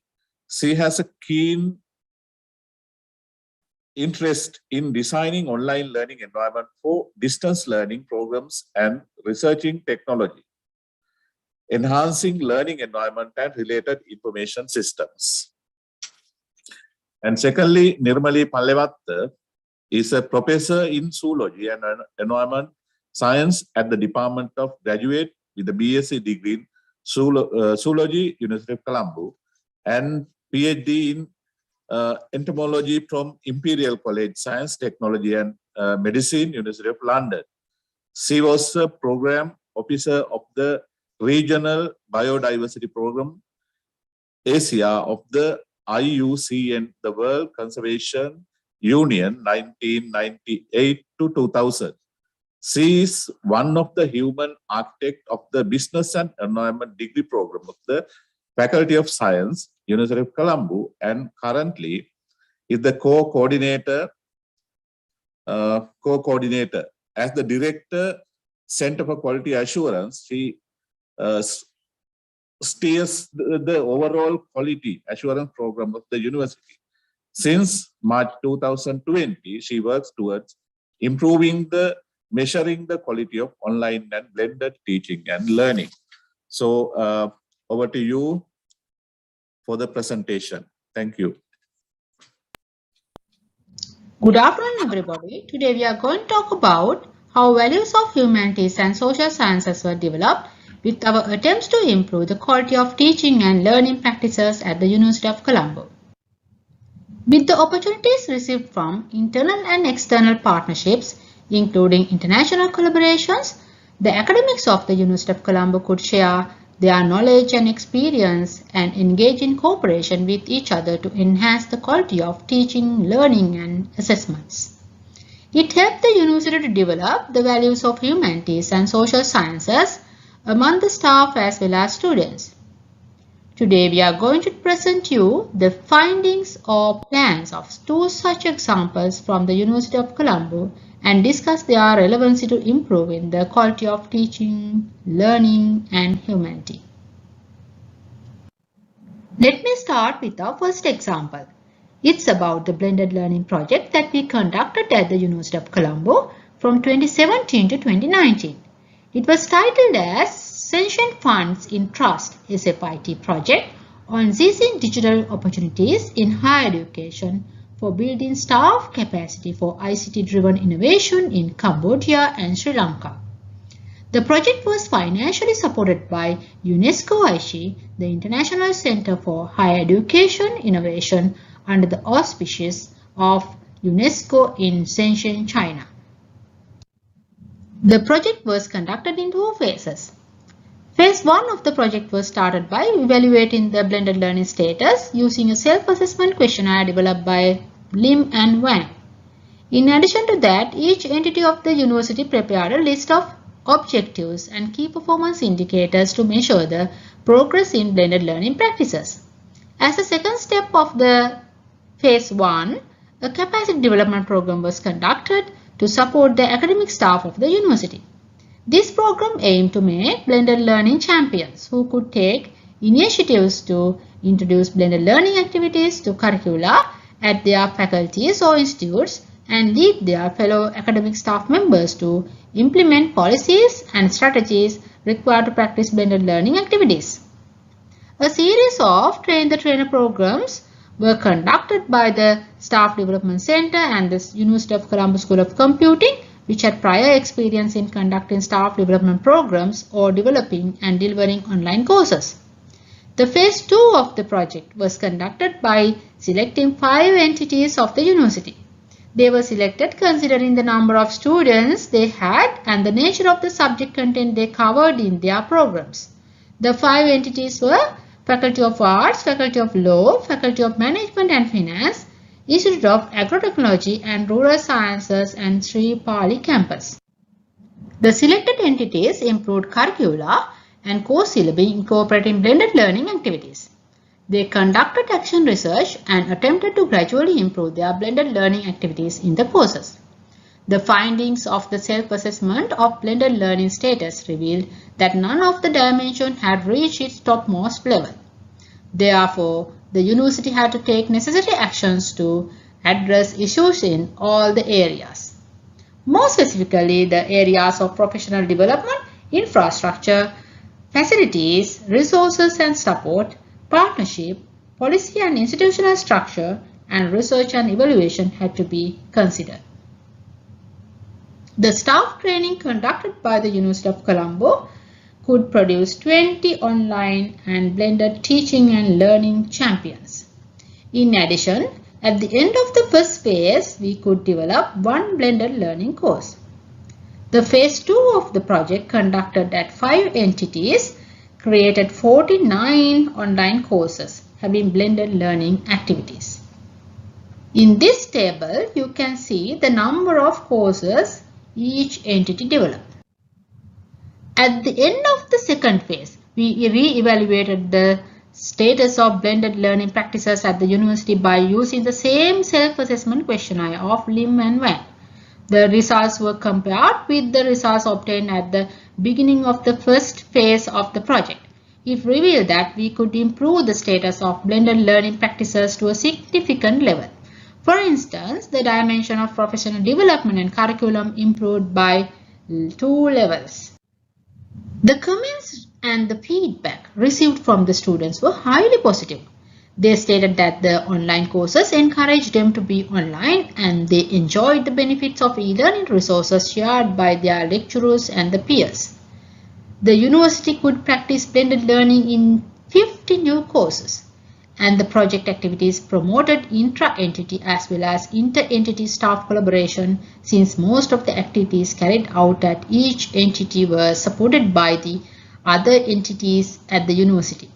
For instance, they were supported by the University of Colombo School of Computing and Network Operating Center of the university. University of Colombo School of Computing provided the guidance for designing and developing blended learning and online courses, and the Network Operating Center of the University of Colombo supported all entities with their technical expertise. The students found a new environment to work with their peers. They could share their knowledge and experience related to the subject matter. This encouraged all the students to share their knowledge and showcase their work to get a better recognition by the lecturers and the peers. The students could work online individually or in groups as they engaged with blended learning activities. They supported each other by sharing their learning experience and resources. They commented that they enjoyed learning online and appreciated the support they received from the teachers and their peers in the online courses. So this was a new learning culture for all the students who had the opportunity to work in online learning environments and participate in blended learning activities. They could develop the human values such as respect, sharing, care, compassion, and solidarity between them. Moreover, staff could build friendly relationships with the staff in the other entities. They could easily access the staff members who have more experience and knowledge to receive support and guidance for developing online courses. The lessons learned were used to prepare guidelines, templates for e-learning and development of a blended learning policy. This draft policy was presented at the Senate for approval and implementation. Now let's listen to Professor Nirmali. She will let you know about the second example of international collaboration for the improvement of the quality of learning and humanity. Thank you, Tushani. I will do the presentation live. Tushani's was a recorded one. So may we have the next slide, please?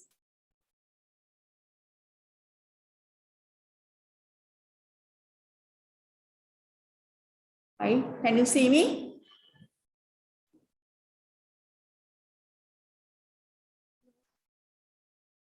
May we have the next slide, please?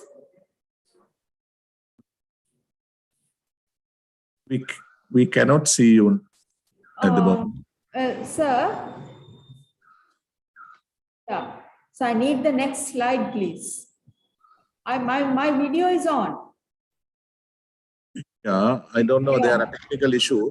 Yeah. So May I? Yes, sir. I mean, in that case, may I just talk, right? yeah, you Yes, can. yes, but so I need the presentation on. Can we share the presentation by ourselves?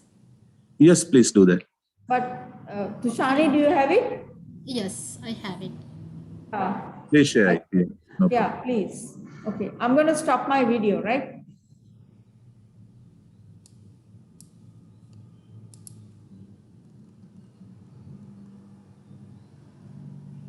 Sorry. And if you go after your last slide.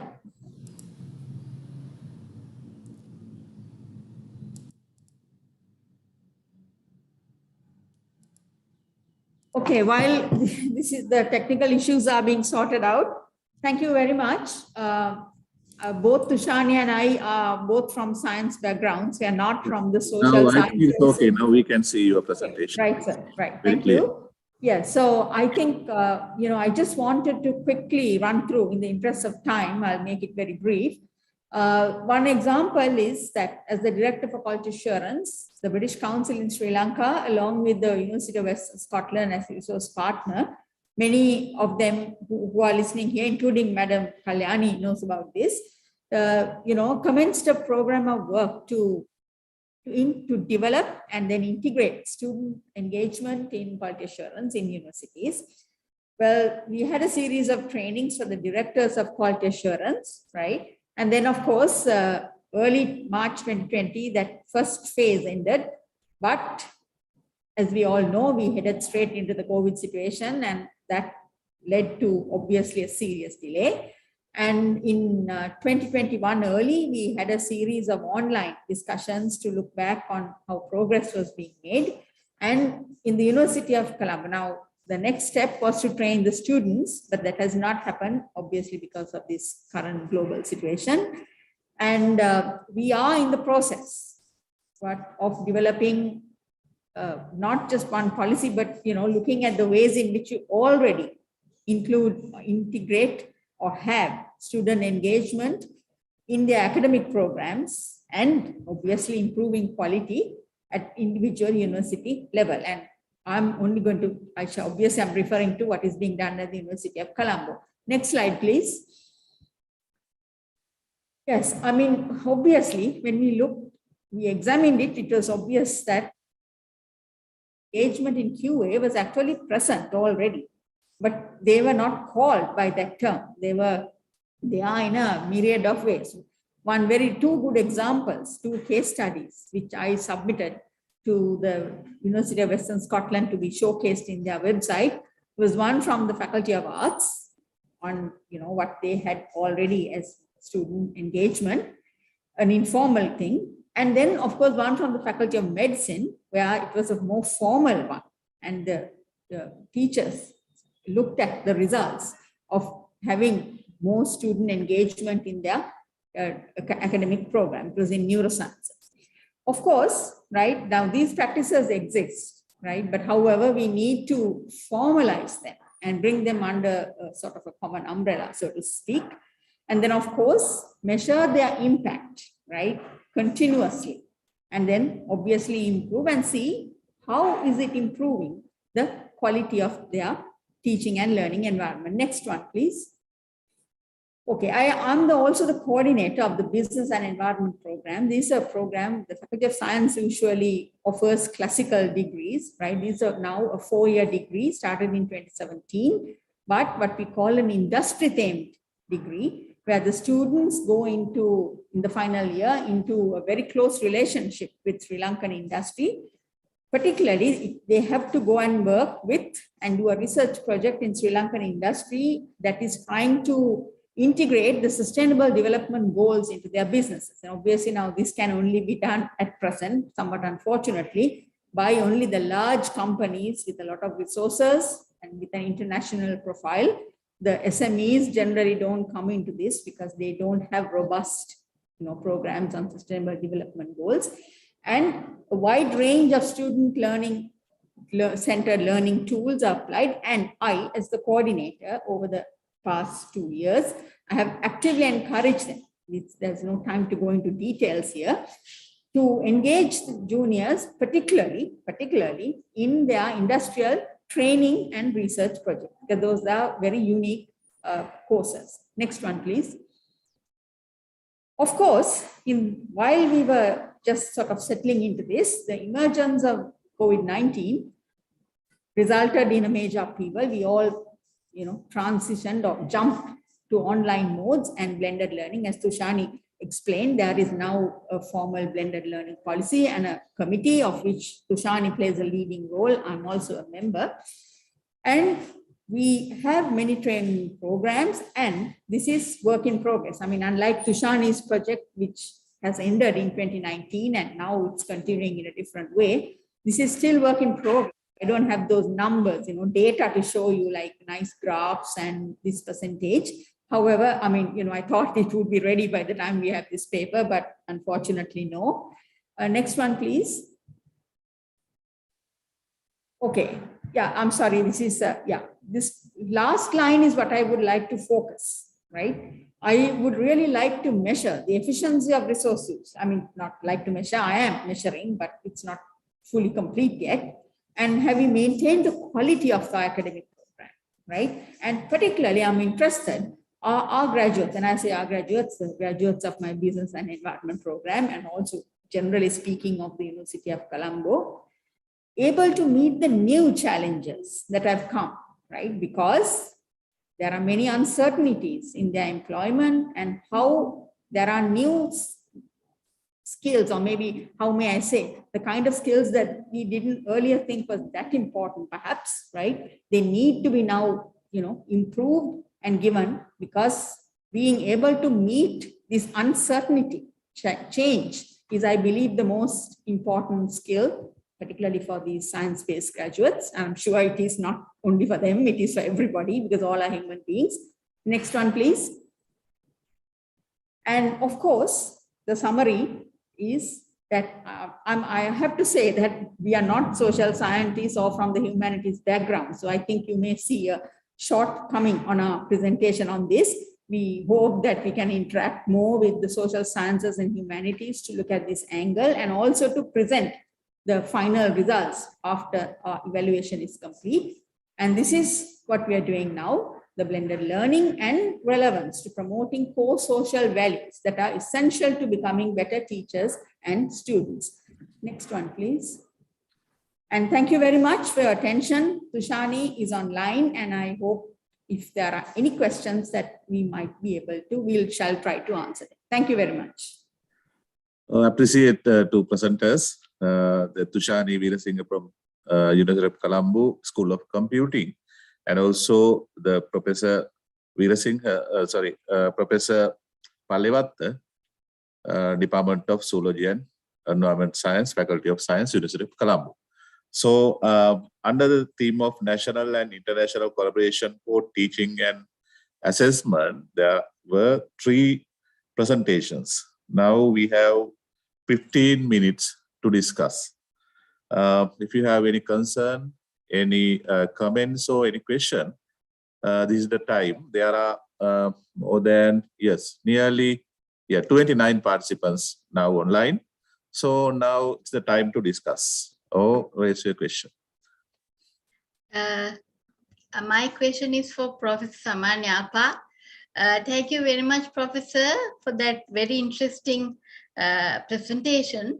Actually, I was kind of reflecting upon, the experiences that we had, like in Colombo and in Peradeniya, and basically, actually, I think, Professor, the problem with international collaborations when it comes to getting the students and staff members to our universities is that we have a major issue with, how could I say, we are very insecure, and this is related to attitudes, basically.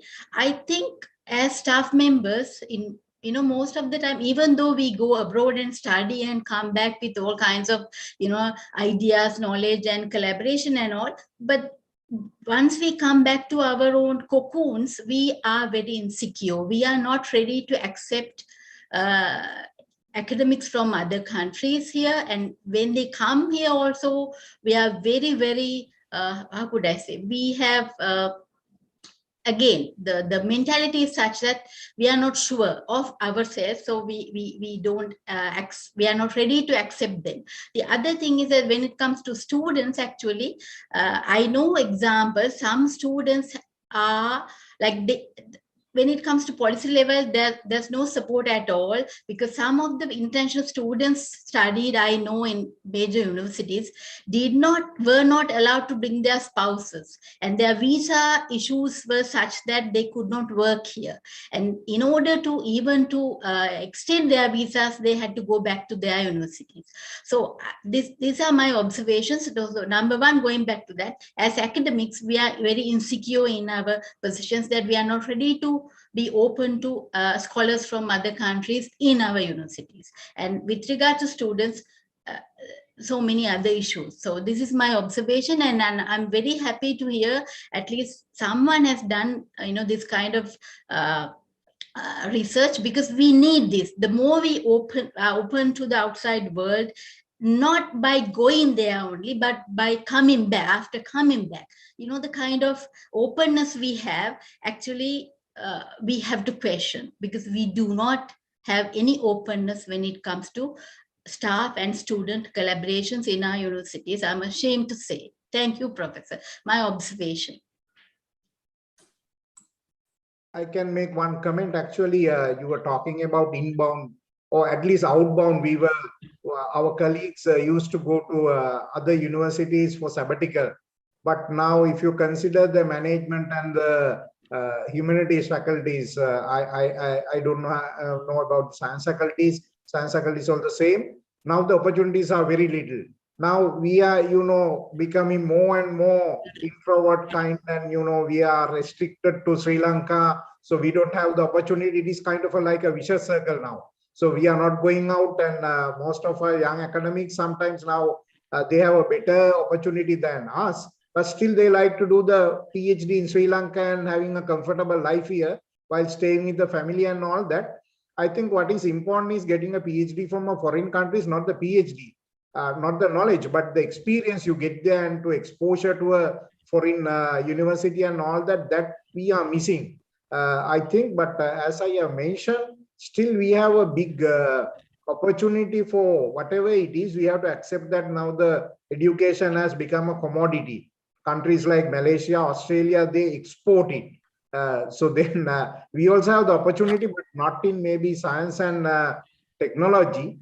We have to go a long way, but still we have an opportunity in the areas of Pali and Buddhist studies, because there are a lot of foreign students from countries from Myanmar, Thailand, but still we get dollars. It is all right. But other areas, I think we have some opportunities, as you said, that we have to be open to the faculty from other universities, and all students also must, they also must, work with the foreign students, that we have to give them some opportunity. Yeah.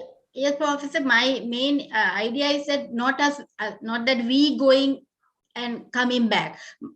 My point was that how open are we to foreign scholars in our universities, academic staff and students.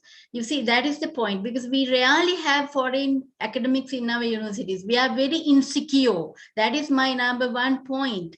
And at the same time, as for students, we are least helpful for them, because once they are here, they are just let, like they are to themselves. We do not have any support for international students coming to our countries other than collaboration programs, right? So that's the other point. So we need to, now, as you are interested in working in that area, please look into these two areas: international students and staff coming to our universities and the issues that they face. So there must be a mechanism in the universities, like, even in the faculty level, we have international office, but they are not functioning at all. It is just for there. And we must have a good international office that will support to get the visa and all that. When we were doing PhDs, we didn't have to go to anywhere, and we just went to the office and we handed over our passports and we got the visa back. So, but in Sri Lanka, that if I am interested, then I have to go after, the embassy and all that.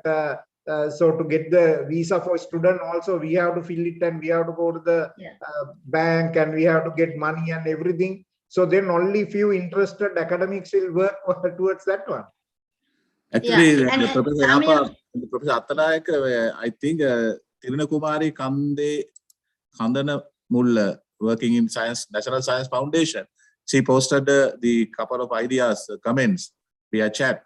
I think there are some hints and maybe the initiation for this discussion, and they get some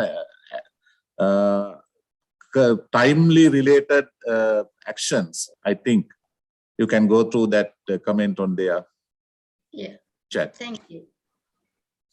Any other concern or comments? This is Prasad from Peradeniya. My question is to Professor Kalyani. Can you hear me? Yeah, I think we can hear you. Yeah. Actually, Professor Kalyani, you are proposing this collaboration, like co-teaching. This is actually this is very important. Your last slide, you are thinking whether we can incorporate this to the manuals, then they will gradually implement at the university level. So to implement and to develop this culture, I'm thinking if we can ask staff development centers to showcase their teaching practice while collaborating, like co-teaching, like, because this culture, even our department, we also try to implement this team teaching and so on. So this is kind of new, yes, the facility and the platform and the understanding by the authorities all are important to implement this teaching, collaborative teaching into practice. I think maybe one strategy to ask SDC to showcase their teaching practicum, not for the single, like they need to collaborate and then showcase their teaching, like that type of strategic things also may be important. I think this is very good proposal by you. Thank you. This is just my comment. Professor Kalyani, before you answer, I'd like to add something to what Prasad said, how we are going to count the workload for collaborative teaching. It's 2 lecturers are teaching at the same time. So will that be counted? Because there will be so many issues that, according to UGC guidelines, that may not be counted as a workload if 2 teachers are working and all that. So that things are to be sorted out if you have to popularize this concept as well, I think. Yes. What I said actually is co-teaching is one of the approaches to collaboration, not the only approach to collaboration. Okay. And what Professor Prasad suggested, yes, if the SDC can set examples and present it so that the others can follow, that would be good. At the same time, in my presentation, I said, if we are to promote collaboration, we would need to think about modification of regulations, modification of curricula, all these things. What you said, what Professor Samanyapa said is correct. Yeah, because with the existing regulations, with the existing setup, it is difficult to promote co-teaching. But co-teaching is not the only approach for collaboration. It is one of the approaches for collaboration where possible to be implemented. Okay. Any other, the final comments or question? Because we are now in the behind of the scheduled time. Any members? Yeah, actually, I need to get the clarification from Dr. Tushani Weerasinghe. You talk about the human values, especially now your online education, very much relevant to science-based subject. That's the norm, I think, right? The people are telling like that. So as the person from the humanities and social sciences, we are talking much about developing kind of attitudes, the development of human values. It is not the, actually it is not much more relevant to, we can't replace online education with the actual face-to-face situation. So how you are going to deal with this problem to develop and cultivate human values within the online platform? Okay. Actually, now online learning environment is actually another environment for practicing teaching and learning. So if you take it like that, so what we do in the face-to-face environment can be done, all kinds of activities can be done in online learning environment as well. But now specifically if you talk about practical kind of activities in the science faculties, medical faculty, those kind of things that are really experiment based and then the clinical based practices cannot be practiced as we are doing it right now. But there are methods for practicing them as well in using artificial intelligence and augmented reality applications. But these things are still building. But when you ask the question related to humanities, now that kind of a social sciences subjects is very easy to practice using online learning platforms, because it will provide you ample opportunities for the students to interact with each other and then with the lecturers as well. So only thing is that the teacher needs to be creative a little bit to find ways of practicing it in a different way. That means the activities needs to be designed. So there are tools available in the online environments and also in the internet. Free tools are there which you can use for designing blended learning activities. So the blended learning means then the students will find more time for practicing learning without your interactions. So where you are not present, and also you can do something while you are presenting your lecture using Zoom sessions like this. You can use such tools for practicing blended learning activities. So both synchronous and asynchronous kind of interactions can be implemented using online tools. Okay, thank you. The one clarification from Professor Kalyani Perera. Madam, now I am the Dean of the Faculty. It is very difficult to convince that your templates to our humanities and social sciences people. They are telling that these are very, very difficult to use within the field. So now I am trying to do that, and Professor Setunga and other people are behind that and helping us.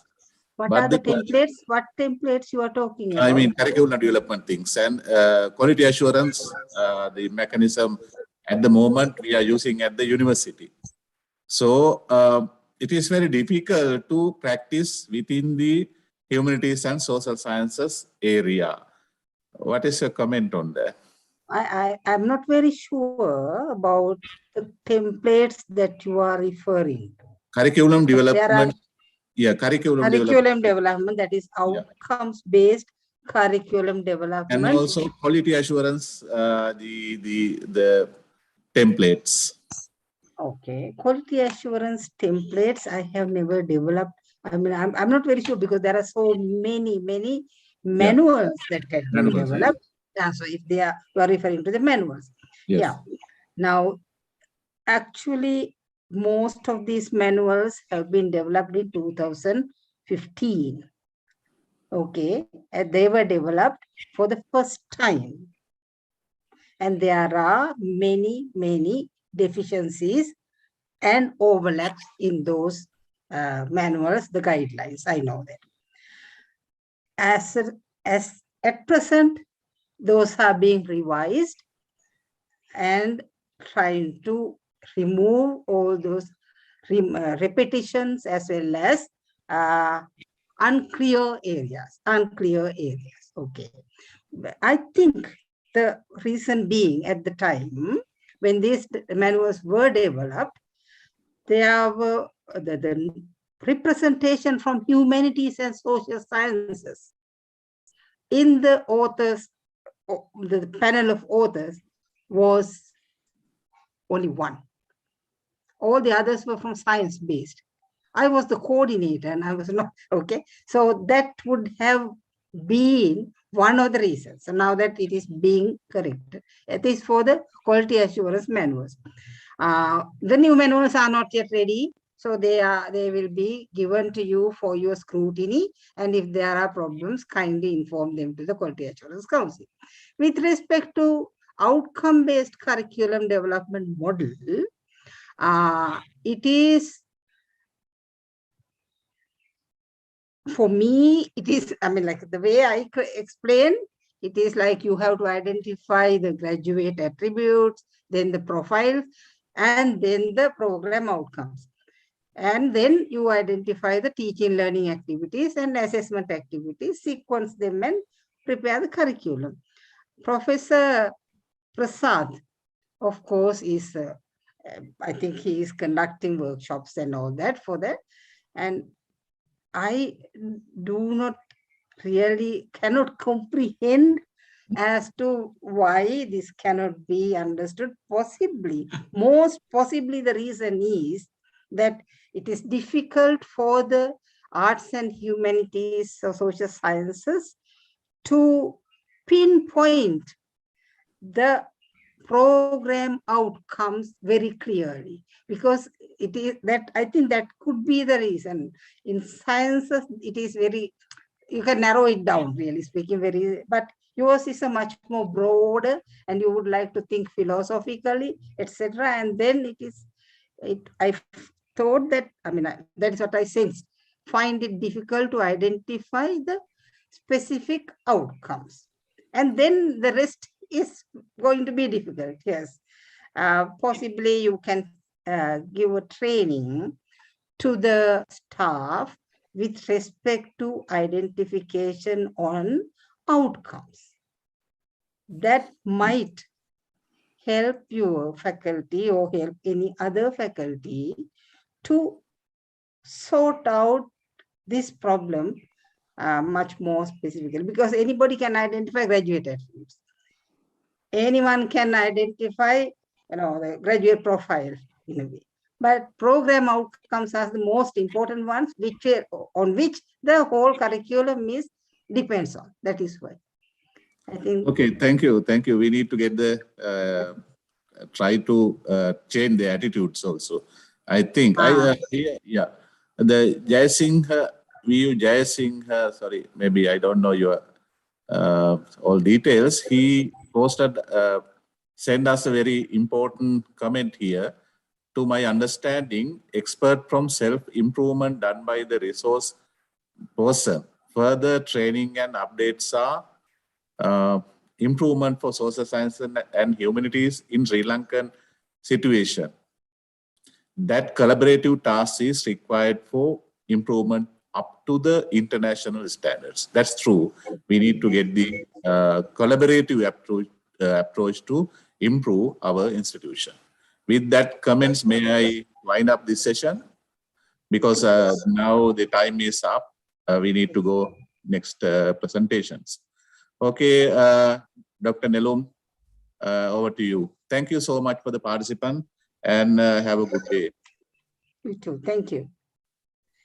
If you have any question, you can contact me. We are concluding this session now. Thank you very much, Dr. Prabhat Ekanaike, the Dean, Faculty of Arts, University of Peradeniya, for chairing the session. And also thank you very much for professors and doctor for presenting very informative research papers. Thank you very much, all the academics and participants for contributing this session and for the conference. Have a nice day. Thank you. Thank you. Thank you.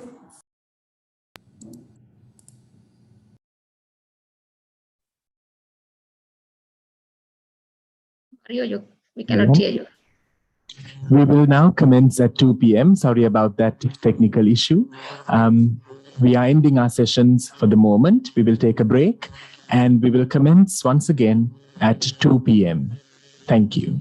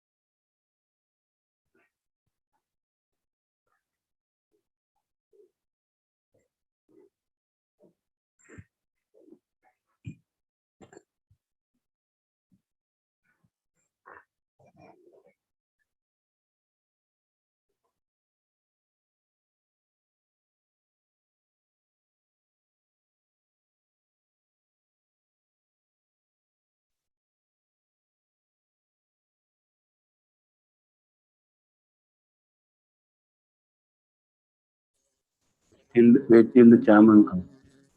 Chairman is coming.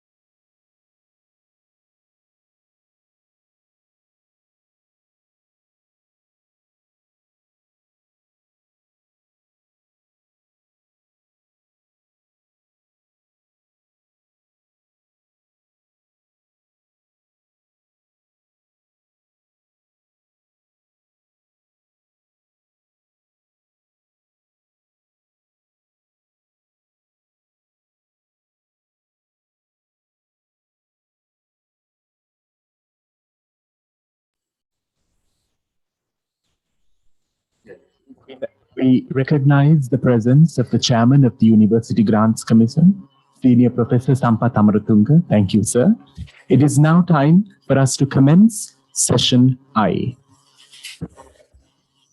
Good afternoon, ladies and gentlemen. I'm Dr. Hasit Kandudeva, Senior Lecturer from the University of Colombo. I'm the session convener, and it is my great honor and pleasure to introduce the two of our chairpersons, Professor O.G. Dayaratna Banda, former Dean, Faculty of Art, University of Peradeniya, and the Professor Chandana Rohana Vitanarachi, former Dean, Faculty of Social Sciences and Humanities, Rajarata University of Sri Lanka. Let me briefly introduce two chairpersons to the respective audience. The Professor O.G. Dayaratna Banda is a professor in economics in the University of Peradeniya, Sri Lanka. He earned a Bachelor's of Art degree in economics, first class honors in the area of monetary economics, and a Master of Philosophy in economics from the University of Peradeniya, Sri Lanka. He obtained his doctoral qualification in economics from the National University of Singapore. He has been a visiting research professor in the University of Waterloo in Canada and the visiting senior fellow in the Transylvania University of Romania. He was the Dean of the Faculty of Art in the University of Peradeniya from 2015 to 2021. He was the head of the Department of the Economics and Statistics and also the chairman of the higher degree committees who played the vital role in establishing the PGIHS. He was also former Dean of the Faculty of Management of the Uva Wellassa University. Professor Dayaratna Banda has published widely in international journals and has contributed to the various policy research working papers, which has been published in the prestigious platforms such as National Bureau of Economic Research working papers of USA and the Center of International Governance Innovation working papers in Canada. Professor Dayaratna Banda's main research areas include the applied microeconomics, international trade and finance, free trade agreements, banking and finance, economic development, and institutional economics. Now let me introduce the Professor Chandana Rohana Vitanarachi. Professor Chandana Rohana Vitanarachi, a former Dean, Faculty of Social Sciences and Humanities, Rajarata University of Sri Lanka, and is a professor from the Department of Archaeology and Heritage Management. Professor Chandana Rohana Vitanarachi is a pioneer academic in archaeology and heritage management discipline in the country as well as in the world. Professor Chandana Vitanarachi obtained his PhD from University of Kelaniya and MA in Archaeology from University of Sri Jayawardenepura and BA Honours in Archaeology from University of Kelaniya. Professor Chandana research interests focus on the field of archaeology, irrigation archaeology, and many other contemporary research areas. Professor Chandana authors several books and chapters and also published articles in several review journals related to the field of archaeology and other areas. Without taking much of time, I invite both chairpersons to the audience. Over to you, Professor Dayaratna. Thank you very much, Dr. Hita, for this. Welcome to this last session of the centenary conference. We have two distinguished scholars and the two leaders of the higher education sector in Sri Lanka to make the last presentation. Let me briefly introduce both of them. Senior Professor Sampath Amaratunga needs no introduction because all of us know who he is. He is a professor in business economics and a senior professor and currently the chairman of the UGCE, and he was the vice chancellor of the University of Sri Jayawardenepura. Professor Amaratunga holds a BA honors degree from the Sri Jayawardenepura University and MA from Colombo. And also he holds an MSc from Saga University, Japan, and PhD from Kagoshima University, Japan. He has published more than 50 international refereed journal articles, and he is one of the leading scholars in business economics in Sri Lanka, and also currently he is actually the chairman of the highest echelon of the higher education decision-making body in Sri Lanka. Welcome, sir, to this very important final session. And also Professor Pemakumar De Silva, a senior professor and also professor of sociology of the University of Colombo, and is the chairman of the Standing Committee of Humanities and Social Sciences of the UGC, who is also a member of the commission. And he holds a PhD from the University of Edinburgh. He was formerly Deputy Vice Chancellor of the University of Colombo and also Dean of the Faculty of Arts of the University of Colombo. And he has published widely in various topics in anthropology and sociology. As we all know, he is one of the leading scholars in sociology and anthropology. Now, let me warmly invite two of you to make your presentation.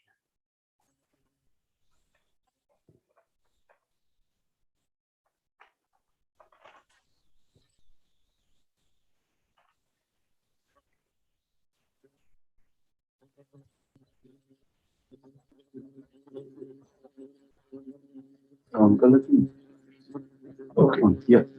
Hope you can hear me. Good afternoon. Yes. Yeah. Yes. Yeah, good afternoon. Thank you, Professor Oji, for your kind introduction of both of us. And this is a kind of joint product of which I actually basically work with Professor Sampath Amaratunga, as a scholar as an expert on this particular area, because now we are in a bit of a policy and implementing sort of a sector. Now we have been discussing right from the morning. There are so many pertinent issues that we had to really bit of a encounter and give kind of solution in the field of humanities and social sciences. Now, actually, both Professor Amaratunga and myself, we are coming from social sciences and humanities. So therefore, it is very good reason for two of us to actually sort of address some of those issues we are encountering at the university system of Sri Lanka. So our presentation basically, our presentation basically, it's not moving. I can see in my slide, but I can't see there.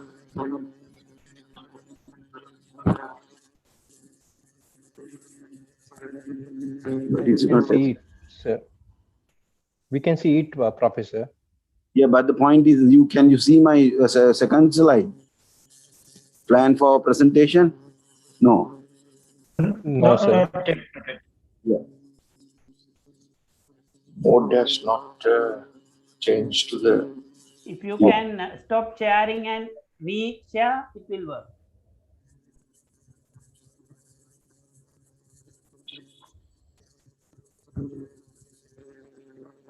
Okay, now you can.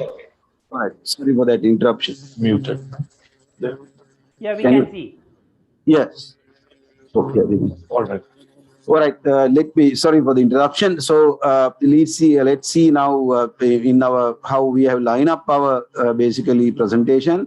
We will give us some of the background information, then of course our role as a UGC, then issues and challenges, plan for addressing them, present and the future. Of course, measures taken at UGC level and the discussion. So let me start with a bit of a background. It is not moving. It is not moving. Yeah, okay. Yeah, all right.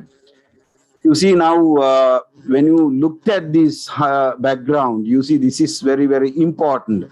Higher education is an advanced stage of the lifelong learning process, and basically UNESCO asserts that the quality of life of people who are committed to fulfilling their own needs and the needs expected by the society can be realized only if they are given sufficient education which is appropriately organized and systematically planned. The early vision that the higher education is committed for emancipation from narrow view of life has been changed over the past few years, and now it is vision has been directed towards entrepreneurial gains. So I am citing from Gibbons and Kahn. Now it is believed that the higher education should not be limited to providing knowledge, skill and attitudes, so that students are prepared to encounter unprecedented events in their future life, but ability to provide dynamic catalysts who are more adaptive, constantly changing modern global world order is a matter of concern the higher education sector in the world. Though the university education is considered as an essential pathway that the facilitate knowledge economy of a country to reach the sustainable development goals, some changes of the entire higher education system in Sri Lanka are likely to damage the performance of the higher education process. When global values prevailed and accepted as valid norms by society, pillars of higher education might be changed, which would result in some challenges, which should be strategically tackled. One of the main challenges that the contemporary higher education in Sri Lanka encounters is change in the place of humanities and social sciences to accommodate market norms within the university curriculum. Due to the influence of industrialization, the place of humanities and social science within the university curricula has been critically questioned, as the extent to which the humanities and social science contributed to the economic development of the country significantly minimized. So therefore, I think therefore we need to basically produce globally competent graduates so that they can be accommodated into current socio-economic condition. So with that background, so let me discuss about the role of UGC as one of the epic body of Sri Lankan higher education as far as state higher education is concerned. So UGC is the most important external body in the structure of university governance. It functions as the main link between the Ministry of Education and the state universities. Its objectives, as stated in the University Act of 1978, shows the manner in which the government commits the universities through the UGC to conform to the national policy, planning and coordination, allocation of funds to maintain academic standards, regulations of administration, and students' admission.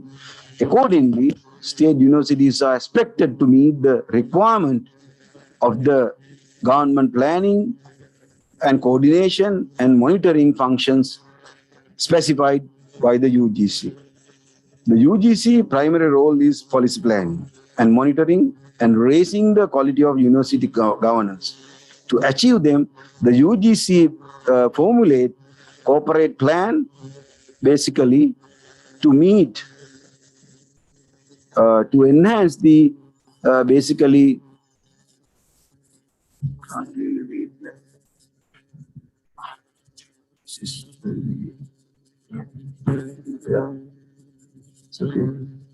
Yeah.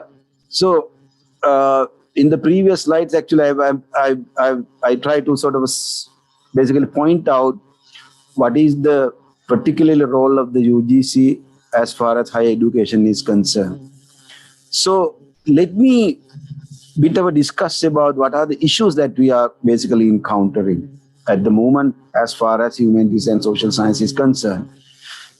You see now, Sri Lankan system of university education has entered the phase of transition. So that is, we are really experiencing period of transition.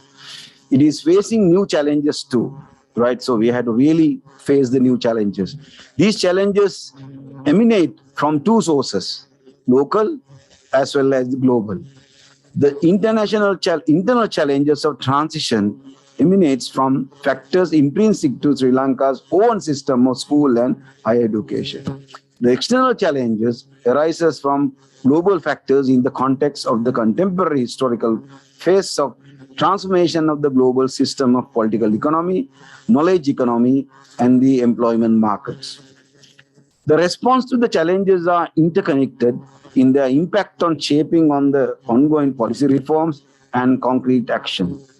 The gradual expansion of undergraduate education by the state and unstate sector raises two immediate issues: the quality of education and training, and the capacity of the economy to provide employment to the graduates. However, our presentation is not intended to address the issue directly related to mismatch between economy and education, but to discuss basically measures have been taken to produce quality graduates in the state universities in Sri Lanka, particularly focusing on arts graduates or in the field of humanities and social science. So let me present actually few, challenges and issues as far as humanities and social science is concerned. University faculties continues to be reluctant to initiate inter-faculty collaboration to introduce multidisciplinary and skill-oriented undergraduate course. So there is a bit of a challenge. Limitation spaces and infrastructure. With the progressive increases in undergraduate enrollment and the expansion of postgraduate and services courses, the limitation in space and infrastructure have become a major challenges faced by all universities. The infrastructure facilities in the universities have remained low despite many improvements. They, in fact, that fail to reach the standard expected from modern higher educational institutions. The UGC reviews the current practices in university admission and remove the bottlenecks that cause delay. So we will elaborate that point later on. There's a general perception in the country which has been expressed vigorously by the private sector that Sri Lankan university graduates lack values and attitude expected by the potential employers. The mismatch between their academic knowledge, attitudes, and real-world skill is often highlighted by the private sector. The present emphasis on soft skill training may not be adequate for the faculties of humanities and social sciences, where graduates' employment issue is particularly challenging. In addition to soft skill, they are in need of professional skill that will qualify them for managerial and similar levels. The stress on incorporating soft skill development programs and the emphasis on competencies in IT and English in undergraduate courses is an outcome of their new tendency. Management and entrepreneurial skills are also considered as necessary for undergraduates of all disciplinary background. Then another very important issue actually and the challenge, external degree programs. The problems of graduate unemployment, repeatedly highlighted in discussions among policymakers, is partly linked to the expansion of the number of external degree holders. The expansions of external degree programs after 2010 has led to a new anomalies in Sri Lanka's state university sector. The opening up of the doors to other students for certificates and diploma programs in the open and distance learning framework has also widened the access to university education. However, there are concerns about quality. The external study program in all universities have failed to maintain the same quality and standard of learning and training that are available to internal students. The quantum of subject knowledge and the soft skill they receive is minimal and marginal. Large numbers of these external students are not exposed to the regular academic environment of the university either. So we will actually discuss what the remedies that we have taken on the particular issue later on. Gender equality. In most universities in Sri Lanka, a tendency has arisen from the predominance of female students as the majority in undergraduate courses to create conditions of students and university staff to pursue their work without oppressive conditions, gender-based violence, and discrimination. The second point, basically the career guidance and counseling programs in faculties of arts, humanities, and social sciences, career guidance and skill training remain least developed and less integrated. Absence of a clearly identifiable industry is a major obstacle for internship, industrial training, and interaction with future employers in the faculties of arts as well as humanities. Other point is that we need to empower students through career guidance and career counseling to make decisions concerning their education, career, and life without limiting such advice in choosing a job after graduation. Another point is that the enrollment of large numbers of candidates for external degrees is a major factor that of the expansion of higher education in Sri Lanka. However, non-extensions of career guidance and skill training programs for external undergraduate is a major lacuna in the existing attempt to address the challenges of graduate and unemployment.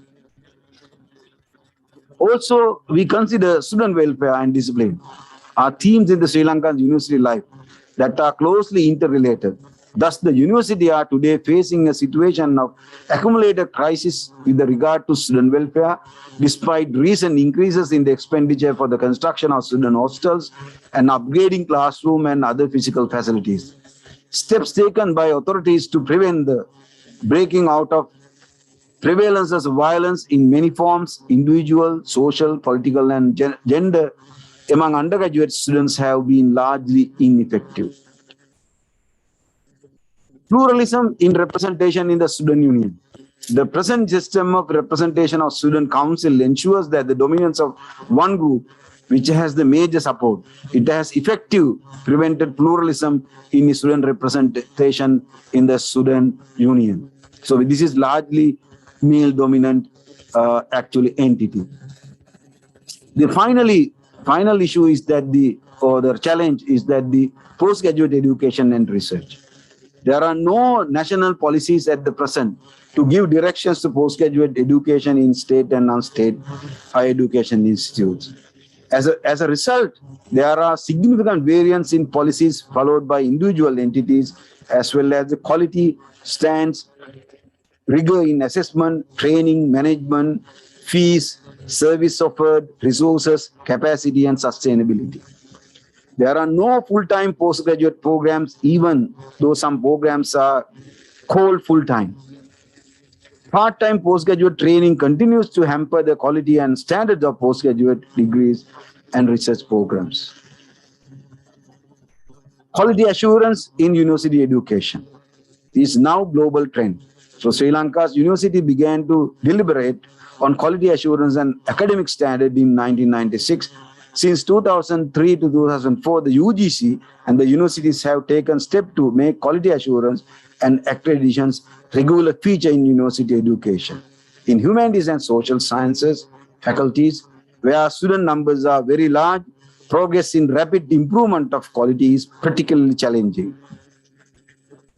The state university should revise the existing curricula with the adequate focus on economic and social relevance of graduate output. So with that, let me come to a next step, plan for addressing them. So what is our plan? Now we have basically identified the issues, the challenge that we are going to face and so on. So what is our plan? Present as well as the future. You see, now in order to address those issues, actually there is no question about that. We had to reform existing policies, right? Because now we have policies which cannot be workable. So we have unworkable actually policies. Therefore, we had to change our policies according to the current socio-economic conditions in Sri Lanka as well as the region and the global. So, in order to actually reform, Honorable His Excellency the President Gotabaya Rajapaksa actually appointed the high-powered committee to look into the, I think my colleagues, Professor Sampath Amaratunga will elaborate on that later on. High-powered actually a presidential task force to look into the, basically, to expand the higher education system. So under the title of higher education for all. So I think Professor Amaratunga will elaborate on that later on. Then also reforming 43-year-old University Act. So another step, because now we have a lot of bottlenecks in our, the 43 years old University Act. And that act has to be definitely changed. So we will, our chairman will basically talk about that, how we have really done. The UGC review the current practice in university admission and remove the bottlenecks that cause delays as well. So our chairman will also elaborate on that because of how we have speed up. Our young people are spending a lot of time in their home after actually getting results from the A-levels. Now that has been drastically affected in their life. So because we have thinking that as a very serious issue, now we have taken an actual remedy for that. So research and development. So I will say something about that. So that research and development, basically, you see now universities are, place where you produce knowledge and disseminate knowledge.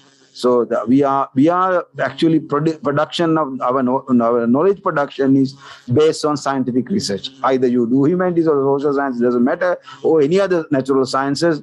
We are using methodologies and we develop actually scientific knowledge, scientific rational knowledge. There's no question about that. So therefore, actually, university need to play a very central role in the formulation of national policies, promote innovations, and contribution to the development. So that would be our the prime target, because otherwise there is no point producing knowledge without development of our country. So that is because we are spending our public money, so public must be benefited from this. The university industrial partnership must be mutually beneficial and healthy. Higher education institute research agenda needs a multifaceted framework of scientific, economic, social, cultural, and organizational elements that lead to pragmatic and practical solution facilitating the development and diffusion of innovation and technologies. So most higher ranking Asian universities have transformed from teaching universities to research universities. The key components for this transformation need to be viewed as a strategy, resources, talents, and structure. The strategy is to harness talents, resources, and recruit the best of researchers, best mind, I would say. The process actually basically involved in training. More postgraduate students must be recognized full-time and recognize the contributions of postdoctoral work, establish quality research centers, and raise funds for research through collaboration, grants, and endowments. So that is where we can basically talk about enhancement of our research R&D. However, unfortunately, R&D expenditure on humanities and social science field as percentage of relatively low than for science, technology, and engineering fields. As we well aware that investment in the humanities and social sciences targeted to specific field related to national priorities has been somewhat limited. Yet, there is significant for evidence-based research policy in Sri Lanka, where social and human challenges lie squarely at the forefront of our current and future development agendas. Humanities and social science research play a vital role in providing critical analysis of national goals, choice about development policies and strategies, and other national issues pertaining to the transformation of Sri Lankan society. So that's what I want to actually make here, that my point is that you cannot neglect social science and humanities research. So social science humanities research can be fruitfully used for the development of a country, right? So that's the most important thing. You can't just say technology won't actually bring a lot of solutions for us, but we are human scientists. So the human development, human management is so important. Therefore, we cannot neglect the research in the field of humanities and social science. So therefore, we must give the equal priority to a social science and humanities field as well, like other STEM subjects. So what are some measures actually taken by the UGC level? So let me say very quickly, I don't know how much time I have. Basically, now we have issued a gazette actually to the 2020, revised curriculum within the overall education reform policy, create graduate targeted domestic and foreign jobs market. So we have now a big task to reform actually existing curriculum, which match with the economic development and social enhancement, social emancipation, and so on. So therefore, I think the quality assurance need to play a big role in there.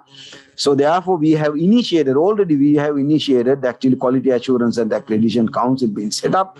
And we have every 5 year, actually, each and every university must actually update their curriculum, revised curriculum, and that has to be referred to the standing committee and get the approval from quality assurance and the accreditation and so on. So that we must continue that practice, actually enhance the quality of our curriculum. Then restructuring of Bachelor of Fine Arts. Now, fine arts, of course, there's another area where you see there's a lot of actually unemployed graduates are basically producing. So therefore, we have asked them to, because I'm also chairman, a standing committee chairman of the fine arts. So now we have asked them to basically restructure their programs, degree programs, much more oriented to providing kind of a job and entrepreneurial skills and so on for the fine arts students as well. Restructuring of the external degree program. So as I mentioned earlier, so now we have taken a drastic drastic changes into restructuring of external degree program. So when it comes to arts, unemployment issue, actually much of the issue lie in the external degree programs. So that, because as I said earlier, internal students actually get a very vast training because of their full-time students, because external students, they are not really getting proper training when they get their degrees. So as a result of that reform, we have looked at the English language ability of these people. So we have introduced a 9-credit English language module with 3 credits course unit offered over the 3 years of study with UTEL benchmark 5 as a final outcome. So this is considered as a compulsory. So now each and every external degree graduate should follow a 9-credit English language training. So it wasn't there earlier. Now we have actually incorporate that into there. Information. Another area is that the information technology introduced. I think our chairman will elaborate on all those things, but I will run through it. What the things we have taken. Introduce 9 credit IT components spread over the 3 years. So normally external degree students actually their course time duration is 3 years. Now across these 3 years they can actually follow 9 credits IT, 9 credits English language teaching.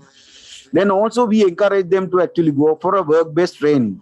Introduce 300 hours of work-based training as a 3 credit. Sorry, Professor Premkumar, can we conclude in a minute or so? Because we have. I'm at the latter part of my presentation. Yes. Yeah. So then another basically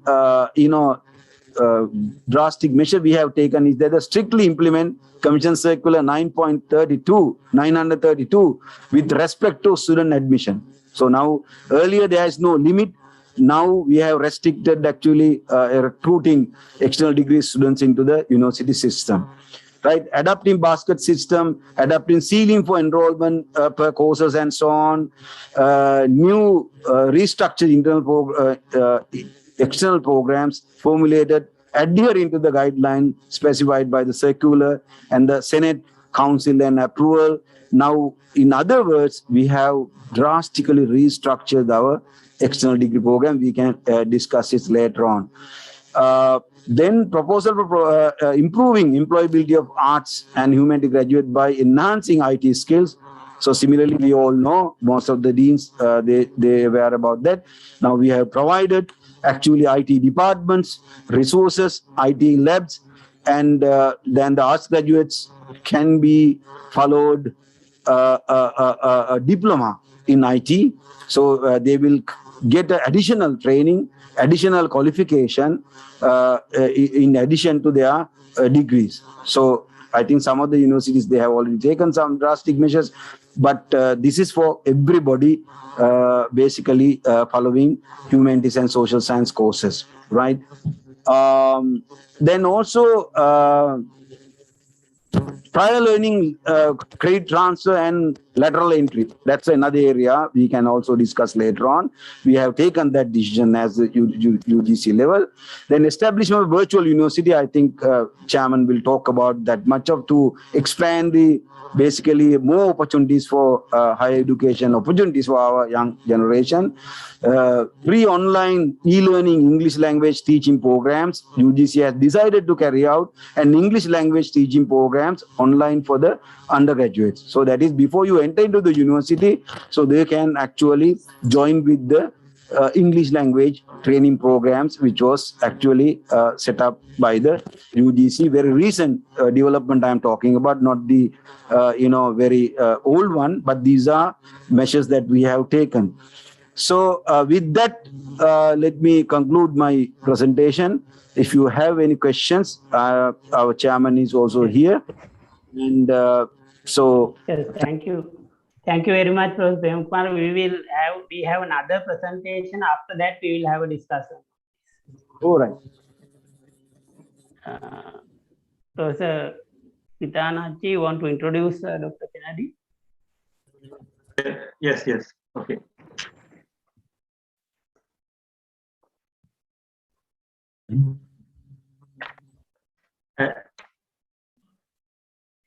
Thank you, Professor Oji Edarana.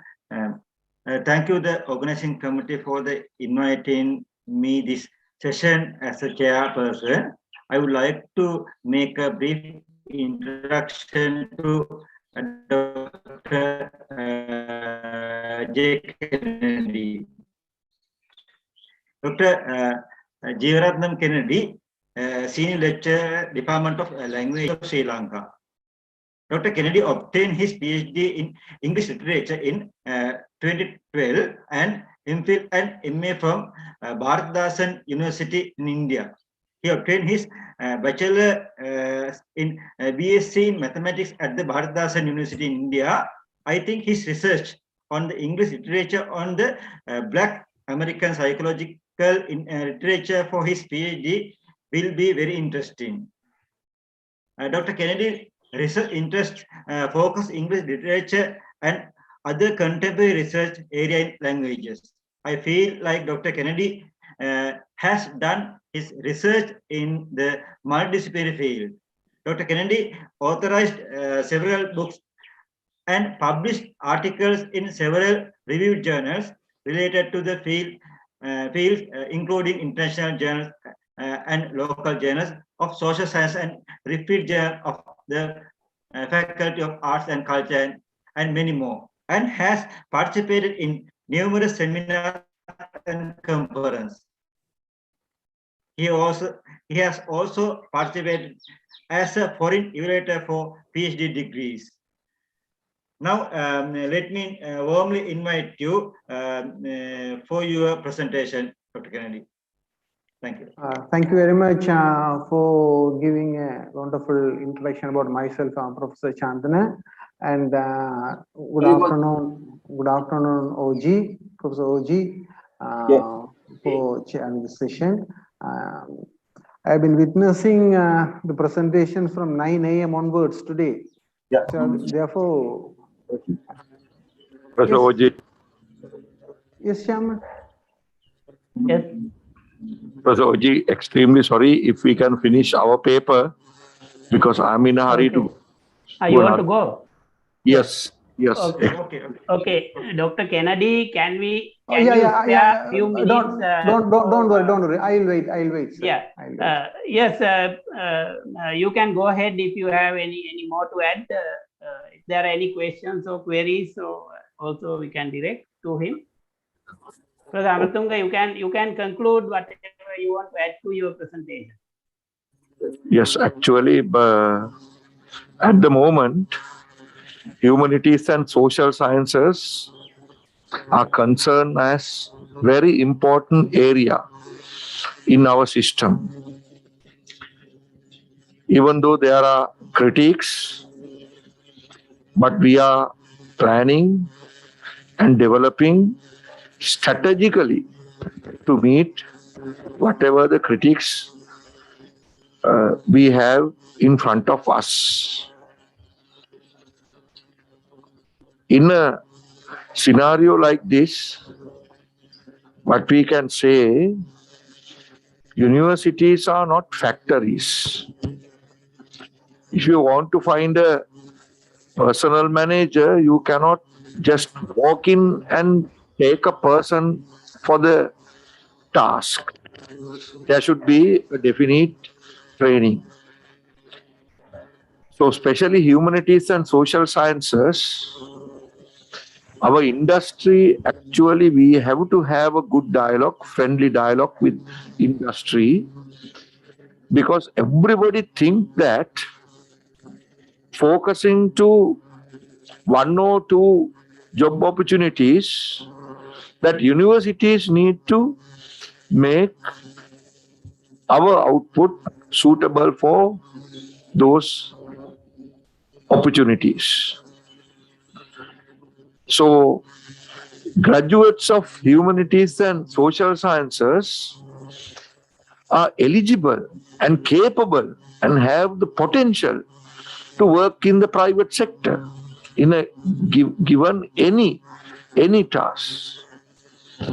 So there is a mismatch not between this output and the requirement.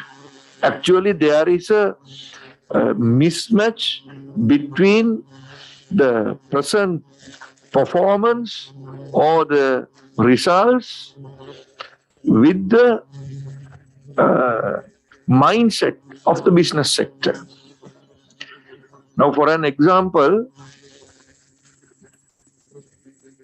a graduate from Sanskrit may able to work in the private sector. Within the program of special degree in Sanskrit, we are doing a thorough processing of a person to become and take any kind of a challenge to face in the industry. So this doesn't mean the person who have done Sanskrit need to be continue with only in Sanskrit. So there is a problem in the mindset of Sri Lankan business sector, I would say. So I'm a product of social sciences. Precisely, I would say from SJP Arts. And I was the dean of the management faculty, the largest management faculty in the country for several years. So no one identified that I'm from Faculty of Arts when I was the dean at management. Everybody regarded as that I am from business. So I have to correct in all the forums that my basic degree is generally from humanities and social sciences. I did economics. But I started business economics in management faculties in our system. It's a different matter. So arts graduates, actually we have to market in the business sector today. That is one of the responsibilities of arts faculties today. We have to go to the business sector and we have to emphasize on our products, and we need brand managers today. People are very much capable. And the other point is what I want to highlight. We have only 3 or 4 years. There are some products which we cannot turn around. Of course, people have 3 years. We are the only system to take students to universities without having an interview. Only in this world, I think Sri Lanka is the place to get people without a proper interview. But whoever comes, we have to process to a certain objective. So we are doing that. Universities are not bad. Arts faculties are not bad. Arts faculties are doing a lot of work. So anyway, we have to take this propaganda to the business sector. So Professor Prema Kumar explained so many things what we have so far implemented, and those are not actually the things that we hope to bring into the system. Actually, Professor Prema Kumar explained results of our few projects. Thank you. Thank you. Thank you very much, Professor Amatunga. I think we will move on to the other presentation. I think we will not have questions from your presentation. Basically, you have been providing a vision for the future, basically, for the future. Thank you very much for your presentation. Thank you. Dr. Kennedy, you can continue your presentation. Yes, thank you, the chairs. So as I started, I have been witnessing the presentation from 9 a.m. onwards. So therefore, my presentation may be a summing up of the previous presentation. Anyhow, let me start my presentation. Yeah, let me share the thing.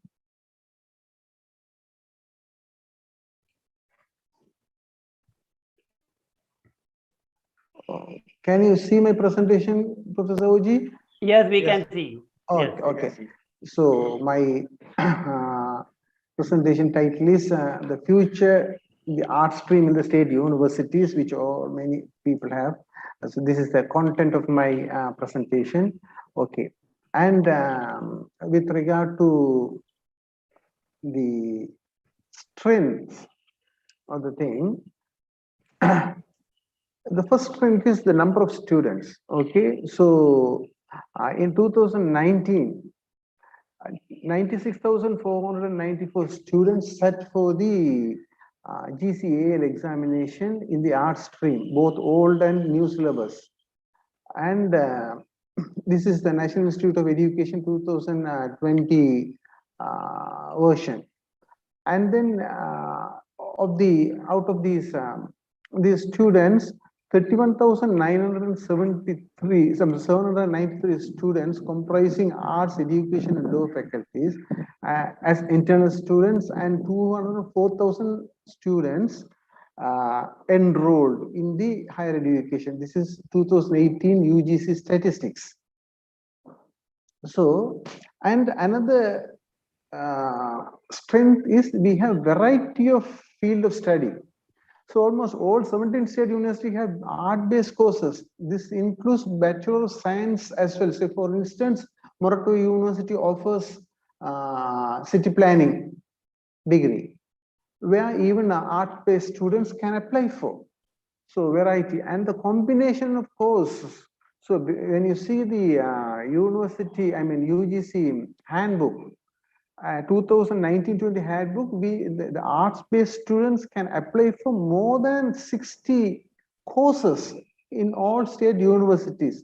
So none of the AL arts, AL streams have this privilege. They don't have this much of courses.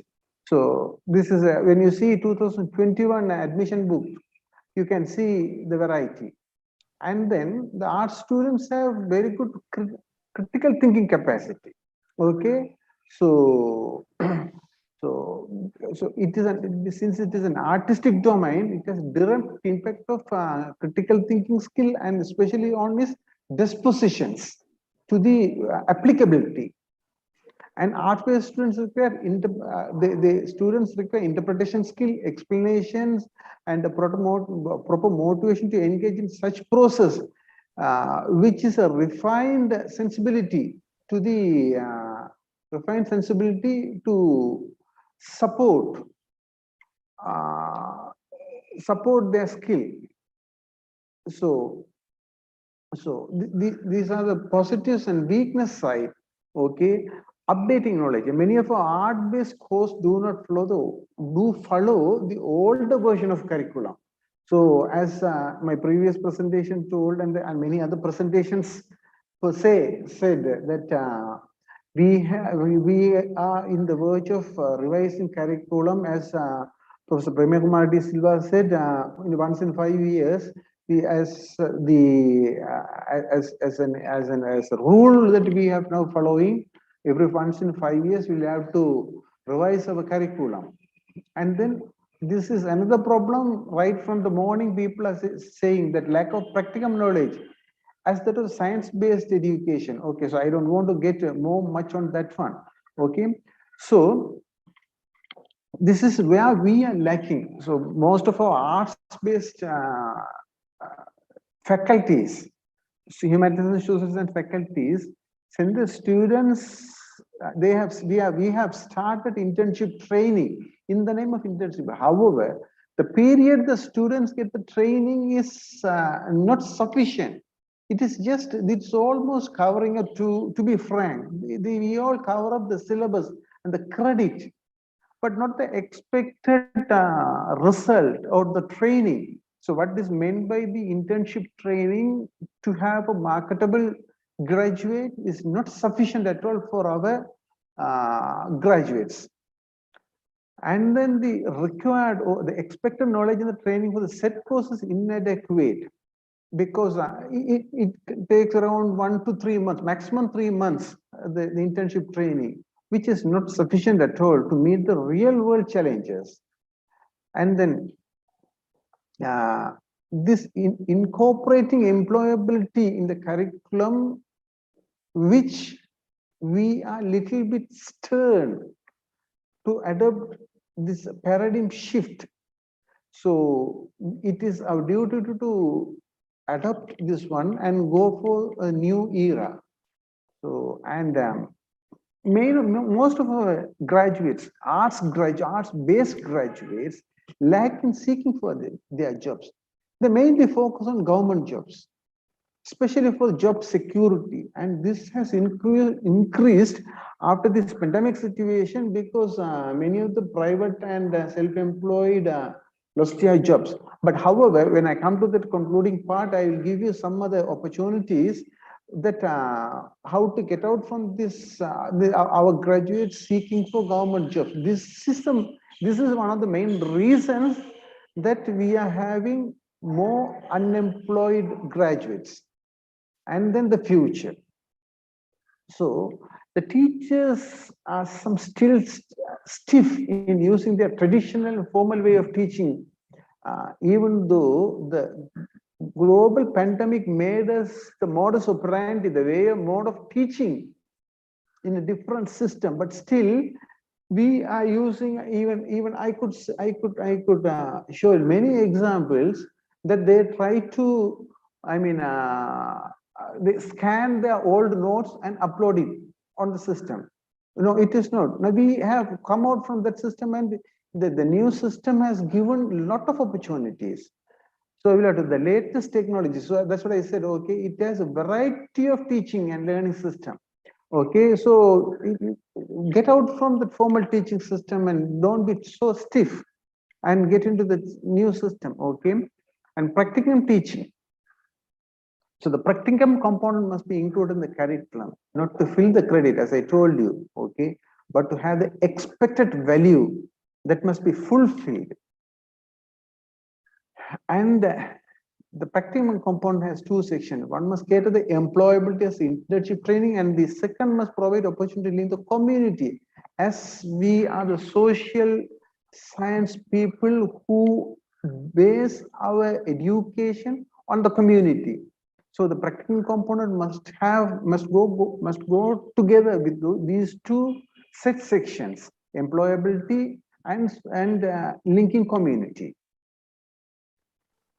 And further, introducing soft skill. Okay, incorporated soft skill like communication, interpersonal, personal development, team working, and critical thinking and problem solving skills. Okay, so we have to incorporate these soft skill in the curriculum. That is very, very, very, very needed now. Okay, and usually we give subject knowledge, which but when we incorporate these soft skills into the curriculum, it will definitely, that subject knowledge to soft skill, and soft skill will make us to have a good attitude of our employees. Okay, so the problem now we have is the soft skill and the hard skills have to be started from school level. So we have to have a link with the schools also, because directly we are getting students from the schools. So many students become very virgin when they talk about soft skill. So we must have these soft skill and hard skills. So for instance, hard skill also, we need some kind of training in the school level. How many of our girl students are able to fix a bulb on the electric bulb on the adapter, on the holder? When you ask them practically, it's zero. How many of our girl students or boys are able to repair their own motorcycle? Very few.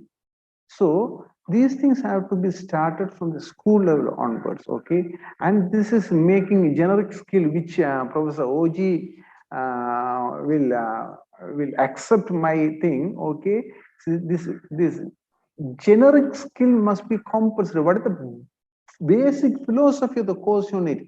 We say something about in the introduction of every course unit, some kind of introduction, which is usually not the basic philosophy. So this is very, very, very important for us to do this one. Okay, so some this generic skills, some countries make it in relation with employability, and some countries emphasize on social context. Whatever it is very important to have this making generic skill compulsory in the curriculum.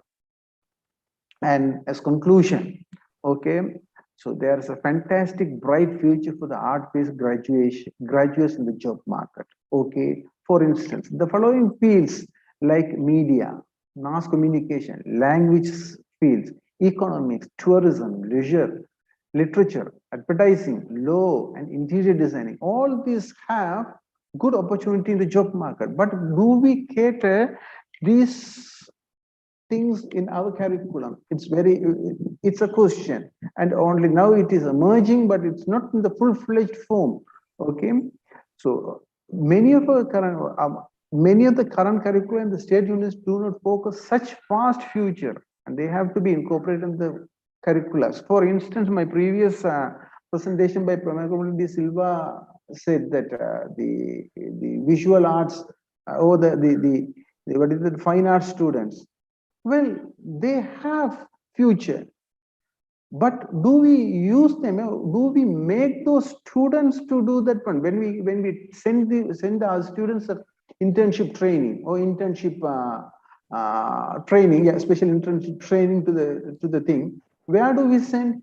We just send to the officers and make them sit down for 1 or 2 months, okay, and have a record book and come back, which is not sufficient. These you will be able to conclude, right? Yeah, in not even half a minute I will finish up, sir. And then it's the duty of the art-based faculty design such courses with different combinations, okay, that will bring more job opportunities, both national and international level. Okay, so okay, also my final thing, the government also must make policies to attract the graduates to go for private sectors and self-employment. So for instance, this global pandemic has made many self-employment opportunities, okay, like online working, not online working, actually online sales, all those things are being done. Even the AL students are selling many things through online, making their own things. So we have to, the government and even the faculties, our lecturers have to make them change their mind that we need not go for only the government jobs, but for self-employment opportunities. So thank you very much. And we will have a discussion later, sir. Okay. Thank you very much, Dr. Kennedy. I think since the time is up, we will have only, I think we will leave the discussion to the next session, because we'll have a wider discussion about employability in the next session. So therefore, considering the time constraint, I would like to hand over this to the convener, Dr. Hasit, to conclude the session. Thank you very much, Professor Dwayaratna Banda and Professor Chandana Mithanarji. We had an insightful session, and thank you very much for presenters to giving the insightful discussion related to the higher education, the plans for the future development in social sciences and humanities. And I would like to thank two of our session chairpersons, Professor Oji Dwayaratna Banda and Professor Chandana Rohana Vithanarachchi, for making the sessions quite insightful. And let me hand over to the session to the UGC authorities to continue with the next session. Thank you very much.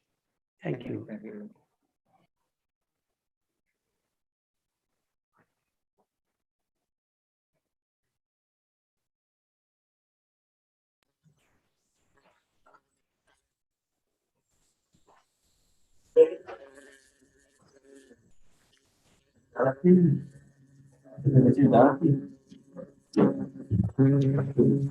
A very good evening to you, most venerable Mahasangha, distinguished academics, researchers, ladies and gentlemen. Having concluded 8 sessions of academically invigorating research encounters, we now mark these historic centenary celebrations with the plenary session of the historic conference on the celebration of the centenary year of humanities and social sciences education in Sri Lanka, titled A Survey on the Satisfaction of Graduates and Graduates, Humanities and Social Sciences in the State Universities in Sri Lanka. This momentous academic engagement is spearheaded by a versatile and experienced team of researchers gathered here in person, and undoubtedly, we will be failing in our duties if we do not formally introduce this dynamic team shaping the course of humanities research in Sri Lanka. A survey on the satisfaction of graduates and graduates humanities and social sciences in the state universities in Sri Lanka is a collaborative fruition of academic research by Professor Emeritus K.A. Padmasiri Siddhisena, Senior Professor Chair Premakumara De Silva, Professor Ramiz Abubakar, Senior Lecturer Dr. Sagara Chandrasekara, and Lecturer Mr. Migara Karnaratnam. Professor Padmasiri Siddhisena is Professor Emeritus of Demography at the University of Colombo and was the founder of the Department of Demography and the first head of Department of Demography at the University of Colombo. Having served as the Director of the Demographic Training and Research Unit and Director of the Colombo University Community Extension Center, Professor Emeritus Siddhisena holds BA and BPhil honors degrees in economics from the University of Colombo, a PhD in applied social statistics from the University of Sri Jayawardhanapura, an MA in demography, and an MSc from the Australian National University, and a PhD in population planning from the University of Michigan. He is the founder, secretary, and the president of the Population Association of Sri Lanka and the editor of the Sri Lanka Journal of Population Studies. Senior Professor Premakumara De Silva is senior professor and chair at the Department of Sociology at the University of Colombo. Having obtained a PhD in social anthropology from the University of Edinburgh in the UK, Senior Professor De Silva was the first Deputy Vice Chancellor of the University of Colombo, a former Dean of the Faculty of Arts of the University of Colombo, and former head of the Department of Sociology of the University of Colombo. Having won several prestigious international fellowships, including the British Academy, American Academy of Religion, and Sir Radcliffe Brown and Sir Raymond Firth Fellowship of the Royal Anthropological Institute in the UK, together with several national awards, including the Outstanding Researcher of CVCD 2018, a State Literary Award for 2018, and a Vice Chancellor and Senate Awards for the Best Researcher. In 2016, an honorary professorship was been awarded to Senior Professor De Silva by Deakin University in Australia for his contribution to the field of sociology and anthropology. Currently, he is a senior research fellow at the University of Birmingham in the UK, a senior researcher at USJP, and a member of the UGC and chair of the Standing Committee on Humanities and Social Sciences. Professor Ramiz Abubakar is the current Vice Chancellor of the Southeastern University of Sri Lanka and is Professor in Sociology at the Department of Sociology of the Southeastern University of Sri Lanka. Professor Abubakar, having been the head of the Department of Sociology and the Dean of the Faculty of Arts and Culture, obtained his PhD from the National University of Singapore in 2014. He underwent training on religious pluralism at the Temple University, Philadelphia in the USA, and completed a fellowship on interreligious dialogue at KAICIID in Austria in 2019. Professor Abubakar has published extensively in English and Tamil. Dr. W.S. Chandrasekara currently works as a senior lecturer at the Institute of Human Resource Advancement at the University of Colombo. He earned his PhD in Administrative Management in 2017 from the Huazhong University in China. In 2001, he obtained an MA from the University of Kelaniya and a PhD in Development Studies and Public Policy from the Open University of Sri Lanka, having earned a BA Special Degree in Sociology from the University of Colombo. Having a number of awards to his credit, including a Presidential Award for Scientific Researcher, a Merit Award for Scientific Researcher, and an award of FES SLF Research Fellowships for Young Researchers. And finally, Mr. Migara Karnaratnam currently works as a lecturer at the Department of Demography in the University of Colombo.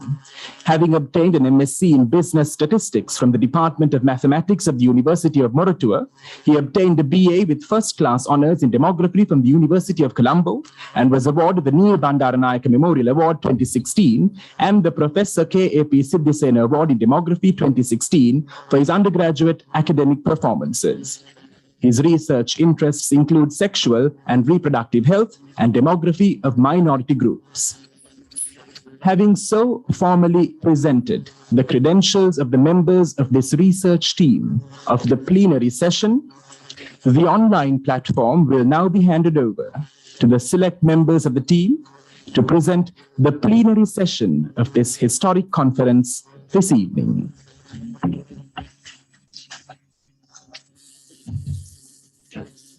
Okay, thank you very much, for introducing us as well as this is a plenary session. It's a very important session at the end of our sensory celebration of sessions conducted whole day. And this is about the survey we conducted from May to August 2021 on 13 universities where the social science and humanities, programs or undergraduate programs conducted. So we actually thought about that it is useful to know about the students' perspective, what they think about the satisfaction, what kind of satisfaction they have on our HSS Humanities and Social Science education in the state universities, and also what kind of employability they expect as well as right now they are doing, and what kind of jobs they engaged. That is what we are interested. So especially the UGC Standing Committee of the Humanities and Social Science presided by Professor Premakumar Silla, Senior Professor, he suggested me long time ago, even before, May, he said that we will do some kind of a survey and do kind of a study and see what the students' perspective, what students think about this program. This is Humanities and Social Sciences.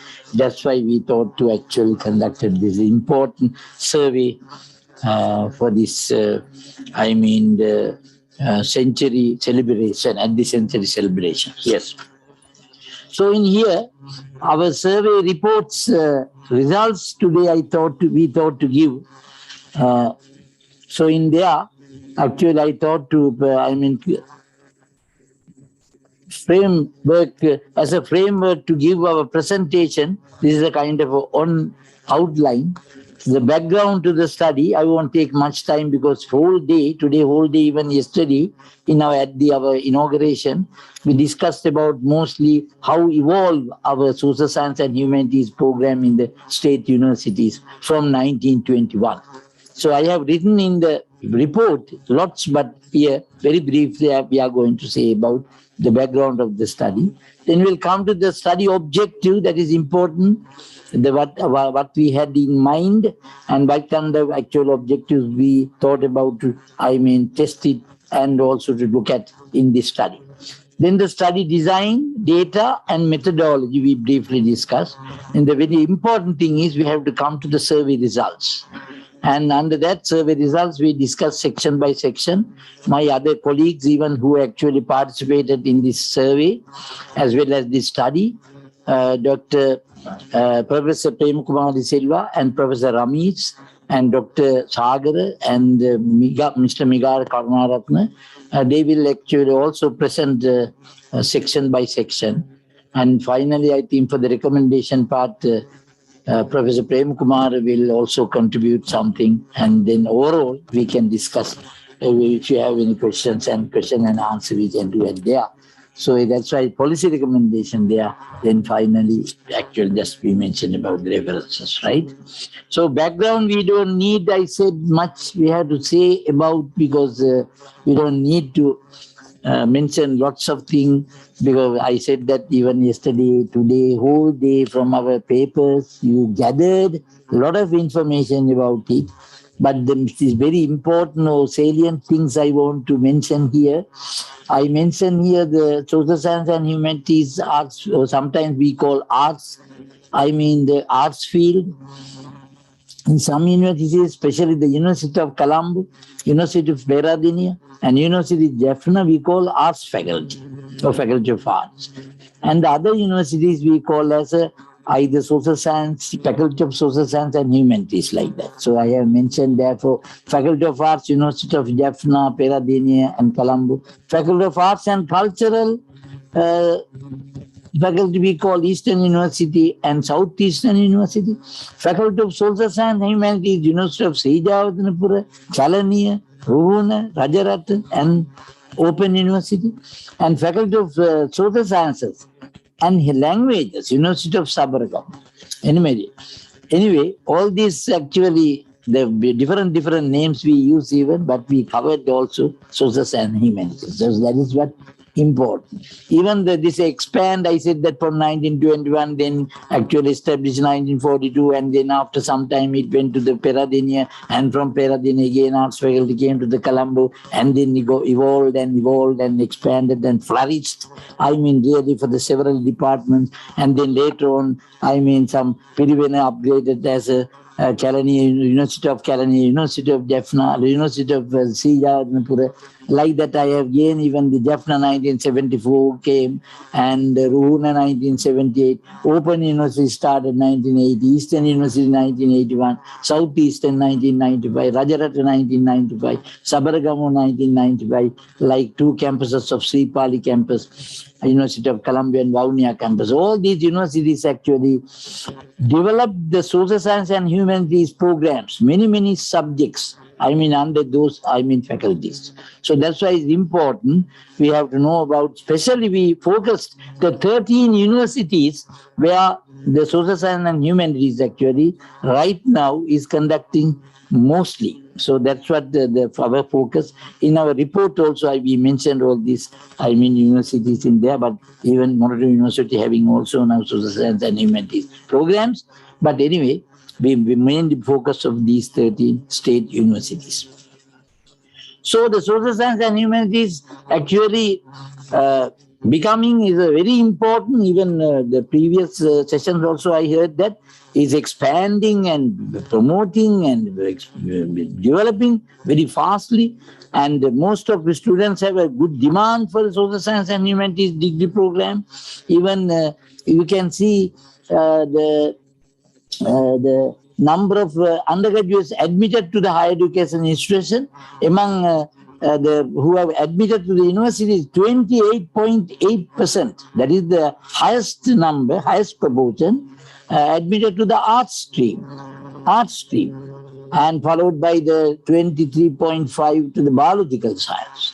So even see the number of students, right, who actually admitted tremendously increased from 2015 to 16 to 2019 to 20 academic year, 12,009 up to, altogether we have at that year 41,641. Out of 41,641, 12,009 means 28.8. So you can see from this table how actually it is becoming is very important, field of study in our state universities.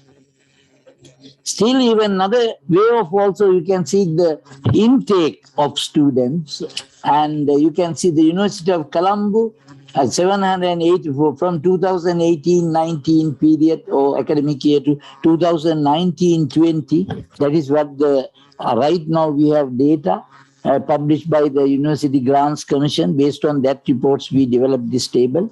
So University of Colombo, even you can see increasing from 788 to 847. Like that, I don't need to mention all this, you can see in the table. So every university you can see increased the number of students, our students with humanities and social sciences. Right. Can we make this one, this part, stick on up? You will do that. Put down, bring down the easier. That's right. Right. Now we missed earlier one. We missed earlier. Yeah. Up. Earlier slide. It doesn't go, no? Okay, that's all right. So the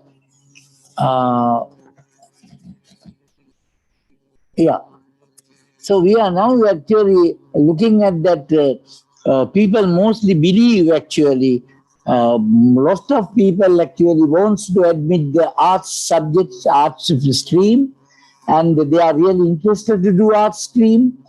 And even though they have some problem of getting jobs later, but anyway, they are really, interested to do lots of humanities and social sciences. Even you can see yesterday, senior professor, emeritus professor Vimal Disanayak also, brought up at our keynote presentation, how far actually we have got the pride about this stream, two streams, together. And it works also integrately and developed, as a discipline that is what here actually saying. So therefore, but only the problem is of the getting the jobs, finding the jobs.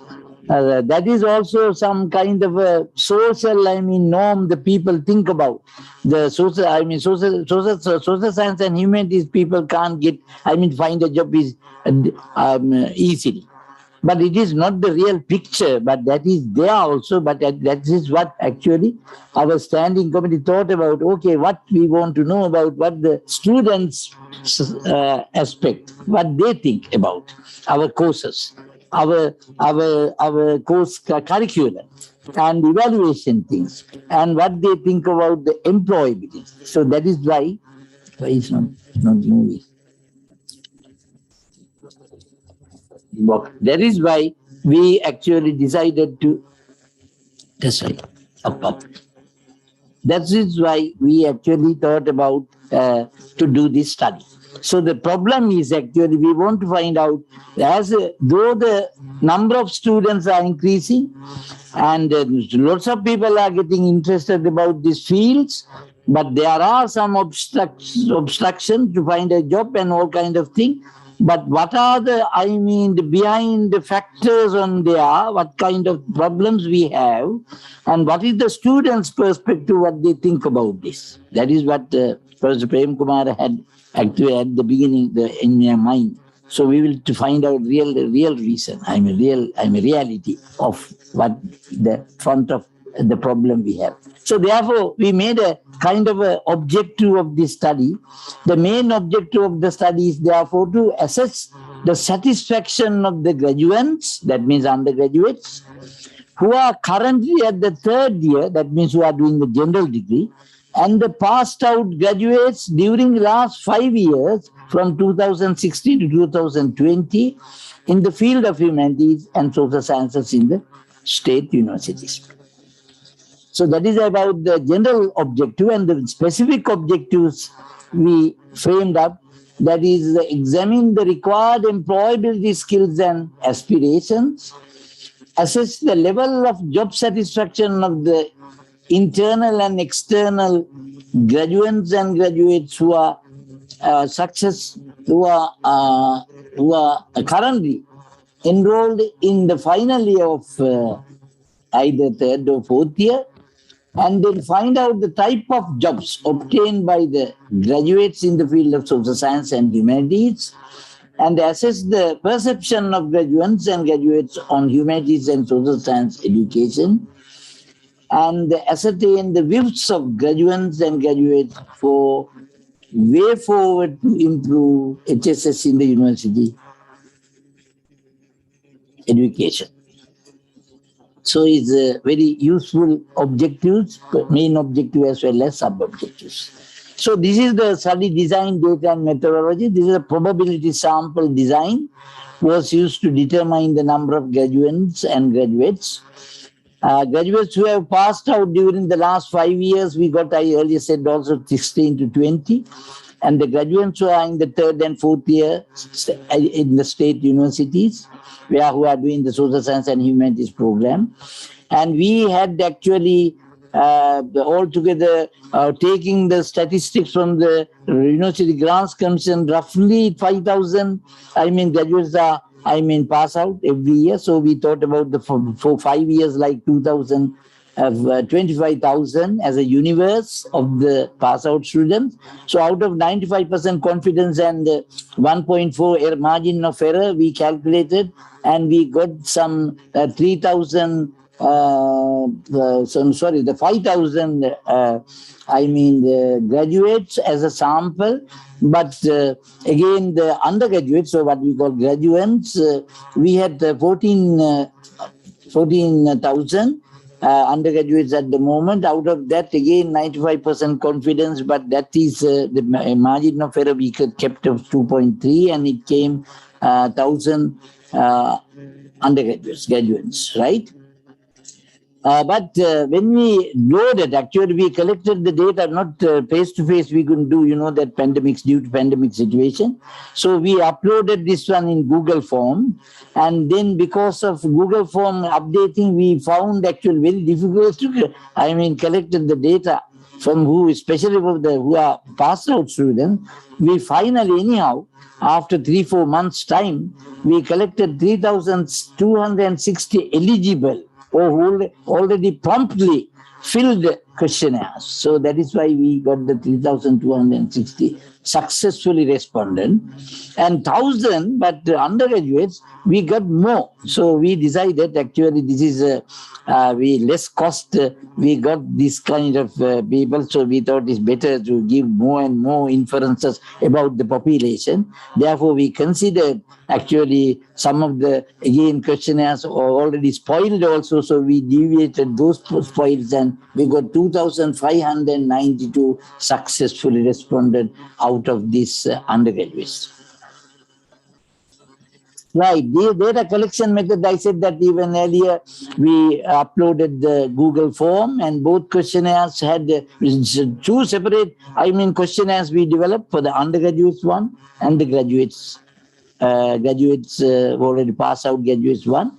And in there, normally we collected, as you know, that most of the actually questionnaires, we collected mostly the background information and satisfaction with the degree followed, choice and occupation and satisfactory, respondents' job and professional educational expectation, and both questionnaires were prepared in all 3 languages. It is important: Sinhala, Tamil, and English. And in addition to that, sometimes we couldn't actually get in on time our return the questionnaire. Therefore, we made the telephonic interviews also, CATI system. According to CATI system, we pushed the students to fill and send it, and then we telephone and filled another person, and then we got as like that way, we filled our questionnaire. So these are the analytical methods. We don't use much very sophisticated method. We don't need, we have to understand really the core, ideas. So therefore, we analyze through the framework of the univariate and bivariate analysis. Under that, we did some descriptive statistics, cross tabulations, and chi-square tests we mostly use. So these are the important part now, survey results. So first take the background characteristic of sample population. You can see here, and even the graduates are mostly 20 to 24. It is, of course, we expect, and graduates mostly the 25 to 29, and they have now already passed out now. So when you take the sex composition, it is very interesting. We found that most actually, the social science and humanities, most are females. Even the pass out, among the students also more you can find, 81% are females. That means we calculated actually every male, one male, there are 7 females. But when you look at the regional distribution, we found that every one male student, there are 17 females in Kurunegala and 9 in Gampa, 7 in Colombo. Like that we gave in our, report, the regional distribution also. We gave a map kind of thing, but here I don't need, to bring all these things, no time. Otherwise, we have all these things. And then the marital status, mostly unmarried, of course, we have, expect that undergraduate level, but postgraduate level also some, the considerable proportions are now at the moment married, and it is ethnic-wise also given our distribution. So selecting the types of degree program and subject streams, you can here see most of the people are actually like to do the special and honors degree. We call actually special now in UGC terms we call honors degree, right? Honors degree. You can see even the 78.8% among the graduates are doing special honors degree. Who have passed out, 63%. Even when you take among the graduates, more females are following the special degree, like 71%. And but even who have passed out, slightly more males, 69 point. Even the graduates also 69.3. So more females following. So totally we can see that one. And then the graduate, the general degree also, the other people are following the rest of the people. So we have even illustrated here, here also the majority of graduates, 55.5, and the graduates, 43%, have followed the both humanities and social science subject streams in their general degree program. So they want to use, they want to, follow both, humanities and social science programs, because what they find in our report says, our survey says, they want to find out the jobs. That's why even the people who do humanities, they want to do some social science subject also, with the humanities, subject like that. So that is why both having that kind of thing. So nature and satisfaction of the degree program, we'll see. So according to the survey, it revealed that vast majority of graduates, that means 97%, and the graduates, 98%, have followed their first degree program internally. That is also important, internally. But out of graduates who have passed out, degree, some people are externally, there are more male graduates than female graduates. So once they do the externally, more males than females. So that is also interesting, finding in this other things. So graduates and graduate satisfaction when following the degree, that also we can see all the, people are actually having some kind of a satisfaction about the subjects, about the course contents, and some lectures like that, right? That is what here we found. And so we think so anyway, we have to improve further, more. And that is what that the recommendation we bring. But here, looking at our data, have revealed, the survey revealed that they, to some extent, they are satisfying, what we are giving. So that is a good thing for the future. From that, then we can upgrade to uplift our programs, well. So engagement in professional courses while they are doing degree, that is also important. The majority of male undergraduates, like 70%, almost 70%, and male graduates, 71%, do not follow professional courses. They don't follow professional courses, but 27% of both male and female undergraduates, and among them, more male undergraduates than females are following other professional courses. So here we can understand that also is important factor. While they are doing their degrees, they have to devote the time period for their courses like that. Then we come to the suitability of satisfaction of, that is what the viewer section. Yeah, Dr. Sagar will present about the suitability and satisfaction of the HS degree program. So this is over to you now.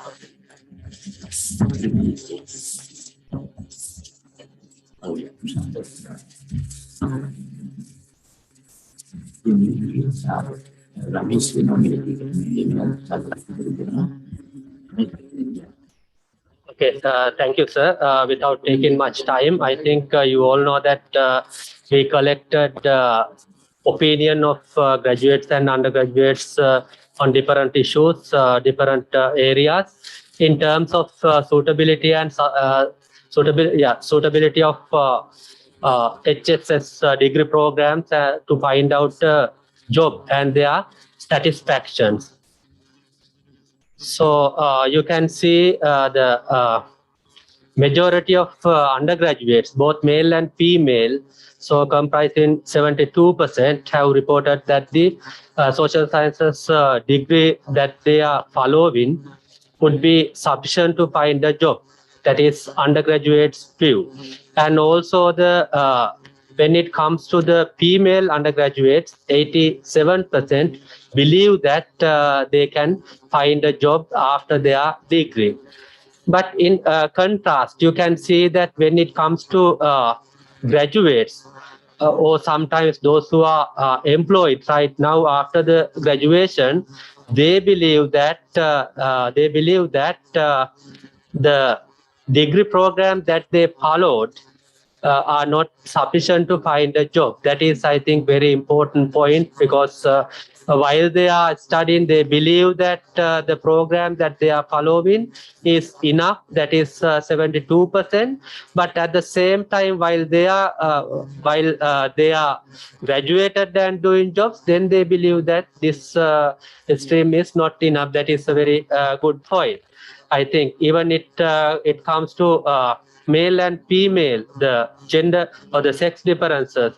More males, 55% than female students have reported that the degree that they followed is not sufficient to find a job.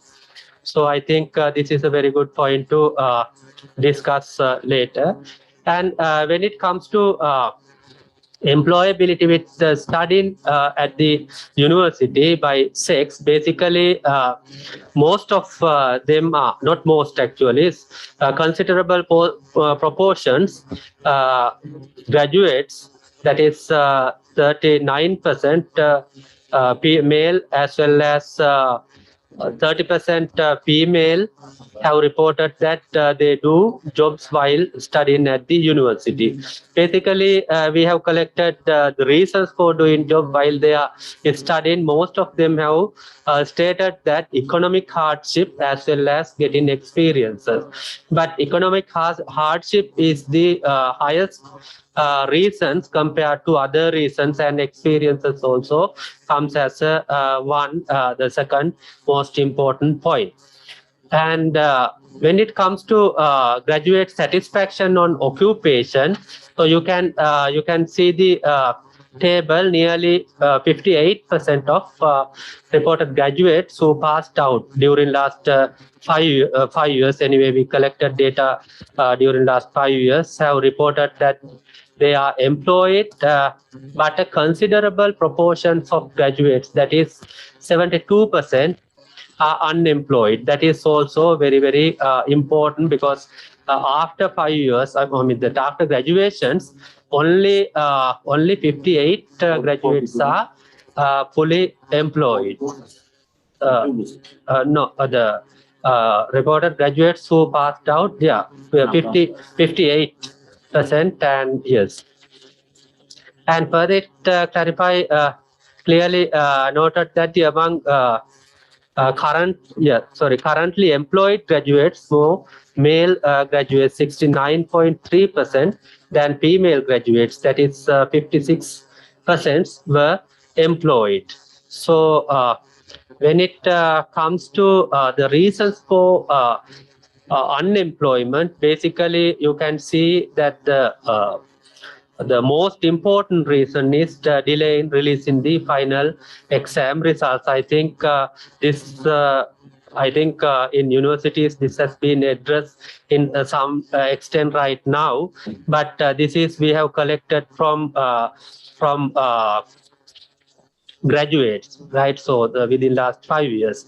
And also when it look at the male-female differences, female believe that the same in 22.3%, whereas the male believe that lack of job opportunity is the most important and significant reasons for not having a job. So you can see the data according to the reasons that they have given. Okay, thank you very much. Okay, thank you very much, Dr. Sagara. Then we have another section in our survey that is about the position of employment. I think our another co-author of this report as well as our survey actually we worked with Professor Ramesh. So I cordially invite him to give this presentation about position of employment of graduates. So please, this over to you now, Professor Ramesh. Yes, thank you very much, Professor Siddhisan and Professor Premakumar and Sagar and others. Go back. Position of employment. Next. So when you look at the position held by the employed graduates, considerable number of graduates employed in the sector of development officer, sector as a development officer, 31.1% of the graduates employed in the employed as development officer, and of course they have a sizable number of them seems to have employed in the lecturer post in the university sector as well as in the teaching positions or in the school as well. Can you please go back? Go to the next. Yeah. So this is the as reviewed from the survey, the employed graduate sample held several positions, and majority of both male and female employed graduates of humanities, social sciences hold the position of development officer, followed by the position of teaching.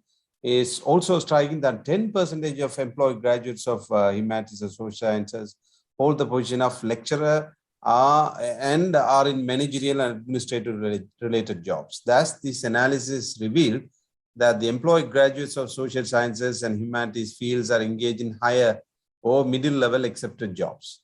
Next. And the results of the survey also revealed that a significant percentage of the employed graduates, that is 66.6% of the graduates, obtain an occupation within 2 years after their graduations. So 1 to 2 years. So another 22% of the employed graduates had a job within 2 to 3 years after their graduations. It is also noticeable that 8% of the employed graduate had their job before graduations. And however, these findings also suggest that the majority of employed graduates, cumulatively 88%, were unemployed for 1 to 3 years after their graduations. So therefore, it is notable that the female graduates, 69%, more than the male counterparts, have waited for almost 1 to 2 years to obtain a job after graduation. So there is an unemployability among the female graduates rather than the male counterparts. Next.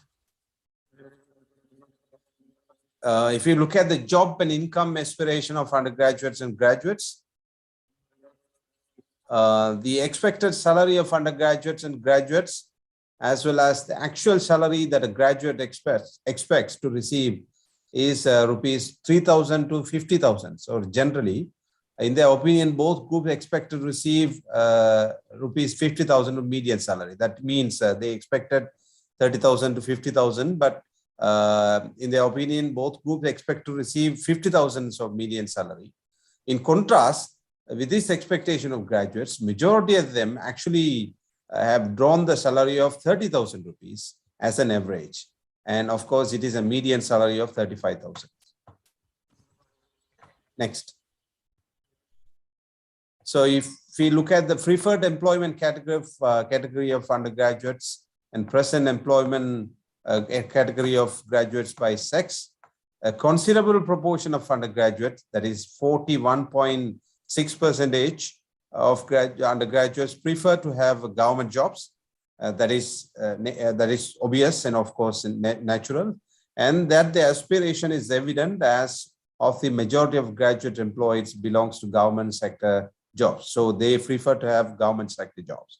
Thus, though 23% of the graduates employees are expected to work in private sector, only 17.4% of the graduates is actually employed in the private sector. So the employability in the private sector is far less. Next. So this can be shown in the graph as well. So majority of the graduates are employed in the public sector. So if you look at the technical and vocational courses and level of computer literacy and IT skills, 28% of the graduates have followed DVTC, whilst 14% are currently following DVTC courses. So technical and vocational courses are being followed by quarter of graduates, and 14% of them are still following the technical and vocational training courses. As revealed from the survey, undergraduates who are not willing to follow DVTC courses have responded that the main reason for not following DVTC courses are financial issues in the family. So due to their financial issues, they couldn't follow such courses. In age and time factor is also another factor, and requirement to do job immediately. So those are the factors that contributes to their for them not being able to follow DVTC courses. It was revealed that a vast proportion of undergraduates, 60% of them, almost 61% of them, and graduates, 65% of them are also having competency on Microsoft packages and basic IT knowledge. That means they have knowledge in IT, as well as in Microsoft packages. It is interesting to note that more graduates than undergraduates are competent in data analysis software packages. So they are capable enough to handle software packages. It is evident that most undergraduate and graduates have reported that they are writing 38% and 41% respectively, and reading ability are at satisfactory standard, though their communication skill is at moderate level.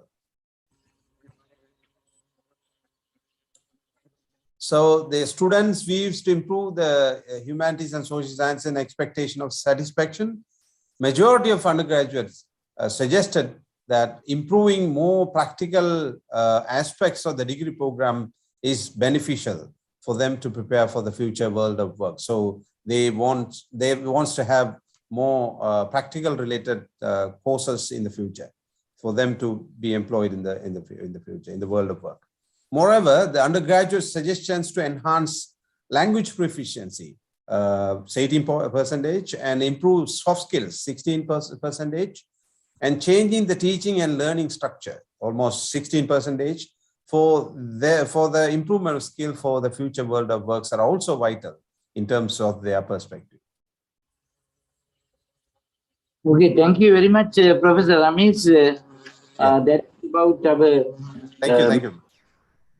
Yeah, thank you very much. That is about our main things we found. And then even the improving of soft skills and language proficiencies and practical aspect kind of thing, actually really the students needed. And then the people are expecting, that is what in the previous session I heard Professor Prem Kumar Sirla said that lots of future programs are going on to improve these kind of aspects. So that is what the UGC even trying to make it. So anyway, so based on that, the most important features, now Professor Prema Kumari Silva is going to give some kind of a policy recommendation. It is also important at the end of the survey. Whatever they do, we found, and based on their, the aspects, their employability, their strengtheners and their opportunities, what they have, and their capabilities, what they have, and their some kind of experiences, what they have. And so it is better to give some kind of further improvement, or we want to bring out the upliftment. That's why we looked at the students' perspective, what they think about their courses, content, and all kinds of things. So Professor Prem Kumar is the key person. Actually, I have to say he had this mind to do this firstly to this survey. So I think this is better person to ultimate, recommendation to give. So that's why I invited him to give the policy recommendation. So Professor Prem Kumar is going to now give about the policy recommendation based on whatever the findings of this survey. So this is all to you. Thank you, Professor Siddhisena. First of all, I just wanted to really thank the team, actually, with the result of the hard work of a team of, researchers, basically led by Professor Siddhisena. And you see, I just wanted to say something about, how difficult actually carried out this type of research during the pandemic. You see, now every contact we basically done through online and telephone calling and all kind of stuff with the great difficulties. Actually, we concluded this survey with the support of focal points, because now we have basically set up the structure. Each and every university we have nominated through the deans, focal point. Through them, we try to actually get the questionnaire filled. You see, that is, we have developed a different mechanism to collect questionnaire. So therefore, since I'm you all know that since I'm a qualitative researcher, but we didn't touch any qualitative stuff into here, because this is purely quantitative sort of analysis. And we would have done actually some qualitative research, but it wasn't the time to do that. So therefore, this is purely a kind of a quantitative sort of analysis, but it says a lot about the satisfaction or the employability of our graduates, particularly from last 5 years, and the current students in the system. So with that note, actually, you see now this cohort, that age cohort, as well as the basic demographic features of this, population were very well explained by the Professor Siddhisena. You see now, they are, of course, we all know that it is obviously female student population is dominating, and very interesting thing is that they are the actually students who are really having a problem in unemployment. There is, of course, gender actually playing a vital role here. So that's a very, very interesting thing. There is some sort of a discrimination going on. I would say that's a very, very important point I wanted to make, because since they are because female graduates, so finding a job for them, actually it has a very structural, it has a very cultural sort of the reasons for that, because you see now, even for the most of the arts graduates, they are maybe their boyfriends, they are maybe their parents, maybe their future partners wanted them to actually be teachers or whatever, sort of very conventional kind of stuff, because that work in the, I would say, male mind rather than female mind, right? So that's a very, very interesting point we can actually make out of that. That shows the sort of gender discrimination going on as far as undergraduates, arts faculty undergraduates are concerned. So come back to the policy recommendation. It's really very, very important. Based on our results, that we have basically discussed and presented here, this policy option can be recommended higher education planning, particularly for the further development of the field of higher education in our state universities. So as Professor Siddhisena pointed out, we confined into 14 or 13 universities where humanities and social science degree have been offered. So we didn't actually, other universities they also offer, but not degree, but there are certain programs basically run by other universities. It is important to re-examine and reinterpret humanities and social science education in the university system in Sri Lanka, which has been gradually expanded since 1940s by the policymakers. So it is, as Professor Siddhisena particularly pointed out, you see the gradual expansion rather cutting down. Even yesterday's my introductory remark, I pointed out how strong actually humanities and social science sector in the whole university system, as far as number of students are concerned, faculties are concerned, departments are concerned, number of academics are concerned, their research output is concerned, and so on. So it's a very, very vital, very powerful branch of knowledge. There are people try to sort of basically neglect it, then cut down and try to sort of, say this is useless sort of stuff. We had to really come up very strongly, look that we are really strong. You see the branch of, the knowledge production. We got the people are strong branch of knowledge production as a whole, the academic knowledge production here. So we see gradual expansion of humanities and social science education in our country, and it is not really sort of anyway. There are very strong discourses. Then we have to arts graduates are not useful and blah blah. So that has to be cut down. But still, they can't cut down because there are structural issues. As basically Professor Zidriana pointed out, look at our school structures, right? So look at even actually the students wants to go for science or whatever other, the related, discipline, so-called natural sciences, they can't go because there's a structural issue. There is no labs, there are no facilities in the villages and so on. So how can they come? Even actually accommodating, I will tell you something, even for selecting graduates for the science faculties, right? So we had to run this selection 6 or 7 times. There is no much demand for science even, I would say.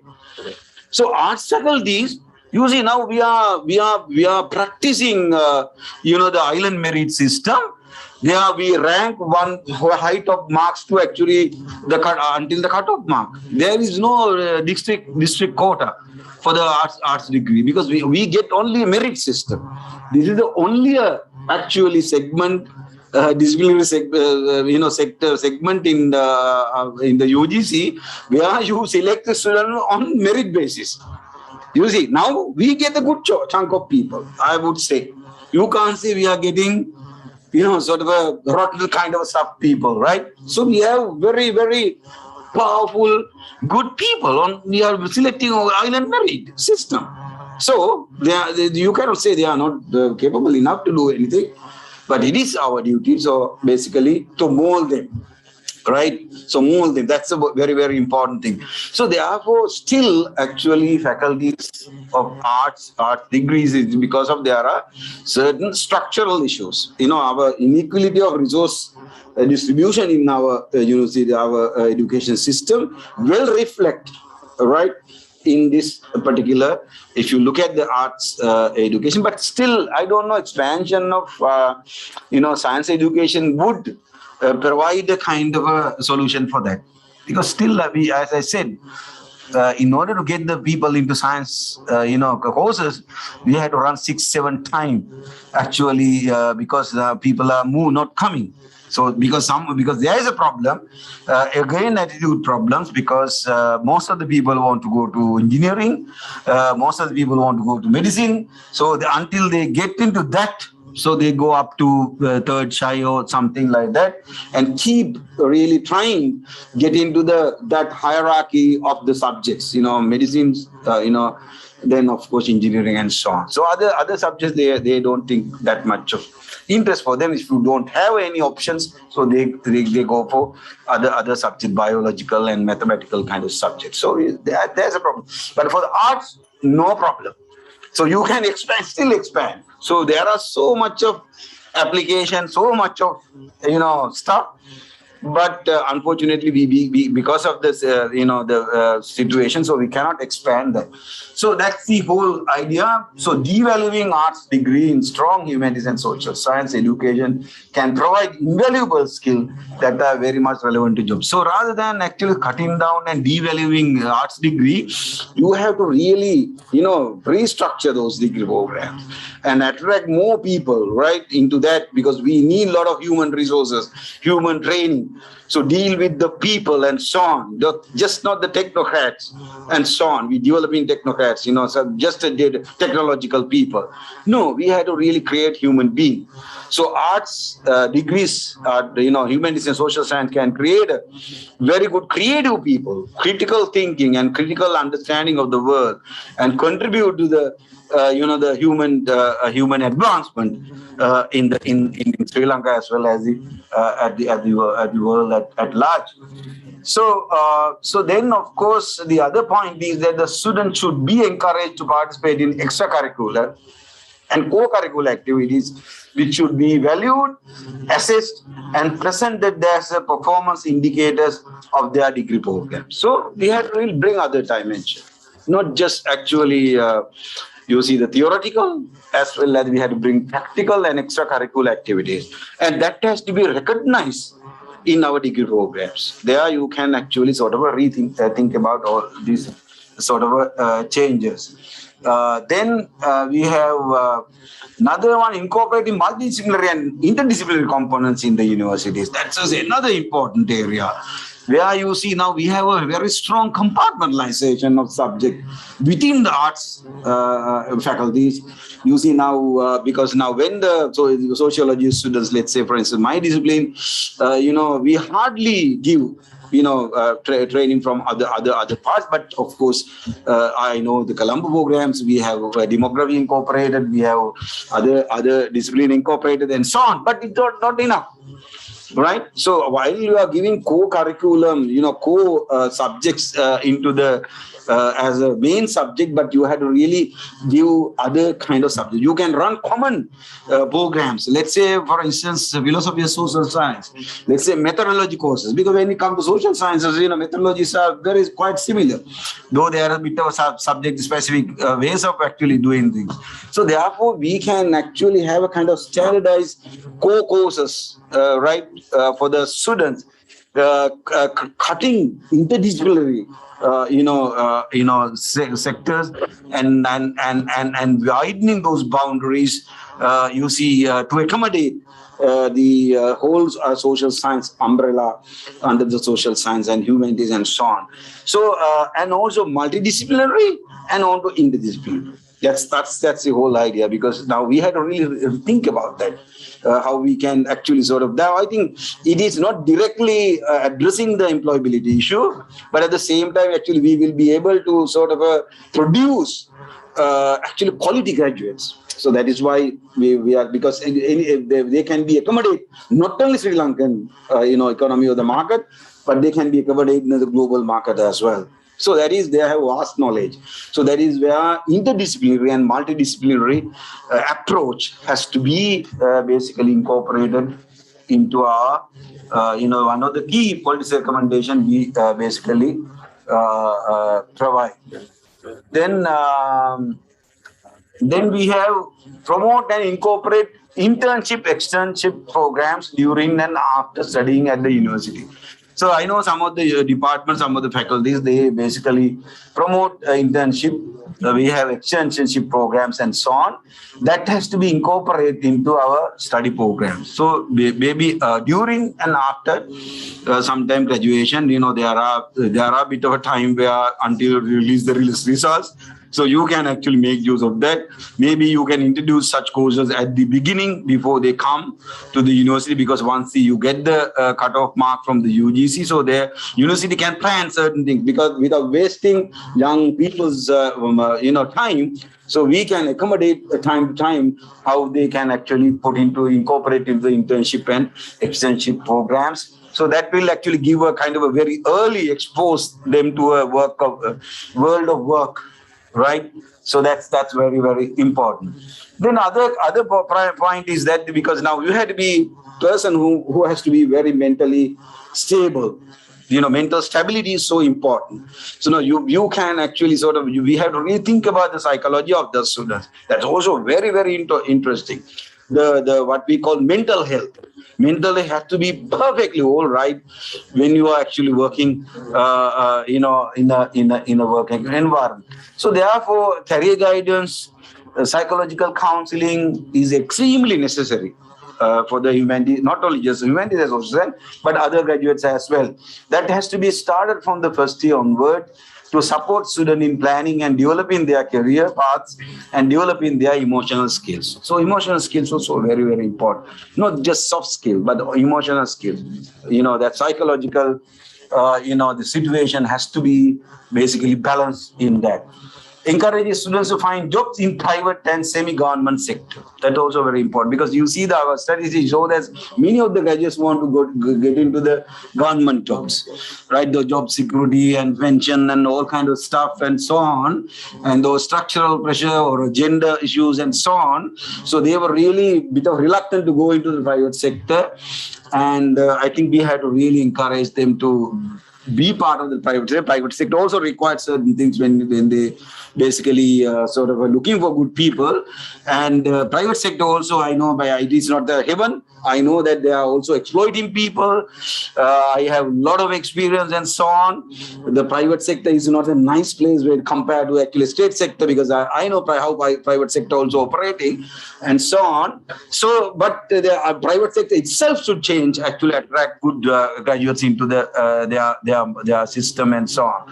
So not just actually speaking English or something like that. Okay, they are saying that, oh, these graduates cannot be speaking. Oh, let's say they are speaking good English. Will they pay good salaries? I don't think so.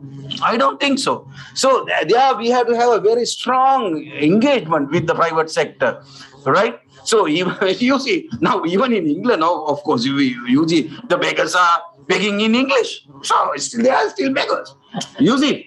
So that is not a good argument. So I can really, have a very good, argument with the private sector people. I know all these things, how things are happening. Private sector, you go to, I don't want to mention some of the places, how they have been actually sort of exploiting during huge working during work hours and all kind of stuff. No welfare, nothing. So it's not the haven, that's a kind of myth. So we are working with the myth. That myth has to be demystified, I would say. The demystification of the myth that we are really working on. That's a very interesting stuff. So then also, of course, semi-private sector and also actually entrepreneurship. They started their own work. You see, now there are people who are proud to, earn themselves and start their own entrepreneurial, use their entrepreneurial skills and so on. Of course, they can be basically very good independent, businessmen, entrepreneurial, the self-employment, and so on. So, in our economy, look at the self-employment sector, which is the largest sector, not the private sector or state sector, right? So people argue it. This is private sector, So the self-employment sector is a vast sector in our economy. So why not we push them and accommodate government, take policy decision and so on to give them sort of a financial backing, training, the intensives and so on, and encourage actually graduates to start their own businesses and employment. That also we have recommended that for that. Undergraduates should be encouraged to do casual or part-time jobs as self-financing opportunities to meet their needs while studying for the degree program. Because you see now, most of the students we see, because of their educational the economic hardship, they have to work. Right? It's about 30% or 25% of graduates actually we found that they are working. So there must be some sort of I see in the foreign university, they have job centers or some other, when you go and register in that particular center, job center, so they will provide some time, part-time jobs and so on. So while they are studying, actually, they must be given some support. The students, those who need such support. I think that's a very, very important. We are going to basically suggest that to find employment, but also university can actually accommodate part-time jobs for them. So there are so many opportunities, within the university. So they can be paid for actually while working. Maybe something we had to be formalized, I would say. Otherwise, our students go to other different kind of places, security jobs and other kind of places. They say long hours, and there is no limited number of hours. Let's say 3 to 4 hours. Jobs, because they can't go for long hours. If they go for long hours, of course, they cannot follow their studies and so on. There will be flexible hours kind of system and so on that has to be worked out to accommodate actually our students into those who need that. Policy change to bridge the gap between government policies and the job recruitment, try to reduce graduate recruitment schemes. So, okay, that graduate actual schemes, I think would kill the, situation, because whenever people are settling down in the private sector, self-employment, once the graduate scheme actually come, then all the graduates go to actually under the graduate scheme of the government. So that is hamper all the effort actually done by the both private sector and the self-employment and so on. So therefore, we had to rethink about graduate recruitment scheme. So time to time, any government actually they pledge graduates, okay, once we come to power, we will give you the job. So therefore, graduate employment become a bit of a political issue, right? So that we had to really seriously give a kind of thinking on that. Enhance the emotional skills of the students by including soft skill development programs in courses, curriculum, blah, blah. So I'm not going to touch it, it has been touched. Yeah. Then more opportunity must be provided to female graduates because over 50% of the unemployed female faces gender-based disadvantage at the job interviews. Further, female graduates' unemployment rate is much higher than that of males. So as my point actually earlier, very much connected to this particular. So gender reasons as to why university educated women may be unemployed though opt out of employment need to be further investigated. That is the very, very important actually area where whether there is some sort of gender discrimination going on as far as actually recruitment into the different employment. So English education needs to be further improved with staff, class, etc. Blah, blah. That's very, very important. IT training should be given to the university graduates within the university system. Then the final public and private sector need to be invested in graduate training to suit their needs. The public and private sector make young graduates as a graduate employees and provide them on-the-job training, skill training for about 2 years. Actually, we can't give them private sector ready-made product. They must also invest on that training people suit into their requirement. We can't do that. Universities are not basically doing such things. Privates, we will actually give a kind of very overall broad-minded people. There are, of course, private sector, if they wanted to accommodate, they have to give them further training. Right? They are not going to actually invest on that because they want to make much more profit. Right? They blame on the universities. Right? So that is unfair criticism, unfair reason. So they have to invest basically in the private sector to train them on the job training and graduate training, skill training, and so on. So therefore, if they do that, actually government can give a tax deduction for training of graduates in the corporate sector. So that we must give and take. We must also provide them some sort of a intensive.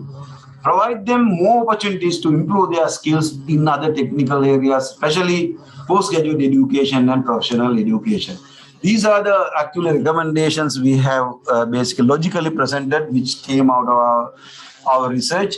With that note, there are other stuff as well. Restructuring external program, I have touched on that.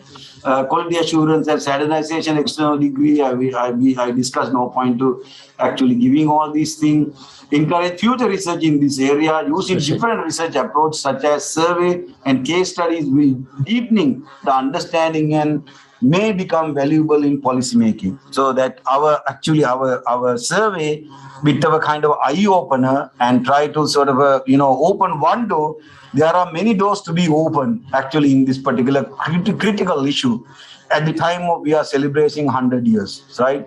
So that our survey report actually will provide the kind of background for the future research. So with that note, I'll stop there. Then it is open for Q&A. Thank you.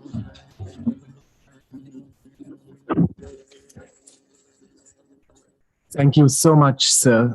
That was indeed a highly relevant session, especially in line with the thematic trajectory of this conference. Before we open the online platform for questions and comments, I am delighted to introduce two professors this afternoon representing the University of Ruhuna and the Eastern University of Sri Lanka, respectively, in the presenting of initial comments on the thus concluded plenary session. Professor Upali Panilage is the Dean of the Faculty of Humanities and Social Sciences of the University of Ruhuna, Sri Lanka. Professor Vallipuram Kanagasingham is a professor in management and has been serving as a rector of the Trincomalee campus of the Eastern University of Sri Lanka since 2015.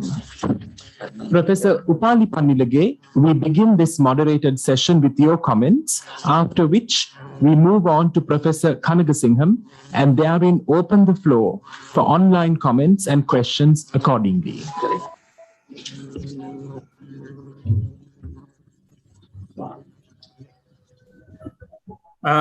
Thank you very much. Although I was supposed to provide some comments in the discussion session, I think now most of the point which I was supposed to mention, I've already mentioned, especially by Professor Premakumar De Silva, and I don't want to repeat the same thing. But let me, on the outset, thanks the research team for their tremendous effort, because this survey was decided at the Standing Committee on Humanity and Social Sciences under the guidance of Professor Premakumar De Silva. So Professor Siddhisena and the team has done a very wonderful job. And we know that during the pandemic period, it was not an easy task, but with various difficulties, they have come up with very good recommendation. So as already mentioned, most of the point, I think it's summarized by Professor Premakumar. So since this is about the perception of graduates and undergraduates, and as it's already mentioned, the survey has interviewed almost 5,852 persons, which include 3,260 graduates and 2,592 undergraduates. So it is obvious that we are aware that more than 85% of them are female, both undergraduates and graduates. But as mentioned and highlighted, it's interestingly, as per the graduate opinion, at least it's quite interesting that when it's come to the course content, teaching, learning methods, and medium of instruction that is internal to our universities, they are quite at least 60% of they are undergraduates are satisfied about our degree program. But we have to consider other aspect, and although it is not mentioned, I found in the survey report, the 15% of undergraduates are highly unsatisfied about all aspects of their degree program. I think this is some of the areas which we have to think about when we design our degree programs in future, as well as when we are revising our curricula, and when we think about new degree program. And we have to concentrate why this 15% of undergraduates are highly unsatisfied about all aspects of our degree program is one of the points which I would like to mention in the discussion. So the other point, as we already discussed, we knew that our degree program, when it's come to the quality of degree program, its survey also emphasized the importance of incorporating some of the aspects like practical aspect, community project, community field exposure, soft skills, and as Professor Premakumar mentioned, the interdisciplinary and multidisciplinary aspect, university infrastructure. Those aspects are now we have been concentrating since many years. But interestingly, almost 72% of undergraduates mentioned that their degree programs are sufficient or suitable to find a job. So this is one of the aspects. I think it was mentioned by the presenters as well. So undergraduates, if I emphasize again, the almost 71.7% of undergraduates think that their degree programs are suitable or sufficient to find a good job. But in contrast to that, the survey report also highlighted that around 50.1 of graduates have mentioned that their degree programs is not suitable to find a good job. So this is one of the aspects I think we have to consider, because 50% is almost the half of the population. So because although undergraduates said that the degree programs are suitable and enough, but when it's come to the reality at the actual scenario, almost half of the graduates, they are the person once they complete their degree program who are facing issues in the job market. With that experience, half of the populations says that our degree programs need not suitable means need further improvement, find good jobs. So I think we have to concentrate on that aspect. But I don't know whether this is linked with the other aspect because when it's come to the employability aspect, whether it's linked with the employability, because as we discussed since morning, because the employability of HSS graduate is one of the issues that we are discussing in almost all the sessions since morning and even yesterday, and not only this session but in other discussions as well. But the out of total sample graduates, 41.5 currently employed. So this is one of the aspects. I think it's better if the survey team clarified whether this 41.5 included the 21.8, which has been mentioned in the table 12, who are still waiting for examination result. Because one of the key point that have been mentioned by the populace was that the delay of examination result, whether they are really graduates or whether this 21.8 students are still just they have sat for examination and they are still waiting for examination. It is better if that point is clarified by the survey team. So in just 1 minute, in the position of employment was discussed, and that is one of the aspects. And we know that, but I was quite surprised to hear and see that the salary level of expected salary level, actually, although we know that now the current actual scenario in the country, around, I think, as per the survey findings, 70% of undergraduates and 65% of graduates expect a monthly salary of less than 50,000. So, but actually, almost 48% gets less than 30,000. So, this is one of the areas that we have to consider. This could be mainly due to that. Even this links to the with the kind of job that they are engaged in, which is development officers and teaching. That could be mainly due to the recent government job employment. Around 51,000 graduates were employed as development officers and teachers for the majority of them. That could be one of the reason. Maybe that is not the case throughout the process, but that is one of the aspects that we could consider. And it is very interesting that only 3% of graduate expect more than 100,000 a month salary.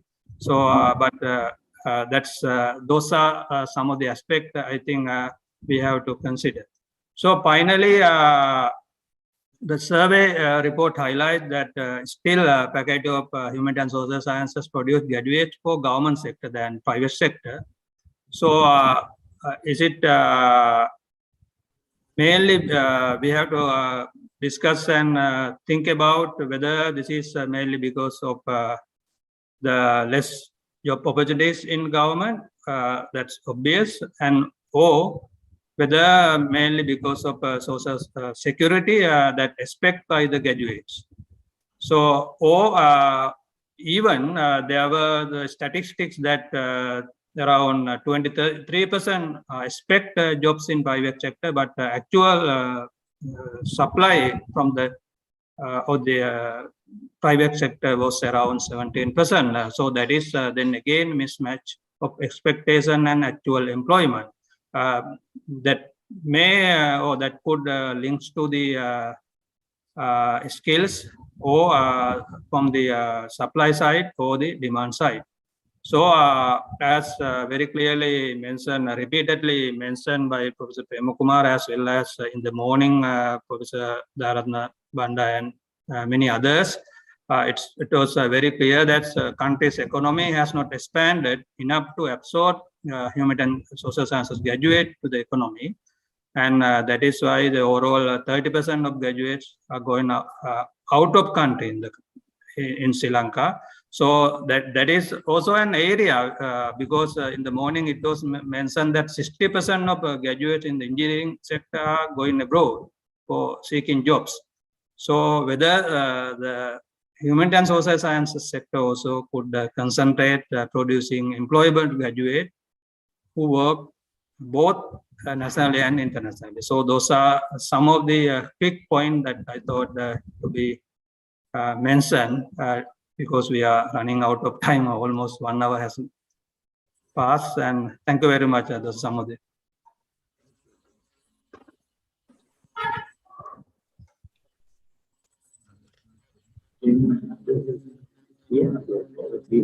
Yes. I have completed, and yeah. Oh, okay. Thank you. Actually, very good afternoon to all. Basically, this is a good initiative with the leadership of our senior professor, Premakumara. Most of the finding of this study has re-emphasized the existing or explore content and condition of the humanities and social sciences. Particularly these exploratory studies of the satisfaction level of the graduates in particularly humanities and social science in State University. I believe this findings is updated and again giving the message for all of us, not only for the policymakers, but also for the administrators of the universities and academia and the industrialists. We should focus on the finding of this study. I was surprised this more than 3,260 participants participated this overall survey. So this is a big study comparatively in the past. This is the first time, sorry, UGC undertaken this kind of a broader survey among the universities. But in the past, under the project of the World Bank, certain sectoral ways or certain university ways we have studied. But this is the first time UGC initiated under the leadership of our senior professor and standing committee. We should appreciate the team. But I have certain observation. Already Premakumara and my friend who has given few area, so which are very good. I also have the same concern with them. But in particularly this graduates unemployment is a common scenario. Even half of the graduates are unemployed.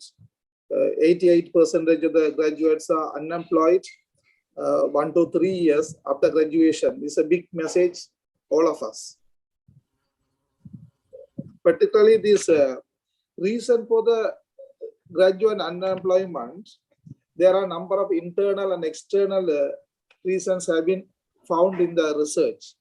But I am an academic administrator who is working in the system. I am looking into that. Is there any possibility to make them or avoid these reasons? For example, delay of final exam result. 22% of the students, they have highlighted. 22% of the reasons have been highlighted, delay of releasing of the result. I think that could be corrected by us. Similarly, there are a number of reasons they have highlighted that could be internally as an academic administrator or an academia, we could be able to correct it. And also the same scenario I could be able to see from the findings. Most of the undergraduate and the graduates are expecting to work in the government sector, particularly development officer and the teacher. So it means, again, the graduates are going to depend on the government sector rather than seeking their own jobs or going to take the jobs in the private sector. This is going to be a burden to our GDP. That kind of attitude should be changed. Another, I think, supportive that evidence, again, that preference employment opportunities also, 42% of the graduates are expected to work in the public sector.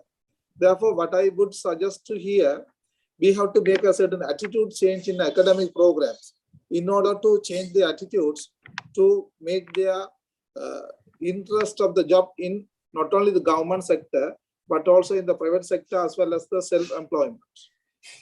But there's a good message in the study I found comparatively in the previous studies. The skills in the IT, the skills in the English has been improved. In the past, I think Professor earlier Vaisham and Gunaratna and the previous studies, which was highlighted, the IT skills among the graduate is low level, around 10 to 15%. Now, according to this study, clearly stated, 65% of the students who are undergraduate as well as a postgraduate having IT skills. This is a good message for all of us. Most of the private sectors are expected the graduate with the IT skills and the English as well as the soft skills, which is now cultivated. I hope the faculties of arts and culture have been already suggested. So I have a few area what I thought under the suggestion, which may be the opinion of the undergraduate or graduate for improving the skills in the future of the world of work. They have highlighted certain opinion which are very important for our policymakers. For example, change the teaching and learning structure. Around 25% of the students are expected to change.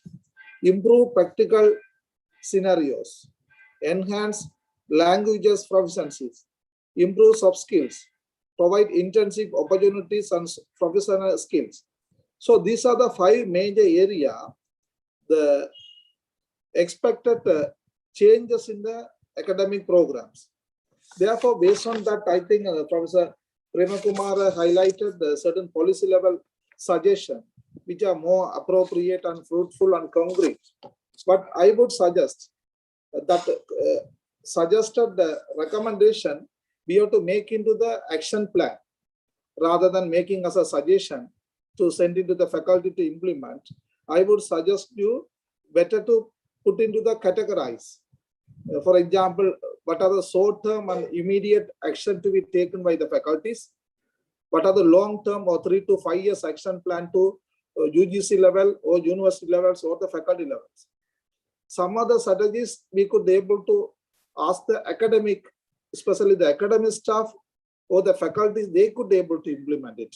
Some other suggestion could be, we could suggest to the faculties, academic administrator, UGC or ministry, as well as I hope the recommendation, rather than giving us a blanket documents, we could be able to categorize into the structural format in action plan, who are the eligible people to implement those strategies.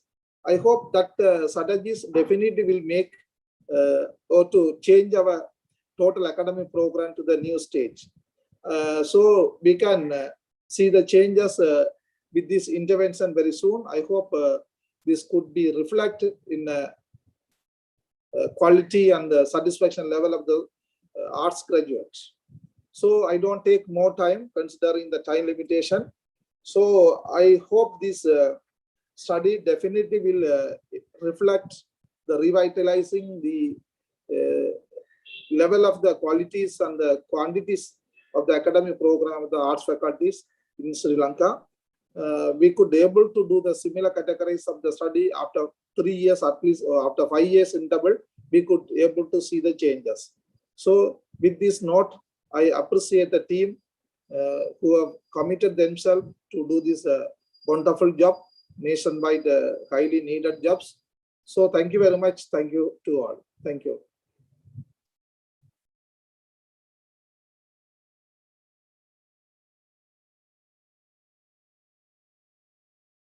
As we are really running short of time, the questions are under the purview of Senior Professor Premakumara De Silva. So Professor or Senior Professor has permitted one question from the online platform, and Senior Professor is always ready for comments via email, and you could write to this dynamic research team and they will always respond to you. So Senior Professor, over to you to decide on the online platform and for the single question. Yeah, I think there's a question from United States. Yes. Okay. Yes. Yes, Asanta. Yeah. Nice to see you. Yeah, nice to see you too, Professor. So actually, my question is, it's not a question, rather I would say it's a comment, because, I don't think enough emphasis has been put on, even though this is a very, very comprehensive study, but I think about English language, the importance of English language therein, I must say, because my understanding is that our students, mostly, a large majority of our students come under art faculties, and most of them are mother tongue educated, single medium or Tamil medium instructions. What happened is that as a result of that, their vision about their future and the opportunities they have are limited, and they don't see the exact opportunities that they have because of the limitation of the language, is my perception. Because now if you look at the other way around, like now you go to an arts faculty, now I'm talking with my experience, I go to law school. Yes, we are running out of time because because I don't think that you have a copy of the report, but we have. What I'm trying to tell you is this.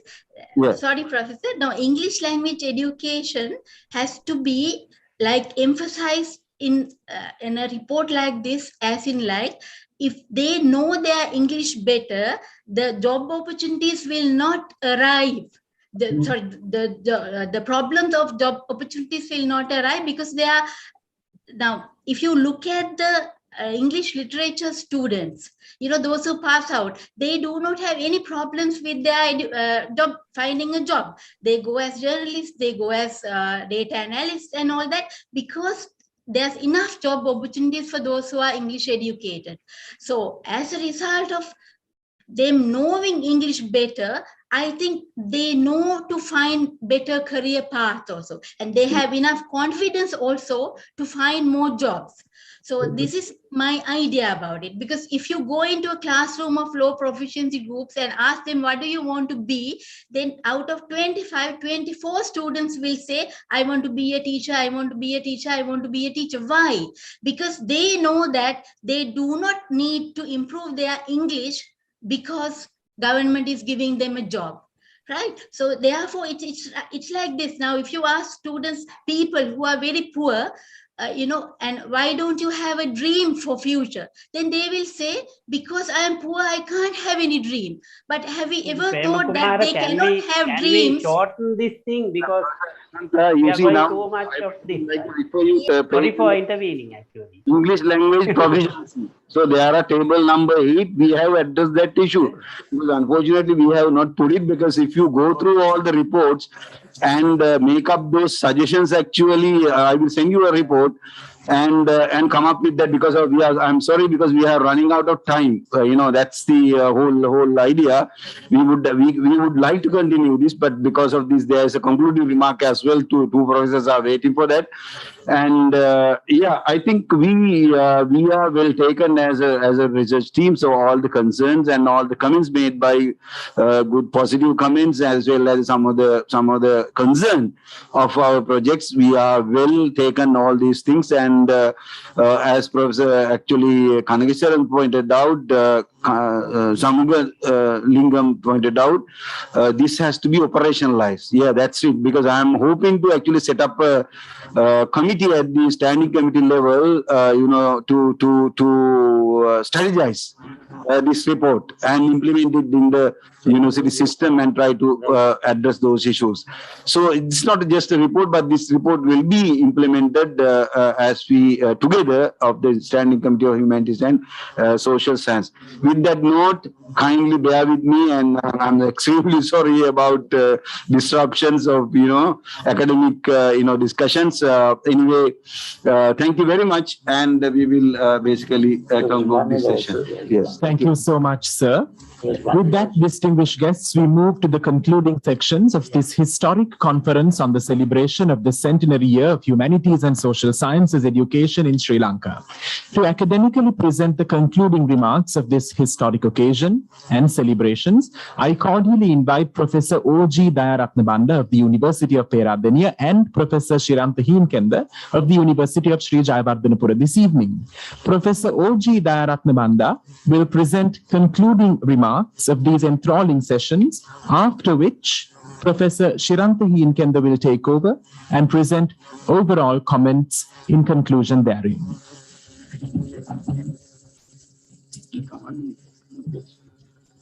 Okay, thank you very much for giving this opportunity.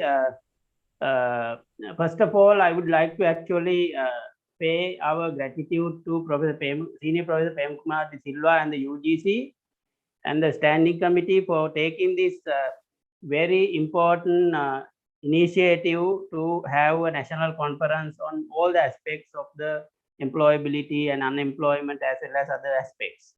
Now, to make few comments as concluding remarks, I think sometimes we ignorantly misunderstand the difference between employability and unemployment. We need to understand the distinct nature of these two things. Employability relates to the quality of the person or the graduate, but unemployment is more of an economic, structural, social problem. You cannot simply solve an unemployment problem by simply training a person, because it relates to whether the economy is growing, whether the development process is there, and whether the labor absorption capacity of the economy is enough to absorb the labor, whether we have a knowledge economy to attract educated labor. So therefore, I think I would say that we have been focusing on employability issue that is related to entirely the university's teaching, learning, pedagogical, and our curricula and everything. So that is, I think, in this conference, therefore, we have been able to understand these two aspects prominently throughout the papers. I think I was fortunate to participate in this entire conference. Our senior scholars presented the two issues very rigorously and analyzed it broadly and in depth. So therefore, we have been able to come up with a very, very meaningful outcome from this, I would say. And the second point that I want to say is that this we had a very fruitful analysis of all the possible issues, problems, and challenges, as well as solutions to the problems that we face from all the different perspectives. So therefore, as social scientists and humanities, human science people, we have been able to, so I would say that paper that we have presented here, I think the due credit should go to Professor Prem Kumar De Silva and the team for selecting these topics as well as scholars, actually, scholars. So that we have identified all issues, problems, challenges, and different perspectives. And in the graduate opinion survey, I would say, summarizes the actual numbers, not perspectives, actual numbers related to whether our graduates are doing well, or our degrees are suitable, or our study programs are appropriate, and all that we have data. I think it is an excellent report that we have through this, as well as papers. I would say papers have been in the forefront of this discussion. And also, it is very important that Professor Prem Kumar De Silva and our chairman Professor Sampath Amaratunga, and all the paper presenters identified solutions also. Not only the problems they analyzed, they identified solutions to all the aspects of the problems that we identified. So therefore, I think UGC can implement a very meaningful reform agenda, because we now know the problem, how to go about solving the problem, as well as repercussions of solving. I think I would like this Professor Prem Kumar's statement. I have also been saying that if you assume that if all our graduates are good in English and IT, if you think that their unemployment problem is going to be solved, I think Siranta and myself, we will quit our job, because there is no point in having economics. You will understand that it is an economic problem. Unemployment is more of an economic problem. That is why you have English-speaking beggars in the USA, English-speaking beggars in the United Kingdom. It's not a lack of English or whatever, but yes, our graduates should have. So therefore, what I am suggesting to the UGC and others, I think, as Professor Prem Kumar Silla and the team and all the presenters very correctly said, I think we should not carelessly tamper the study programs in humanities and social. If you do that, we will destroy the entire humanities and social sciences education as well as the entire world. I have been telling Professor Prem Kumar that natural scientists create the problems for the world. Actually, it is humanities and social sciences people who solve them. So therefore, you need to understand. Therefore, what I am suggesting is that while introducing these soft skills, employability skills, English and IT, we should maintain the rigor, intellectual rigor of all the intellectual disciplines of humanities and social sciences. We can cut the unnecessary knowledge, unnecessary interventions, but essential intellectual rigor should be maintained while we introduce these. And also excess supply problems should be solved. As Professor Prem Kumar and others said, there's an excess supply problem of graduates of humanities and social sciences. You need philosophers, you need other thinkers, but you cannot have many philosophy graduates. You can have few only. So therefore, this reform agenda, I would say, as you have correctly identified, should focus on maintaining the intellectual rigor of the academic programs while introducing all of these aspects that we do. As a final point, I'm not going to take much time. At the final point, Professor Prem Kumar, you will be the happiest person to have this entire conference and this entire work that we are doing. We have had a very difficult time in doing this during the last 1 year period, but we have been, in my judgment, this is one of the most successful conferences that I have ever witnessed, because all are invited papers. They are not just pick and choose papers. They are invited papers.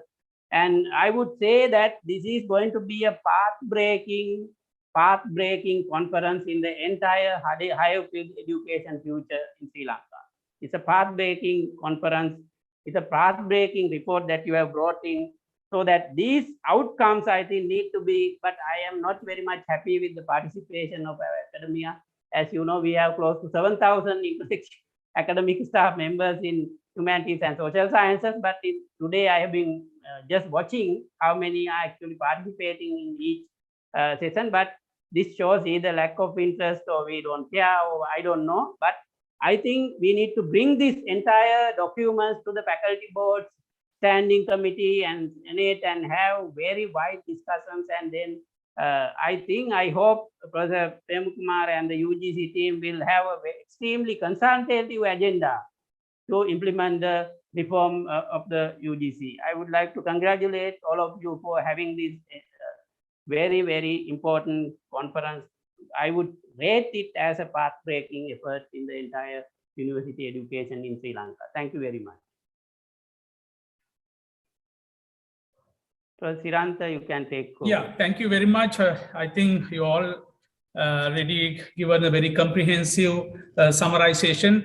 Anyway, I try to give a small comments on this entire conference, and yesterday we had a very important celebration. Having participated in this celebration of the century year of humanities and social sciences education in Sri Lanka universities. I believe that it has given us the opportunity to complete and reflect our proud accomplishment of the humanities in these two fields. Basically, as well as we know the humanities and social science study the human behavior in interaction in the social, cultural, environmental, economic, and political context. These two fields have a historical and modern focus from individual to public sphere and the national to global context. Within such a framework, century years of the humanities and social sciences education at the local universities is indeed an event worthy in the celebration. From the initiation of the university education of these two fields back to the 1921, we have produced eminent scholars, academics, and experts in the diverse discipline. However, as it was indicated, throughout this entire program, the celebration was significant due to the number of reasons. First and foremost, it has provided us with the foundation of the celebrate this historical milestone, our development and progress in these two fields. Further, it has also provide us within the ideal platform to debate the issues, challenges, further possibility of improvement in line with the global standard and benchmark of the humanities and social science education. It is with a firm conviction, I can state that these two fields of, should also be open to further knowledge, transformation, innovation to enhance the improving the quality of the education. I believe that the launch in the history volume and survey report, as we discussed a lot of evidence, as well as this conference have set the momentum to enable our ultimate object of optimizing education in the studies of humanities and social sciences. This conference has led the initiation of the broader discourse among the universities, institutions, and individuals to advance these two fields in Sri Lanka. Finally, in the conclusion, this notable program, I would like to express my genuine and sincere gratitude to Professor Prema Kumara, Chairman of the Standing Committee and the Organizing Committee, and also the UGC people who are engaged to success this conference as well as our celebration, for their dedication and commitment to make it a success of this year. Thank you very much for giving this opportunity to give a final comment, and I would like to finish my small brief comment. That, distinguished guests, this marks the conclusion of the historic conference on the celebration of the centenary year of humanities and social sciences education in Sri Lanka. From 1921 to 2021 and beyond, humanities and social sciences education in Sri Lanka is indeed at a momentous juncture. To conclude this academic conference, I cordially invite Dr. Asha Nimali Fernando to present the vote of thanks.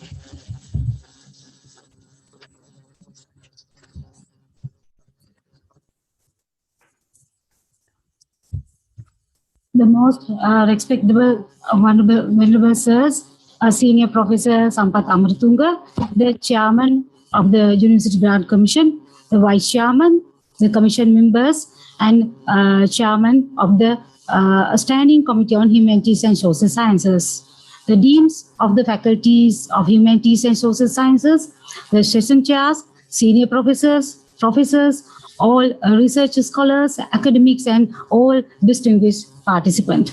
Let me first of all respectfully express our admiration, appreciation, and thankfulness to His Excellency, the President of Socialistic Republic of Sri Lanka, the Honorable Prime Minister, and the Honorable Minister of Education, and the Secretary of Ministry of Education, and the other honorable members of the government of the Socialistic Republic of Sri Lanka.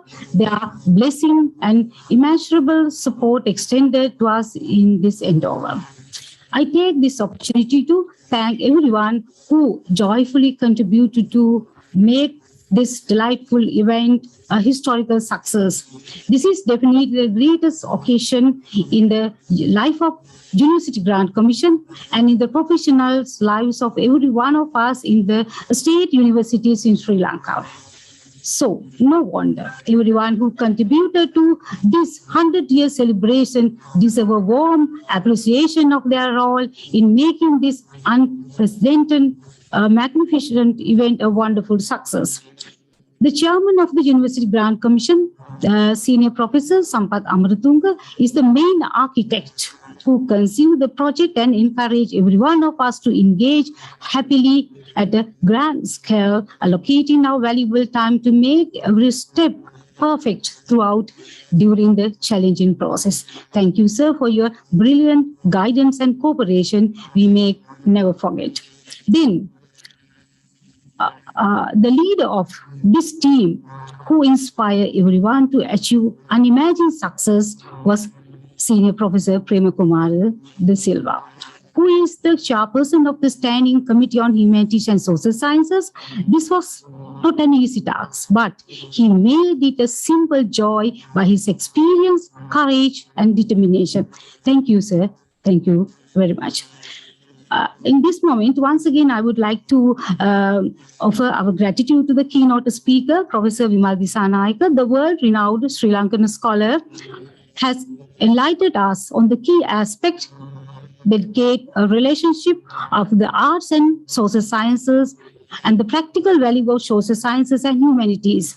He deserves a very big thank from all of us for the highly valuable academic presentation. Then I thank each and every member of the University Grant Commission for their hard work in making this event a memorable one in the history of the universities in Sri Lanka. They knew no rest in their devotion to the task. Further, I must not forget the devotion of the members of the faculties of humanities and social sciences of our universities who have contributed immensely and with the busy schedule to celebrate the century they have collectively scored in their grant page. Then I'm sure, sincerely believe that this event is their own. We highly appreciate their devotion and effort. I must not forget to express my gratitude to the authors who have disseminated their knowledge to contribute research papers for this great event. This sharing is the basic matter for every academic, and they prove it. I wish to thank all the authors who have contributed not only the authors, but the research team of the graduate survey report, those who have contributed their knowledge for bringing this report to the intellectual platform. Their well-conceived view express all enrich the research culture of our universities. Furthermore, I wish to register our gratitude to the editors who made the two volumes, the volume on social sciences and the humanities, into adorable output too by their hard work. I congratulate and thank from their valuable effort in this regard. Finally, the all abstract reviewers, paper presenters, session chairs, session coordinators, session convener, as well, our focal points, chapter writers, even our event managers, the International Institute of Knowledge Management, who devote their valuable time to make this event a successful one in spite of the risk of dangerous pandemic hazard. We appreciate the sponsors, the well-wishers, and everyone who help us in various ways in this task. On behalf of the University Grant Commission and the relevant authorities, I register my sincere thanks to all of them. Lastly, I thank each and everyone whom I unintentionally missed to mention names. Without you all, even a small pebble might not have been moved. It was a collective effort, and together we did it. The joy of impressive success is worth millions words of thanks. However, apologize for any omission. Let me very humble say thank you, dear colleagues, friends, academics, and all the distinguished scholars for your valuable cooperation. Thank you.